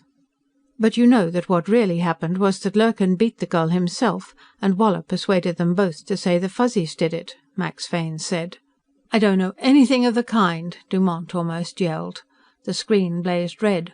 "All I know's what they told me. Nobody said anything else."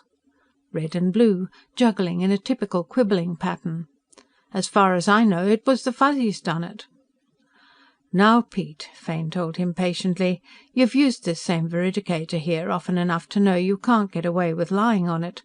Woller's making you the patsy for this, and you know that too. Isn't it true now that, to the best of your knowledge and belief, those Fuzzies never touched that girl, and it wasn't till Woller talked to Lurkin and his daughter at headquarters that anybody even mentioned Fuzzies?" The screen darkened to midnight blue, then slowly it lightened. "Yeah, that's true," Dumont admitted. He avoided their eyes, and his voice was surly. "I thought that was how it was, and I asked Woller. He just laughed at me and told me to forget it." The screen seethed momentarily with anger. "That son of a Cougar thinks he's chief, not me. One word from me and he does just what he damn well pleases." "Now you're being smart, Pete," Fane said. "Let's start all over." A constabulary corporal was at the controls of the car Jack had rented from the hotel. Gerd had taken his place in one of the two constabulary cars. The third car shuttled between them, and all three talked back and forth by radio. "Mr. Holloway," it was the trooper in the car Gerd had been piloting, "your partner's down on the ground. He just called me with his portable. He's found a cracked prawn shell." "Keep talking. Give me direction," the corporal at the controls said, lifting up. In a moment they sighted the other car, hovering over a narrow ravine on the left bank of the stream. The third car was coming in from the north. Gerd was still squatting on the ground when they let down beside him. He looked up as they jumped out.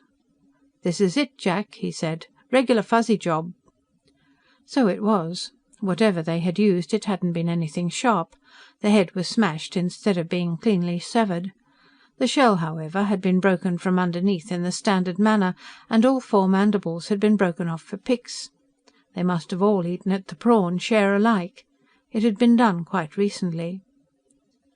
They sent the car up, and while all three of them circled about, they went up the ravine on foot, calling, "Little Fuzzy! Little Fuzzy!" They found a footprint, and then another, where seepage water had moistened the ground. Gerd was talking excitedly into the portable radio he carried slung on his chest. "One of you, go ahead a quarter of a mile and then circle back. They're in here somewhere." "I see them, I see them!" a voice whooped out of the radio. "They're going up the slope on your right, among the rocks." "Keep them in sight. Somebody come and pick us up, and we'll get above them and head them off." The rental car dropped quickly, the corporal getting the door open. He didn't bother going off contragravity. As soon as they were in and had pulled the door shut behind them, he was lifting again. For a moment the hill swung giddily as the car turned, and then Jack saw them, climbing the steep slope among the rocks. Only 4 of them, and one was helping another. He wondered which ones they were, what had happened to the other 2, and if the one that needed help had been badly hurt. The car landed on the top, among the rocks, settling at an awkward angle. He, Gerd and the pilot piled out and started climbing and sliding down the declivity. Then he found himself within reach of a Fuzzy and grabbed. 2 more dashed past him, up the steep hill. The one he snatched at had something in his hand and aimed a vicious blow at his face with it. He had barely time to block it with his forearm, then he was clutching the Fuzzy and disarming him. The weapon was a 1/4-pound ball-peen hammer. He put it in his hip pocket and then picked up the struggling Fuzzy with both hands. "You hit Pappy Jack," he said reproachfully. "Don't you know Pappy Jack any more? Poor scared little thing." The Fuzzy in his arms yeeked angrily.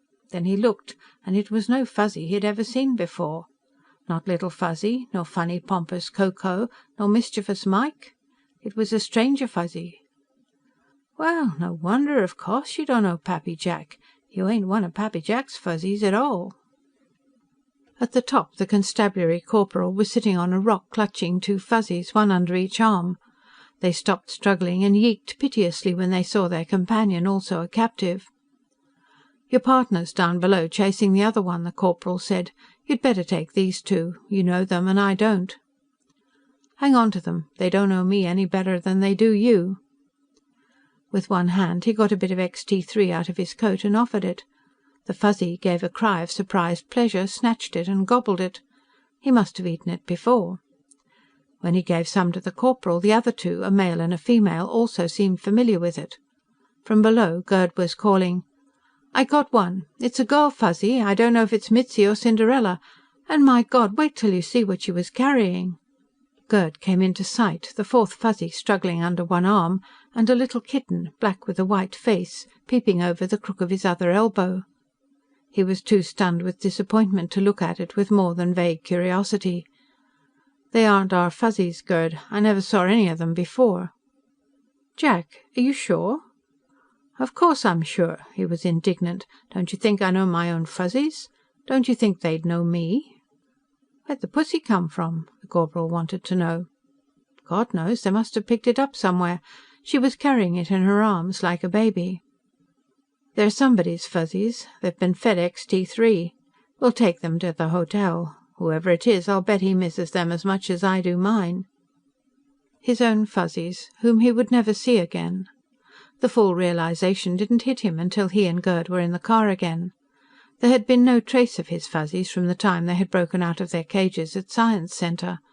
This quartet had appeared the night the city police had manufactured the story of the attack on the Lurkin girl, and from the moment they had been seen by the youth who couldn't bring himself to fire on them, they had left a trail that he had been able to pick up at once and follow. Why hadn't his own Fuzzies attracted as much notice in the 3 weeks since they had vanished? Because his own Fuzzies didn't exist any more. They had never gotten out of Science Center alive. Somebody Max Fane hadn't been able to question under veridication had murdered them. There was no use, any more, trying to convince himself differently. "We'll stop at their camp and pick up the blanket and the cushions and the rest of the things. I'll send the people who lost them checks," he said. "The Fuzzies ought to have those things." End of chapter 12. Chapter 13. The management of the Hotel Mallory appeared to have undergone a change of heart, or of policy, towards Fuzzies. It might have been Gus Brannhardt's threats of action for racial discrimination, and the possibility that the Fuzzies might turn out to be a race instead of an animal species after all. The manager might have been shamed by the way the Lurkin story had crumbled into discredit, and influenced by the revived public sympathy for the Fuzzies. Or maybe he just decided that the Chartered Zarathustra Company wasn't as omnipotent as he'd believed. At any rate, a large room, usually used for banquets, was made available for the Fuzzies George Lunt and Ben Rainsford were bringing in for the trial, and the 4 strangers and their black and white kitten were installed there. There were a lot of toys of different sorts, courtesy of the management, and a big view screen. The 4 strange Fuzzies dashed for this immediately and turned it on, yeeking in delight as they watched landing craft coming down and lifting out at the municipal spaceport. They found it very interesting. It only bored the kitten. With some misgivings, Jack brought Baby down and introduced him. They were delighted with Baby, and Baby thought the kitten was the most wonderful thing he'd ever seen. When it was time to feed them, Jack had his own dinner brought in and ate with them. Gus and Gerd came down and joined him later. "We got the Lurkin kid and her father," Gus said, and then falsettoed. "No, Pop give me a beatin', and the cops told me to say it was the Fuzzies." "She say that?" "Under veridication, with the screen blue as a sapphire, in front of 6 witnesses, and with audio-visuals on. Interworld's putting it on the air this evening. Her father admitted it, too. Named Waller and the desk sergeant. We're still looking for them. Until we get them, we aren't any closer to Emmett or Grego. We did pick up the 2 car cops, but they don't know anything on anybody but Waller." That was good enough as far as it went, Brannhard thought, but it didn't go far enough. There were those 4 strange Fuzzies showing up out of nowhere, right in the middle of Nick Emmett's drive hunt. They'd been kept somewhere by somebody. That was how they'd learned to eat XT3 and find out about view screens. Their appearance was too well synchronized to be accidental. The whole thing smelled to him of a booby trap. One good thing had happened. Judge Pendarvis had decided that it would be next to impossible, in view of the widespread public interest in the case and the influence of the Zarathustra Company, to get an impartial jury, and had proposed a judicial trial by a panel of 3 judges, himself one of them. Even Leslie Coombes had felt forced to agree to that. He told Jack about the decision. Jack listened with apparent attentiveness, and then said, "You know, Gus, I'll always be glad I let Little Fuzzy smoke my pipe when he wanted to, that night out at camp." The way he was feeling, he wouldn't have cared less if the case was going to be tried by a panel of 3 Zaragoats. Ben Rainsford, his 2 Fuzzies, and George Lunt, Ahmed Khadra, and the other constabulary witnesses and their family arrived shortly before noon on Saturday. The Fuzzies were quartered in the stripped-out banquet room, and quickly made friends with the 4 already there, and with Baby. Each family bedded down apart, but they ate together and played with each other's toys, and sat in a clump to watch the view screen. At first, the Ferny Creek family showed jealousy when too much attention was paid to their kitten, until they decided that nobody was trying to steal it. It would have been a lot of fun, 11 Fuzzies and a Baby Fuzzy, and a black and white kitten, if Jack hadn't kept seeing his own family, 6 quiet little ghosts watching, but unable to join the frolicking. Max Fane brightened when he saw who was on his screen. "Well, Colonel Ferguson, glad to see you." "Marshal," Ferguson was smiling broadly, "you'll be even gladder in a minute. A couple of my men from Post 8 picked up Waller and that desk sergeant, Fuentes." "Ha!" He started feeling warm inside, as though he had just downed a slug of Balder honey rum. "How?" "Well, you know Nick Emmett has a hunting lodge down there. Post 8 keeps an eye on it for him. This afternoon one of Lieutenant Obafemi's cars was passing over it, and they picked up some radiation and infrared on their detectors, as though the power was on inside. When they went down to investigate, they found Waller and Fuentes making themselves at home. They brought them in, and both of them admitted under veridication that Emmett had given them the keys and sent them down there to hide out until after the trial. They denied that Emmett had originated the frame-up. That had been one of Waller's own flashes of genius. But Emmett knew what the score was and went right along with it. They're being brought up here the first thing tomorrow morning." "Well, that's swell, Colonel. Has it gotten out to the news services yet?" "No. We would like to have them both questioned here in Mallorysport, and their confessions recorded before we let the story out. Otherwise somebody might try to take steps to shut them up for good." That had been what he had been thinking of. He said so, and Ferguson nodded. Then he hesitated for a moment and said, "Max, do you like the situation here in Mallorysport? Be damned if I do." "What do you mean?" "There are too many strangers in town," Ian Ferguson said. "All the same kind of strangers, husky-looking young men, 20 to 30, going around in pairs and small groups. I've been noticing it since day before last, and there seem to be more of them every time I look around." "Well, Ian, it's a young man's planet, and we can expect a big crowd in town for the trial." He didn't really believe that. He just wanted Ian Ferguson to put a name on it first. Ferguson shook his head. "No, Max, this isn't a trial day crowd. We both know what they're like. Remember when they tried the Gorn brothers? No whooping it up in bars, no excitement, no big crap games. This crowd's just walking around, keeping quiet, as though they expected a word from somebody." "Infiltration." God damn it, he'd said it first, himself after all. "Victor Grego's worried about this." "I know it, Max. And Victor Grego's like a veldbeest bull. He isn't dangerous until he's scared, and then watch out. And against the gang that's moving in here, the men you and I have together would last about as long as a pint of trade gin at a Shishan funeral." "You thinking of pushing the panic button?" The constabulary commander frowned. "I don't want to. A dim view would be taken back on terror if I did it without needing to. Dimmer view would be taken of needing to without doing it, though. I'll make another check first." Gerd van Riebeek sorted the papers on the desk into piles, lit a cigarette and then started to mix himself a highball. Fuzzies are members of a sapient race," he declared. "They reason logically, both deductively and inductively. They learn by experiment, analysis and association. They formulate general principles and apply them to specific instances. They plan their activities in advance. They make designed artifacts, and artifacts to make artifacts. They're able to symbolize and convey ideas in symbolic form, and form symbols by abstracting from objects. They have aesthetic sense and creativity," he continued. "They become bored in idleness, and they enjoy solving problems for the pleasure of solving them. They bury their dead ceremoniously, and bury artifacts with them." He blew a smoke ring and then tasted his drink. "They do all these things, and they also do carpenter work, blow police whistles, make eating tools to eat land prawns with, and put molecule model balls together. Obviously they're sapient beings. But please don't ask me to define sapience, because goddammit to Niflheim, I still can't." "I think you just did," Jack said. "No, that won't do. I need a definition." "Don't worry, Gerd," Gus Brannhard told him. "Leslie Coombes will bring a nice shiny new definition into court. We'll just use that."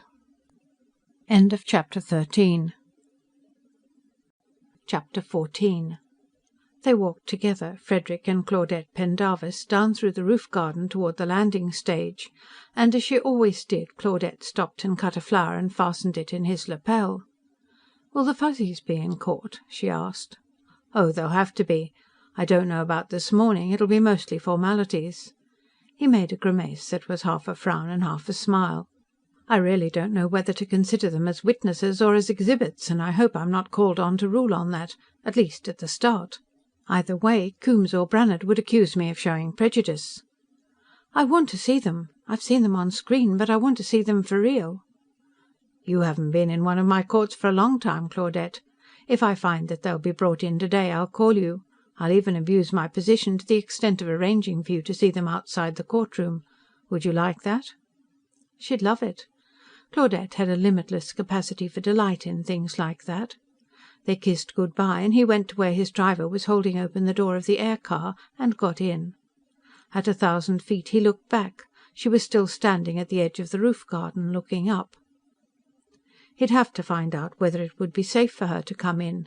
Max Fane was worried about the possibility of trouble, and so was Ian Ferguson, and neither was given to timorous imaginings. As the car began to descend toward the Central Courts buildings, he saw that there were guards on the roof, and they weren't just carrying pistols. He caught the glint of rifle barrels and the twinkle of steel helmets. Then, as he came in, he saw that their uniforms were a lighter shade of blue than the constabulary wore. Ankle boots and red striped trousers, Space Marines in dress blues. So Ian Ferguson had pushed the button. It occurred to him that Claudette might be safer here than at home. A sergeant and a couple of men came up as he got out. The sergeant touched the beak of his helmet in the nearest thing to a salute a Marine ever gave anybody in civilian clothes. "Judge Pendarvis, good morning, sir." "Good morning, Sergeant. Just why are Federation Marines guarding the court building?" "Standing by, sir. Orders of Commodore Napier.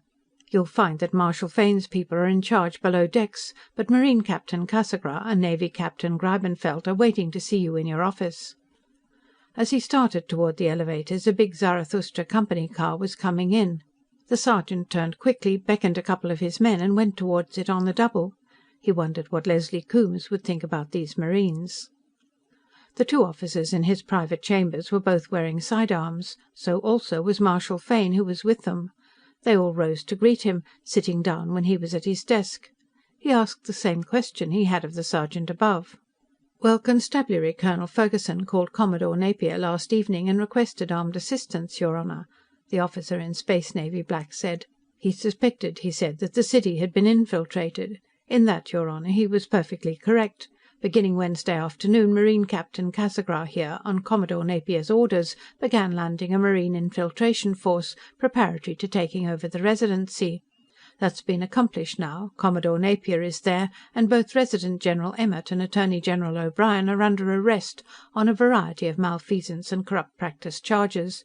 But that won't come into your Honor's court. They'll be sent back to Terra for trial." "Then Commodore Napier's taken over the civil government?" "Well, say he's assumed control of it, pending the outcome of this trial. We want to know whether the present administration's legal or not." "Then you won't interfere with the trial itself?"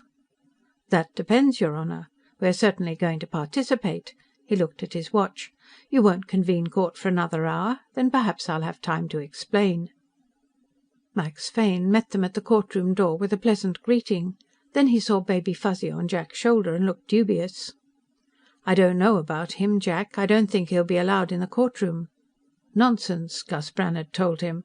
"I admit he is both a minor child and an incompetent aborigine, but he's the only surviving member of the family of the dissident Jane Doe, alias Goldilocks, and as such has an indisputable right to be present." "Well, just as long as you keep him from sitting on people's heads. Gus, you and Jack sit over there.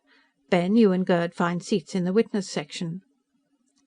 It would be half an hour until court would convene, but already the spectators' seats were full, and so was the balcony. The jury box on the left of the bench was occupied by a number of officers in navy black and marine blue. Since there would be no jury, they had apparently appropriated it for themselves. The press box was jammed and bristling with equipment. Baby was looking up interestedly at the big screen behind the judges' seats. While transmitting the court scene to the public, it also showed, like a non-reversing mirror, the same view to the spectators. Baby wasn't long in identifying himself in it, and waved his arms excitedly. At that moment there was a bustle at the door by which they had entered, and Leslie Coombes came in, followed by Ernst Mallin and a couple of his assistants, Ruth Ortheris, Juan Jimenez and Leonard Kellogg. The last time he had seen Kellogg had been at George Lunt's complaint court, his face bandaged and his feet in a pair of borrowed moccasins, because his shoes, stained with the blood of Goldilocks, had been impounded as evidence.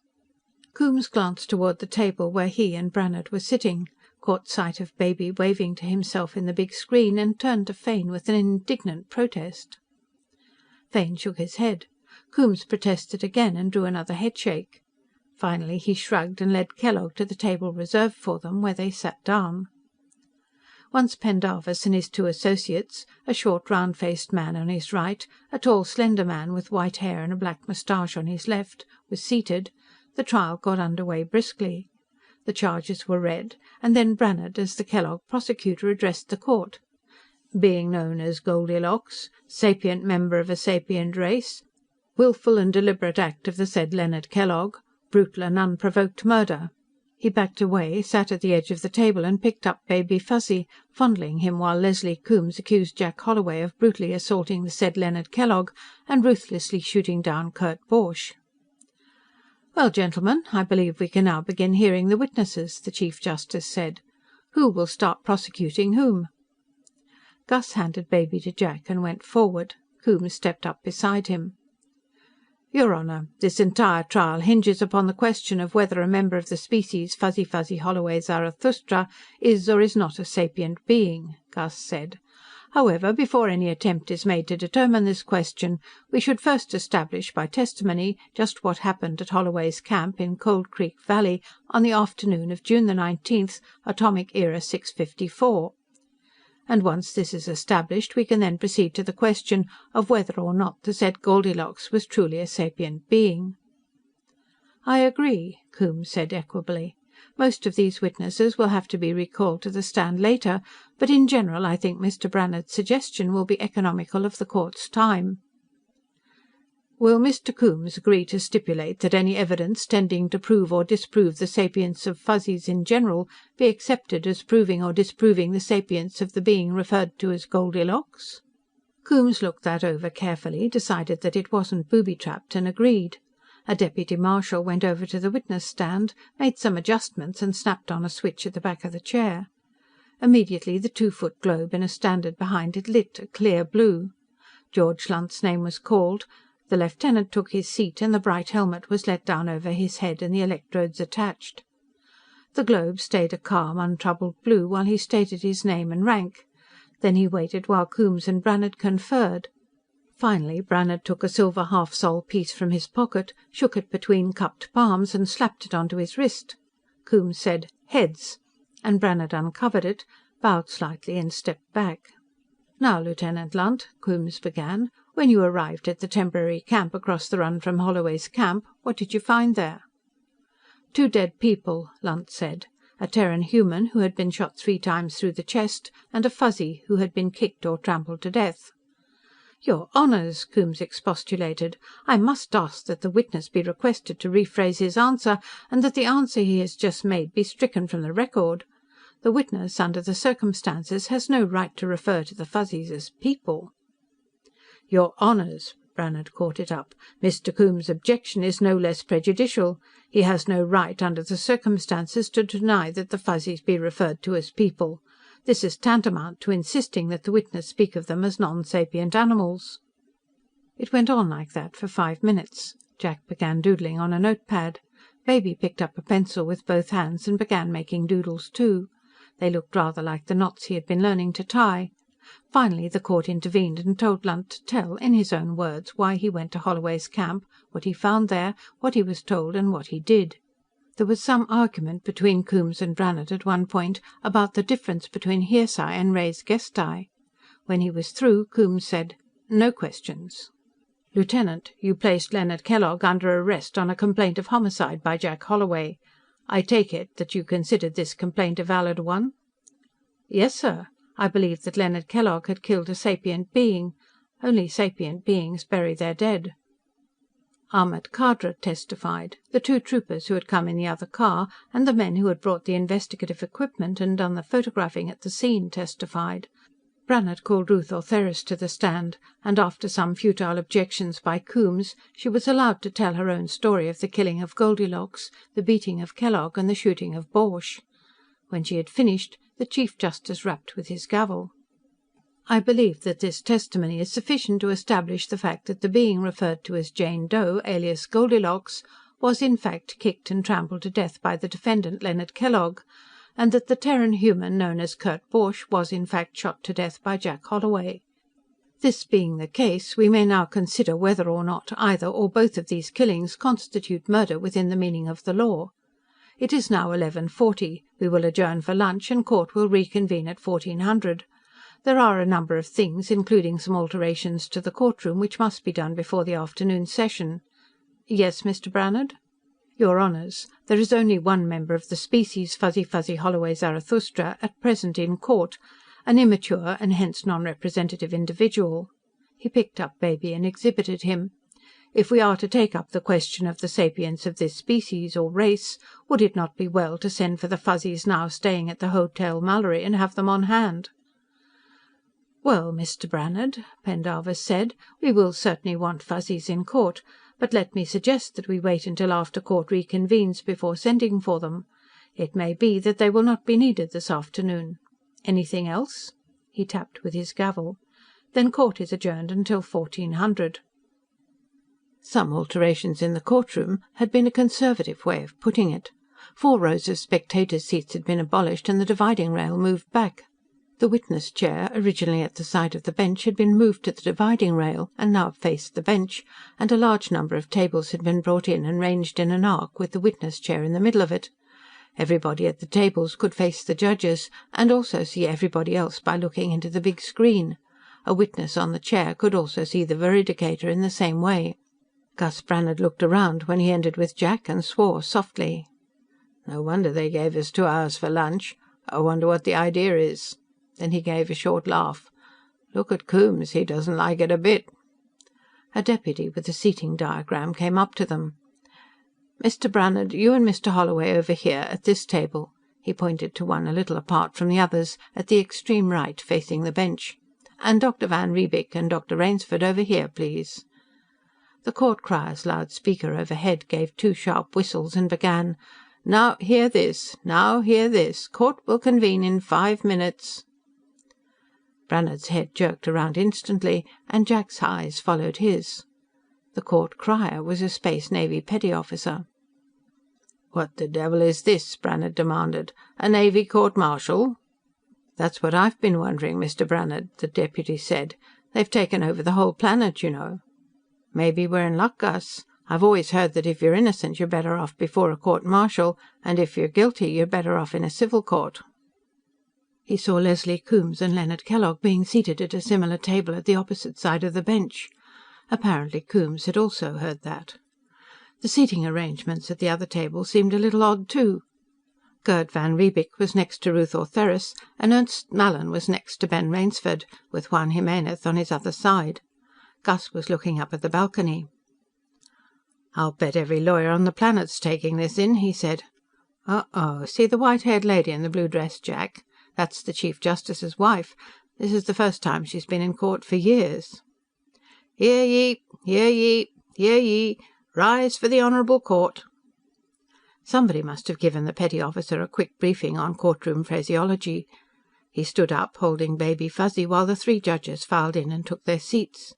As soon as they sat down, the Chief Justice rapped briskly with his gavel. "In order to forestall a spate of objections, I want to say that these present arrangements are temporary, and so will be the procedures which will be followed. We are not, at the moment, trying Jack Holloway or Leonard Kellogg.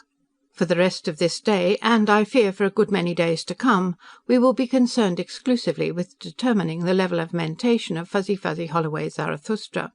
For this purpose, we are temporarily abandoning some of the traditional trial procedures. We will call witnesses, statements of purported fact will be made under veridication as usual.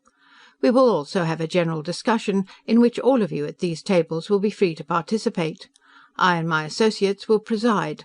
As we can't have everybody shouting disputations at once, anybody wishing to speak will have to be recognized. At least, I hope we will be able to conduct the discussion in this manner. You will all have noticed the presence of a number of officers from Xerxes Naval Base, and I suppose you have all heard that Commodore Napier has assumed control of the civil government.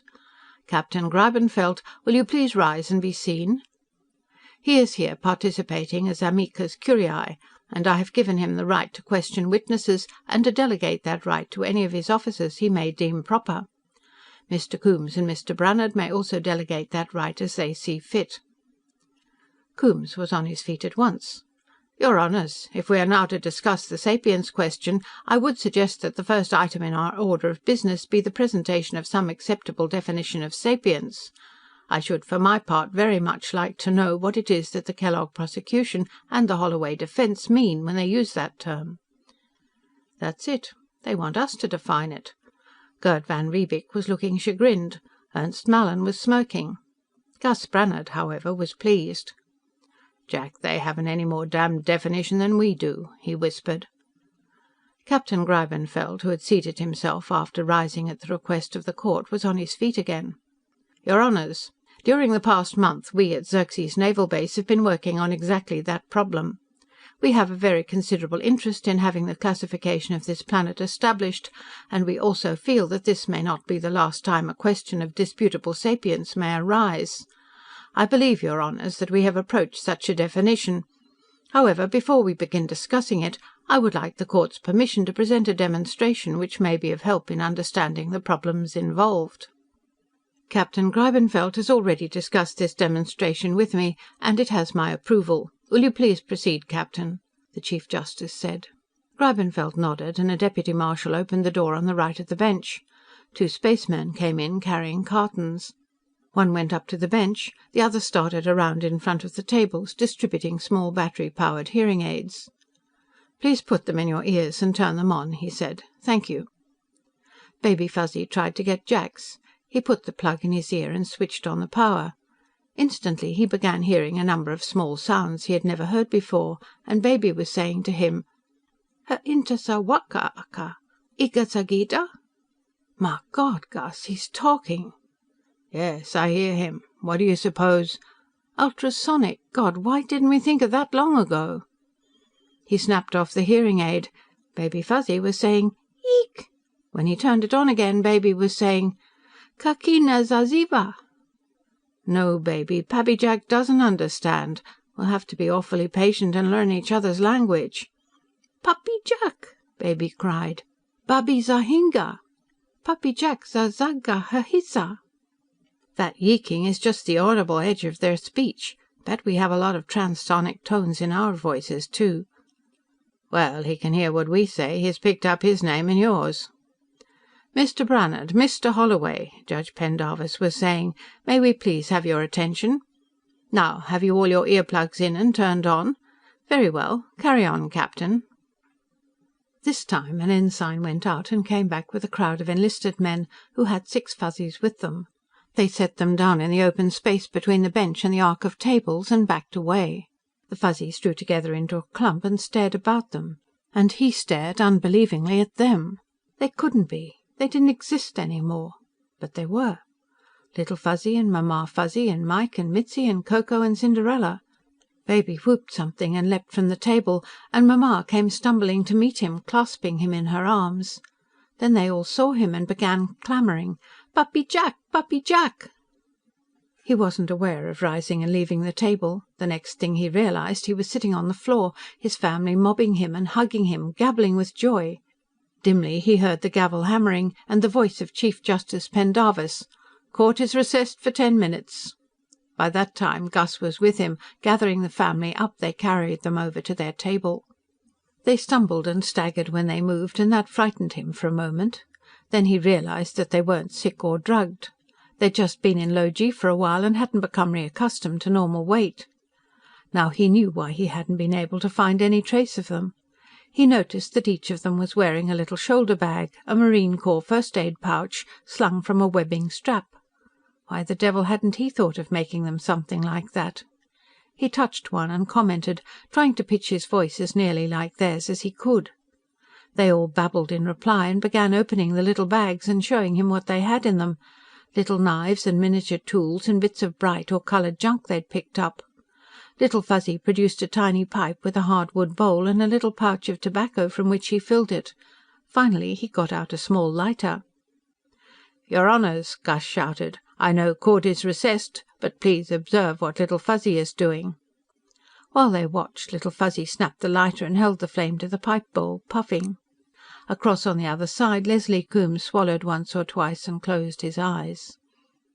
When Pendarvis rapped for attention and declared court reconvened, he said: "Ladies and gentlemen, you have all seen and heard this demonstration of Captain Greibenfeld's.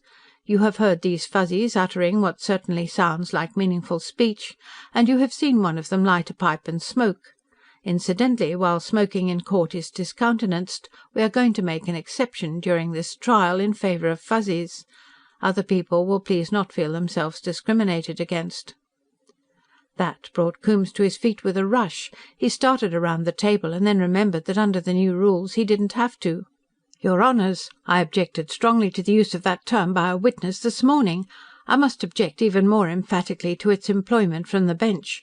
I have indeed heard these Fuzzies make sounds which might be mistaken for words, but I must deny that this is true speech. As to this trick of using a lighter, I will undertake in not more than 30 days to teach it to any Terran primate or Freyan Kolf." Greibenfeld rose immediately.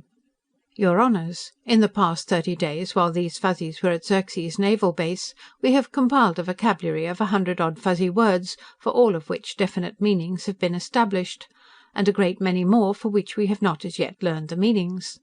We even have the beginning of a Fuzzy grammar. As for this so-called trick of using a lighter, Little Fuzzy, we didn't know his name then and referred to him as M2, learned that for himself by observation. We didn't teach him to smoke a pipe either. He knew that before we had anything to do with him." Jack rose while Greibenfeld was still speaking. As soon as the Space Navy captain had finished, he said: "Captain Greibenfeld, I want to thank you and your people for taking care of the Fuzzies, and I'm very glad you learned how to hear what they're saying, and to thank you for all the nice things you gave them. But why couldn't you have let me know they were safe? I haven't been very happy this last month, you know." "I know that, Mr. Holloway, and if it's any comfort to you, we were all very sorry for you, but we could not take the risk of compromising our secret intelligence agent in the Company's Science Centre, the one who smuggled the Fuzzies out the morning after their escape." He looked quickly across in front of the bench to the table at the other end of the arc. Kellogg was sitting with his face in his hands, oblivious to everything that was going on, but Leslie Coombes' well-disciplined face had broken, briefly, into a look of consternation. "By the time you and Mr. Brannhard and Marshal Fane arrived with an order of the court for the Fuzzies' recovery, they had already been taken from Science Centre and were on a Navy landing craft for Xerxes. We couldn't do anything without exposing our agent. That, I am glad to say, is no longer a consideration."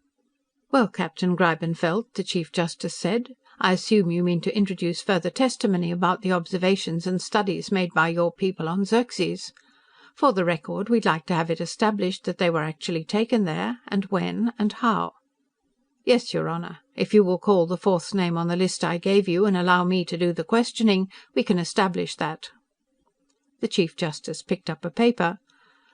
"Lieutenant J.G. Ruth Ortheris, TFN Reserve," he called out.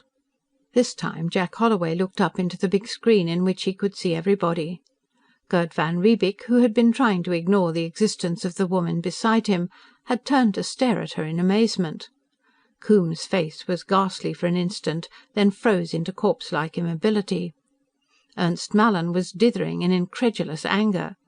Beside him, Ben Rainsford was grinning in just as incredulous delight. As Ruth came around in front of the bench, the Fuzzies gave her an ovation. They remembered and liked her. Gus Brannhard was gripping his arm and saying, "Oh, brother, this is it, Jack. It's all over but shooting the cripples." Lieutenant J.G. Ortheris, under a calmly blue globe, testified to coming to Zarathustra as a Federation Naval Reserve officer recalled to duty with intelligence, and taking a position with the company. As a regularly qualified doctor of psychology, I worked under Dr. Mallin in this scientific division, and also with the school department and the juvenile court. At the same time, I was regularly transmitting reports to Commander Aelborg, the Chief of Intelligence on Xerxes. The object of this surveillance was to make sure that the Zarathustra Company was not violating the provisions of their charter or Federation law. Until the middle of last month, I had nothing to report, beyond some rather irregular financial transactions involving Resident General Emmett. Then, on the evening of June 15... That was when Ben had transmitted the tape to Juan Jimenez. She described how it had come to her attention. As soon as possible, I transmitted a copy of this tape to Commander Aelborg. The next night, I called Xerxes from the screen in Dr. van Riebeek's boat and reported what I'd learned about the Fuzzies. I was then informed that Leonard Kellogg had gotten hold of a copy of the Holloway-Rainsford tape and had alerted Victor Grego. That Kellogg and Ernst Mallin were being sent to Beta Continent with instructions to prevent publication of any report claiming sapience for the Fuzzies, and to fabricate evidence to support an accusation that Dr. Rainsford and Mr. Holloway were perpetrating a deliberate scientific hoax. "Here, I'll have to object to this, your Honor," Coombes said, rising. "This is nothing but hearsay." "This is part of a Navy Intelligence Situation Estimate given to Lieutenant Ortheris, based on reports we had received from other agents," Captain Greibenfeld said. "She isn't the only one we have on Zarathustra, you know, Mr. Coombes. If I hear another word of objection to this officer's testimony from you, I'm going to ask Mr. Brannhard to subpoena Victor Grego and question him under veridication about it." "Mr. Brannhard will be more than happy to oblige, Commander," Gus said loudly and distinctly. Coombes sat down hastily. "Well, Lieutenant Ortheris, this is most interesting, but at the moment what we're trying to establish is how these Fuzzies got to Xerxes Naval Base," the chubby Associate Justice Ruith put in. "I'll try to get them there as quickly as possible, your Honor," she said. "On the night of Friday the 22nd, the Fuzzies were taken from Mr. Holloway and brought into Mallorysport. They were turned over by Mohammed O'Brien to Juan Jimenez, who took them to Science Center and put them in cages in a back room of his office. They immediately escaped. I found them the next morning, and was able to get them out of the building and to turn them over to Commander Aelborg, who had come down from Xerxes to take personal charge of the Fuzzy operation. I will not testify as to how I was able to do this. I am at present, and was then, an officer of the Terran Federation Armed Forces, and courts have no power to compel a Federation officer to give testimony involving breach of military security. I was informed, through my contact in Mallorysport from time to time, of the progress of the work of measuring the Fuzzies' mental level there. I was able to pass on suggestions occasionally. Any time any of these suggestions was based on ideas originating with Dr. Mallin, I was careful to give him full credit." Mallin looked singularly unappreciative. Brannhard got up. "Before this witness is excused, I'd like to ask if she knows anything about 4 other Fuzzies, the ones found by Jack Holloway up Ferny Creek on Friday." "Why, yes, they're my Fuzzies, and I was worried about them. Their names are Complex, Syndrome, Id, and Superego." "Your Fuzzies, Lieutenant?" "Well, I took care of them and worked with them. Juan Jimenez and some company hunters caught them over on Beta Continent. They were kept at a farm centre about 500 miles north of here, which had been vacated for the purpose. I spent all my time with them, and Dr. Mallin was with them most of the time. Then on Monday night Mr. Coombes came and got them." "Mr. Coombes, did you say?" Gus Brannhard asked. "Mr. Leslie Coombes, the company attorney. He said they were needed in Mallorysport. It wasn't until the next day that I found out what they were needed for. They'd been turned loose in front of that Fuzzy hunt, in the hope that they would be killed." She looked across at Coombes. If looks were bullets, he'd have been deader than Kurt Borch. "Why would they sacrifice 4 Fuzzies merely to support a story that was bound to come apart anyhow?" Brannhard asked. "That was no sacrifice. They had to get rid of those Fuzzies, and they were afraid to kill them themselves for fear they'd be charged with murder along with Leonard Kellogg. Everybody from Ernst Mallin down who had anything to do with them was convinced of their sapience. For one thing, we'd been using those hearing aids ourselves. I suggested it after getting the idea from Xerxes. Ask Dr. Mallin about it, under veridication. Ask him about the multi-ordinal polyencephalograph experiments, too." "Well, we have the Holloway Fuzzies placed on Xerxes," the Chief Justice said. "We can hear the testimony of the people who worked with them there at any time. Now I want to hear from Dr. Ernst Mallin." Coombes was on his feet again. "Your Honors, before any further testimony is heard, I would like to confer with my client privately." "I fail to see any reason why we should interrupt proceedings for that purpose, Mr. Coombes.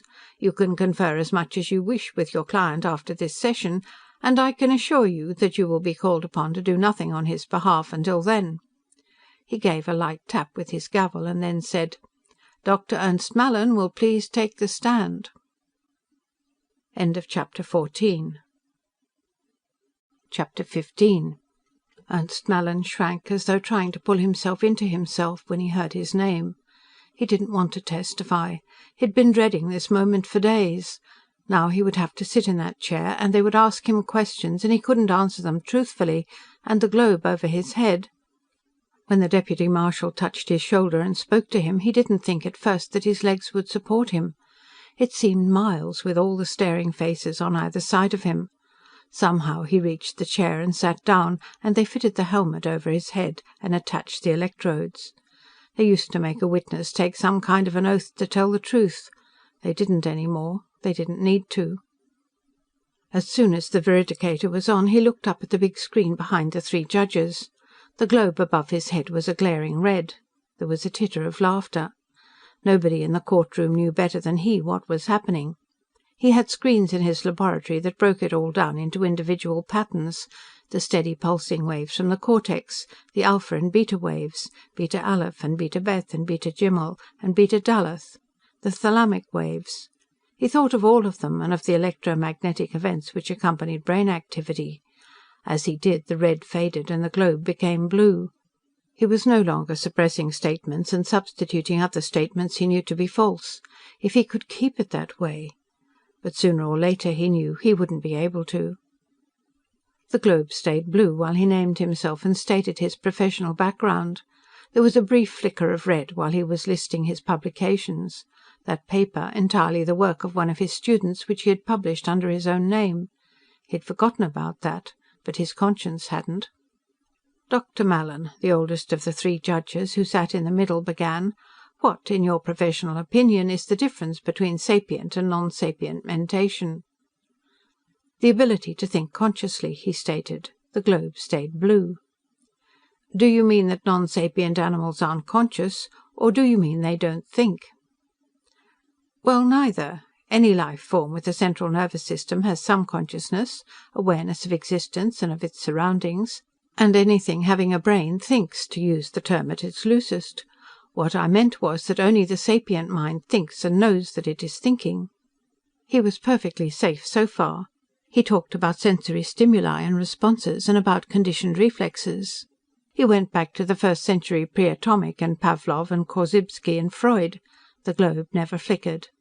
"The non-sapient animal is conscious only of what is immediately present to the senses, and responds automatically.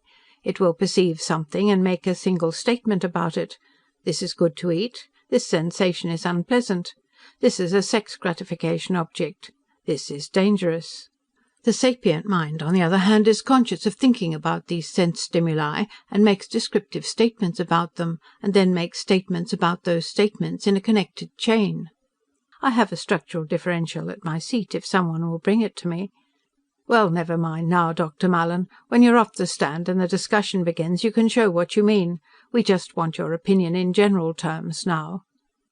Well, the sapient mind can generalise. To the non-sapient animal, every experience is either totally novel or identical with some remembered experience.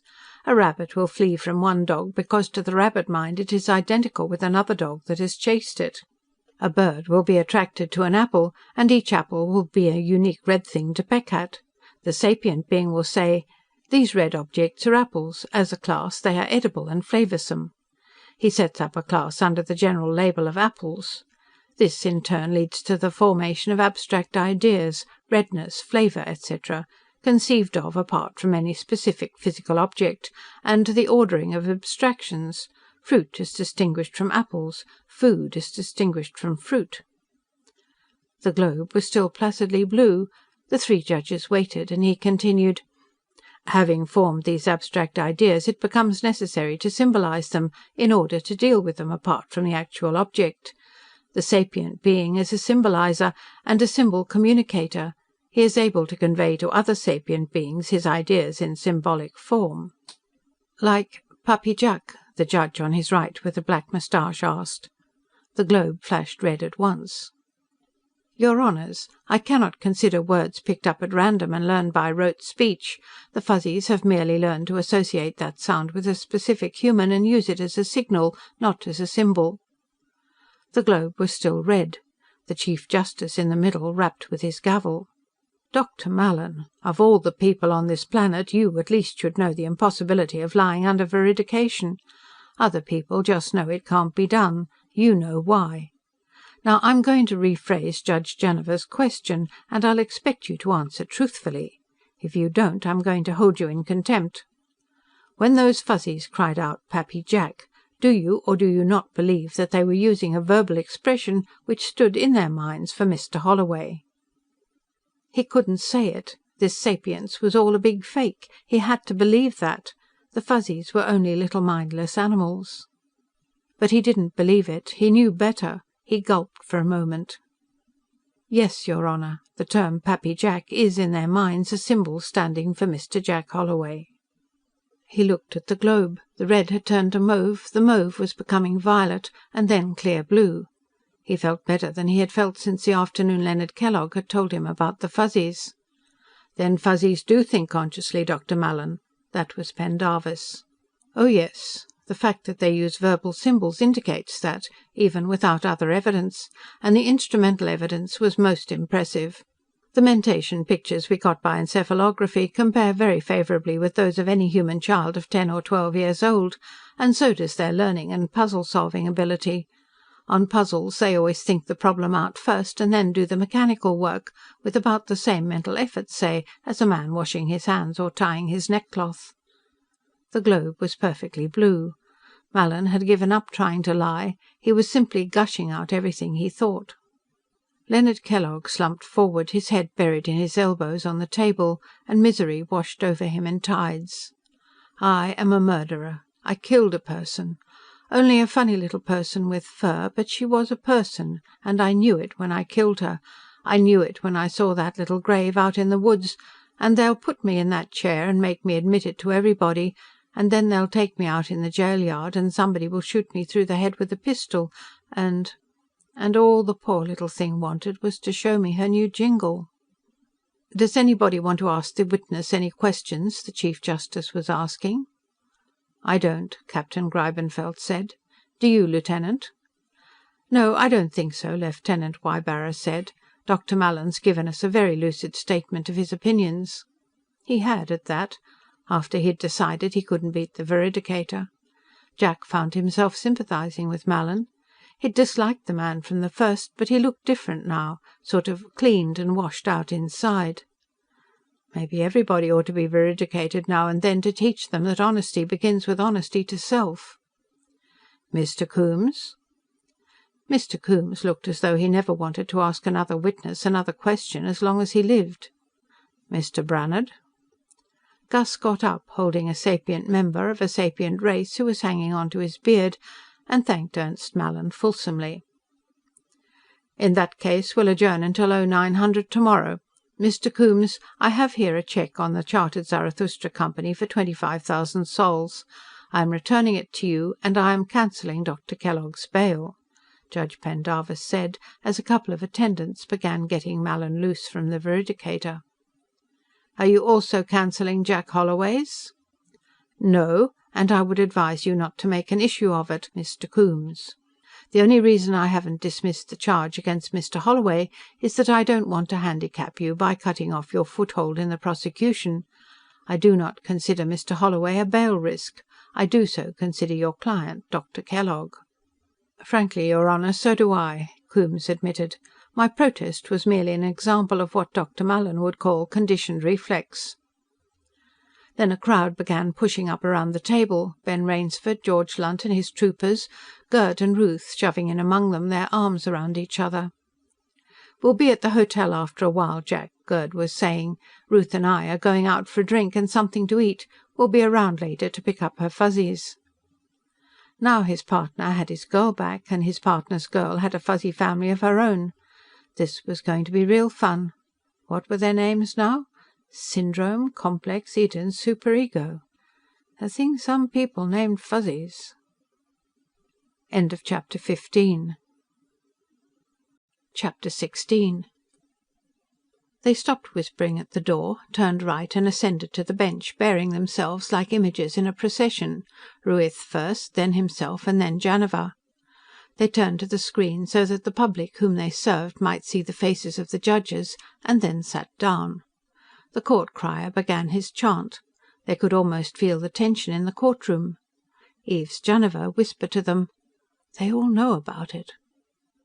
As soon as the crier had stopped, Max Fane approached the bench, his face blankly expressionless. "Your Honours, I am ashamed to have to report that the defendant, Leonard Kellogg, cannot be produced in court. He is dead. He committed suicide in his cell last night. While in my custody," he added bitterly. The stir that went through the courtroom was not shocked surprise. It was a sigh of fulfilled expectation. They all knew about it. "How did this happen, Marshal?" he asked, almost conversationally.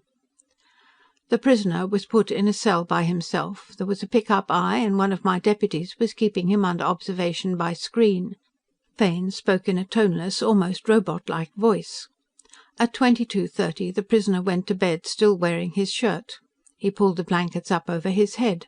The deputy observing him thought nothing of that. Many prisoners do that on account of the light.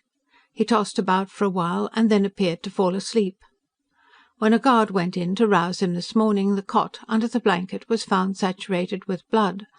Kellogg had cut his throat by sawing the zipper track of his shirt back and forth until he severed his jugular vein. He was dead." Good heavens, Marshal! He was shocked. The way he'd heard it, Kellogg had hidden a penknife, and he was prepared to be severe with Fane about it. But a thing like this! He found himself fingering the toothed track of his own jacket zipper. I don't believe you can be at all censured for not anticipating a thing like that. It isn't a thing anybody would expect. Janiver and Ruith spoke briefly in agreement. Marshal Fane bowed slightly and went off to one side. Leslie Coombes, who seemed to be making a very considerable effort to look grieved and shocked, rose. "Your Honours, I find myself here without a client," he said. "In fact, I find myself here without any business at all. The case against Mr. Holloway is absolutely insupportable. He shot a man who was trying to kill him, and that's all there is to it. I therefore pray your Honours to dismiss the case against him and discharge him from custody." Captain Greibenfeld bounded to his feet. "Your Honours, I fully realise that the defendant is now beyond the jurisdiction of this court, but let me point out that I and my associates are here participating in this case in the hope that the classification of this planet may be determined, and some adequate definition of sapience established. These are most serious questions, your Honours." "But, your Honours," Coombes protested, "we can't go through the farce of trying a dead man." "People of the colony of Baphomet versus Yamshar Singh, deceased, charge of arson and sabotage AE 604," the Honourable Gustavus Adolphus Brannhard interrupted. Yes, you could find a precedent in colonial law for almost anything. Jack Holloway was on his feet, a Fuzzy cradled in the crook of his left arm, his white moustache bristling truculently. "I am not a dead man, your Honors, and I am on trial here. The reason I'm not dead is why I'm on trial. My defense is that I shot Kurt Borch while he was aiding and abetting in the killing of a Fuzzy. I want it established in this court that it is murder to kill a Fuzzy." The judge nodded slowly. "I will not dismiss the charges against Mr. Holloway," he said. "Mr. Holloway has been arraigned on a charge of murder. If he's not guilty, he's entitled to the vindication of an acquittal. I'm afraid, Mr. Coombes, that you will have to go on prosecuting him." Another brief stir, like a breath of wind over a grain field, ran through the courtroom. The show was going on after all. All the Fuzzies were in court this morning, Jack's 6 and the 5 from the constabulary post, and Ben's Flora and Fauna, and the 4 Ruth Ortheris claimed. There was too much discussion going on for anybody to keep an eye on them. Finally, one of the constabulary Fuzzies, either Dillinger or Dr. Crippen, and Ben Rainsford's Flora and Fauna came sauntering out into the open space between the tables and the bench, dragging the hose of a vacuum duster. Ahmed Khadra ducked under a table and tried to get it away from them. This was wonderful. Screaming in delight, they all laid hold of the other end, and Mike and Mitzi and Superego and Complex ran to help them. The 7 of them dragged Khadra about 10 feet before he gave up and let go. At the same time, an incipient fight broke out on the other side of the arc of tables between the head of the language department at Mallorysport Academy and a spinsterish amateur phoneticist. At this point, Judge Pendarvis, deciding that if you can't prevent it, relax and enjoy it, rapped a few times with his gavel and announced that court was recessed. "You will all please remain here. This is not an adjournment. And if any of the various groups who seem to be discussing different aspects of the problem reach any conclusion they feel should be presented in evidence, will they please notify the bench so that court can be reconvened. In any case, we will reconvene at 11:30. Somebody wanted to know if smoking would be permitted during the recess. The Chief Justice said that it would be. He got out a cigar and lit it.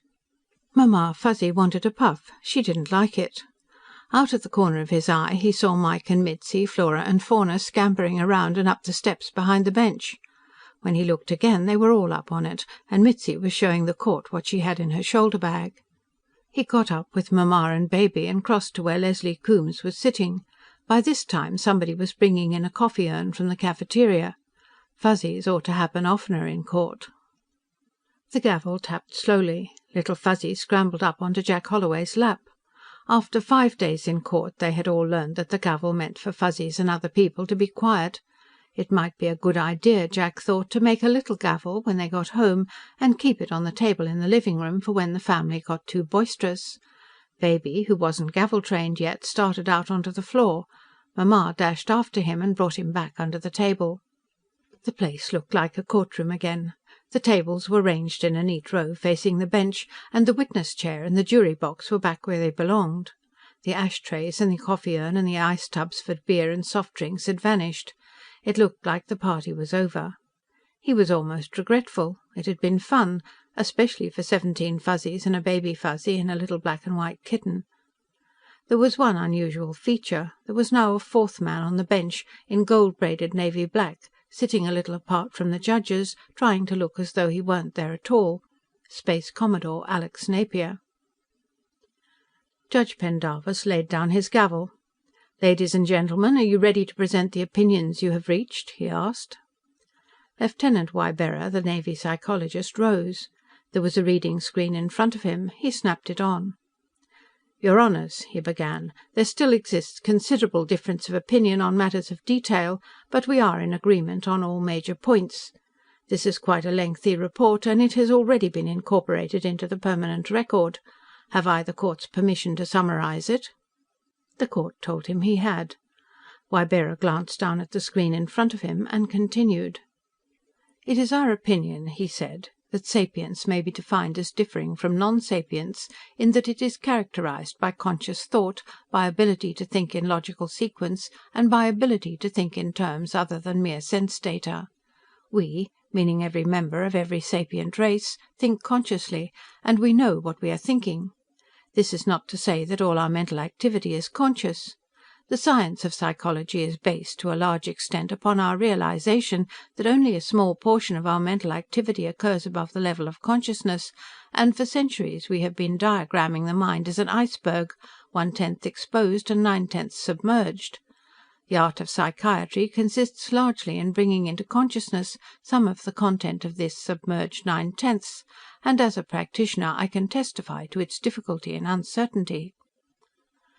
We are so habituated to conscious thought that when we reach some conclusion by any non-conscious process, we speak of it as a hunch or an intuition, and question its validity.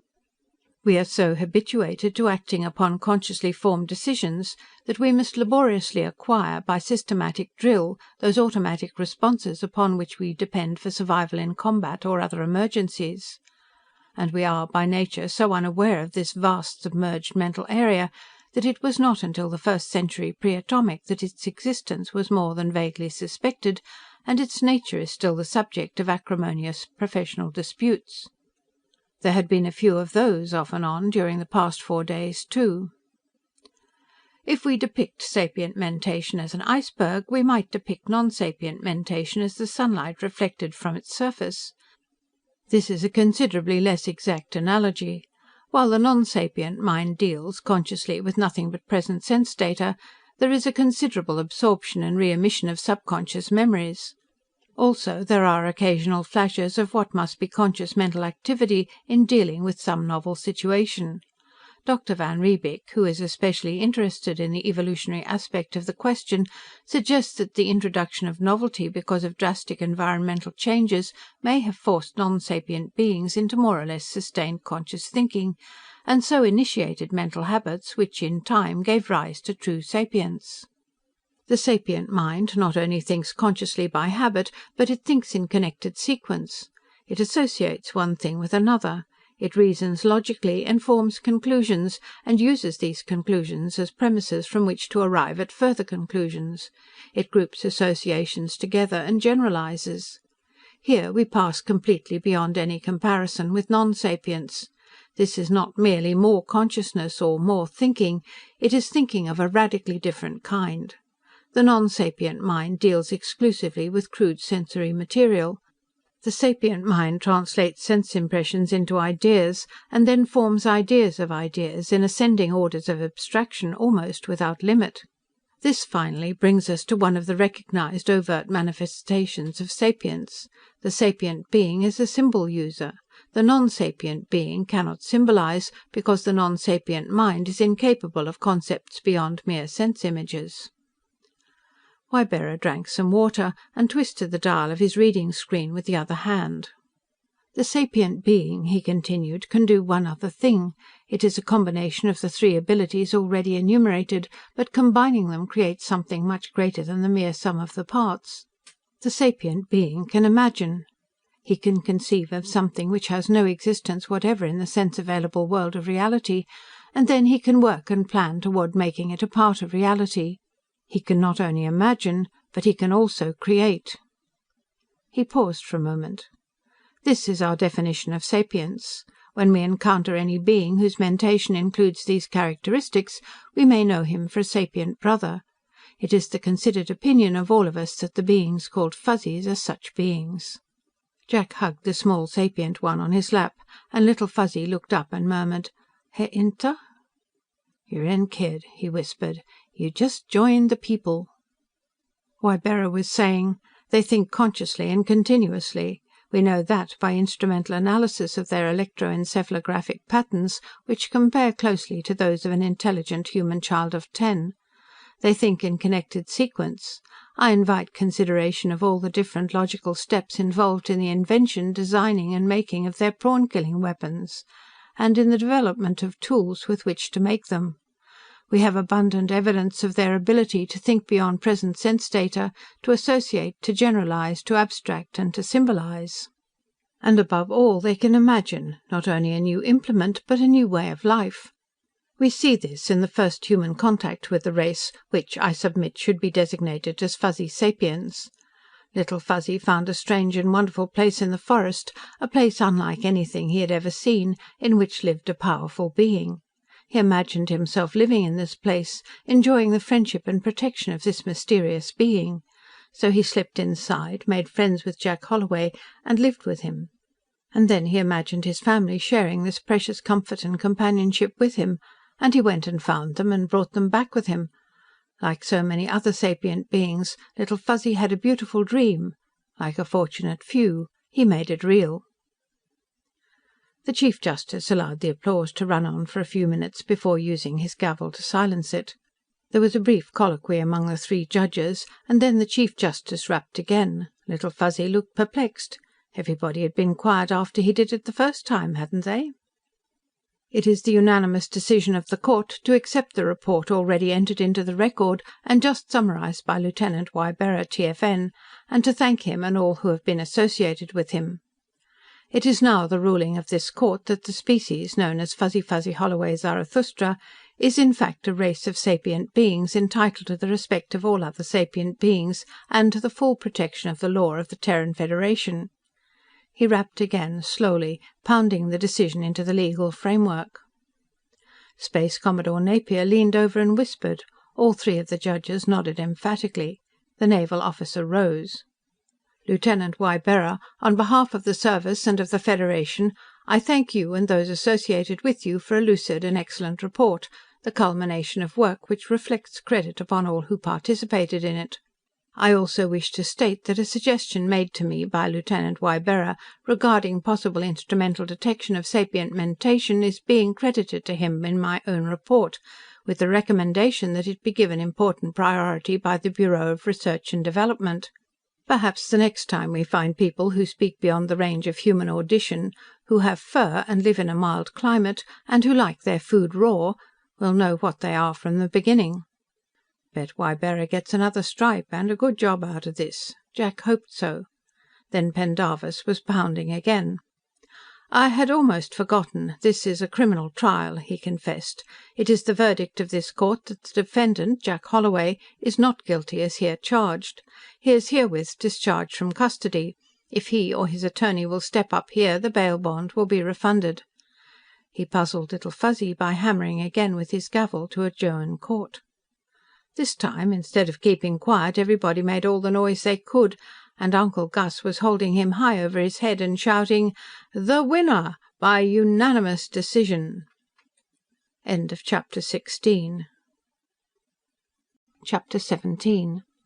Ruth Ortheris sipped at the tart, cold cocktail. It was good. Oh, it was good, all good. The music was soft, the lights were dim, the tables were far apart. Just she and Gerd, and nobody was paying any attention to them. And she was clear out of the business, too. An agent who testified in court always was expended in service, like a fired round. They'd want her back, a year from now, to testify when the Board of Inquiry came out from Terra, but she wouldn't be Lieutenant J.G. Ortheris then, she'd be Mrs. Gerd van Riebeek. She set down the glass and rubbed the sunstone on her finger. It was a lovely sunstone, and it meant such a lovely thing. And we're getting married with a ready-made family, too. 4 Fuzzies and a black and white kitten. "You're sure you really want to go to Beta?" Gerd asked. "When Napier gets this new government organised, it'll be taking over Science Centre. We could both get our old jobs back. Maybe something better." "You don't want to go back?" He shook his head. "Neither do I. I want to go to Beta and be a sunstone digger's wife." "And a fuzzyologist." "And a fuzzyologist. I couldn't drop that now. Gerd, we're only beginning with them. We know next to nothing about their psychology." He nodded seriously. "You know, they may turn out to be even wiser than we are." She laughed. "Oh, Gerd, let's not get too excited about them. Why, they're like little children. All they think about is having fun." "That's right. I said they were wiser than we are. They stick to important things." He smoked silently for a moment. "It's not just their psychology. We don't know anything much about their physiology or biology either." He picked up his glass and drank. "Here, we had 18 of them in all, 17 adults and 1 little one. Now, what kind of ratio is that? And the ones we saw in the woods ran about the same. In all, we sighted about 150 adults and only 10 children." "Maybe last year's crop have grown up," she began. "You know any other sapient races with a 1-year maturation period?" he asked. "I'll bet they take 10 or 15 years to mature. Jack's Baby Fuzzy hasn't gained a pound in the last month. And another puzzle. This craving for XT3. That's not a natural food, except for the cereal bulk matter. It's purely synthetic. I was talking to Wybera. He was wondering if there mightn't be something in it that caused an addiction." "Maybe it satisfied some kind of dietary deficiency." "Well, we'll find out." He inverted the jug over his glass. "Think we could stand another cocktail before dinner?" Space Commodore Napier sat at the desk that had been Nick Emmett's and looked at the little man with the red whiskers and the rumpled suit, who was looking back at him in consternation. "Good Lord, Commodore, you can't be serious." "But I am. Quite serious, Dr. Rainsford." "Then you're nuts!" Rainsford exploded. "I'm no more qualified to be Governor General than I'd be to command Xerxes Base. Why, I never held an administrative position in my life." "That might be a recommendation. You're replacing a veteran administrator." "And I have a job. The Institute of Xenosciences." "I think they'll be glad to give you leave under the circumstances. Doctor, you're the logical man for this job. You're an ecologist. You know how disastrous the effects of upsetting the balance of nature can be. The Zarathustra Company took care of this planet when it was their property, but now 9/10 of it is public domain, and people will be coming in from all over the Federation scrambling to get rich overnight. You'll know how to control things." "Yes, as Commissioner of Conservation, or something I'm qualified for." "As Governor General. Your job will be to make policy. You can appoint the administrators." "Well, who, for instance?" "Well, you're going to need an Attorney General right away. Who will you appoint for that position?" "Gus Brannhard," Rainsford said instantly. "Good. And who, this question is purely rhetorical, will you appoint as Commissioner of Native Affairs?" Jack Holloway was going back to Beta Continent on the Constabulary airboat. Official passenger, Mr. Commissioner Jack Holloway, and his staff, Little Fuzzy, Mamma Fuzzy, Baby Fuzzy, Mike, Mitzi, Coco and Cinderella. Bet they didn't know they had official positions. Somehow he wished he didn't have one himself. "Want a good job, George?" he asked Lunt. "I have a good job." "This'll be a better one. Rank of Major, 18,000 a year. Commandant, Native Protection Force. And you won't lose seniority in the constabulary. Colonel Ferguson'll give you indefinite leave." "Well, cripes, Jack, I'd like to, but I don't want to leave the kids. And I can't take them away from the rest of the gang." "Bring the rest of the gang along. I'm authorized to borrow 20 men from the constabulary as a training cadre, and you only have 16. Your sergeants'll get commissions, and all your men'll be sergeants. I'm going to have a force of 150 for start." "You must think the Fuzzies are going to need a lot of protection." "They will. The whole country between the Cordilleras and the West Coast Range will be Fuzzy Reservation, and that'll have to be policed. Then the Fuzzies outside that'll have to be protected. You know what's going to happen. Everybody wants Fuzzies. Why, even Judge Brendarvis approached me about getting a pair for his wife. There'll be gangs hunting them to sell, using stun bombs and sleep gas and everything. I'm going to have to set up an adoption bureau. Ruth will be in charge of that, and that'll mean a lot of investigators." Oh, it was going to be one hell of a job. 50,000 a year would be chicken feed to what he'd lose by not working his diggings. But somebody would have to do it, and the Fuzzies were his responsibility. Hadn't he gone to law to prove their sapience? They were going home, home to the wonderful place. They had seen many wonderful places since the night they had been put in the bags. The place where everything had been light, and they had been able to jump so high and land so gently. And the place where they had met all the others of their people and had so much fun. But now they were going back to the old wonderful place in the woods where it had all started. And they had met so many big ones, too. Some big ones were bad, but only a few. Most big ones were good. Even the one who had done the killing had felt sorry for what he'd done, they were all sure of that. And the other big ones had taken him away, and they had never seen him again. He had talked about that with the others, with Flora and Fauna and Dr. Crippen and Complex and Superego and Dillinger and Lizzie Borden. Now that they were all going to live with the big ones, they would have to use those funny names. Some day they would find out what they meant, and that would be fun, too. And they could. Now the Big Ones could put things in their ears and hear what they were saying, and Pappy Jack was learning some of their words and teaching them some of his. And soon all the people would find Big Ones to live with, who would take care of them and have fun with them and love them and give them the wonderful food. And with the Big Ones taking care of them, maybe more of their babies would live and not die so soon. And they would pay the Big Ones back. First they would give their love and make them happy. Later, when they learned how, they would give their help too.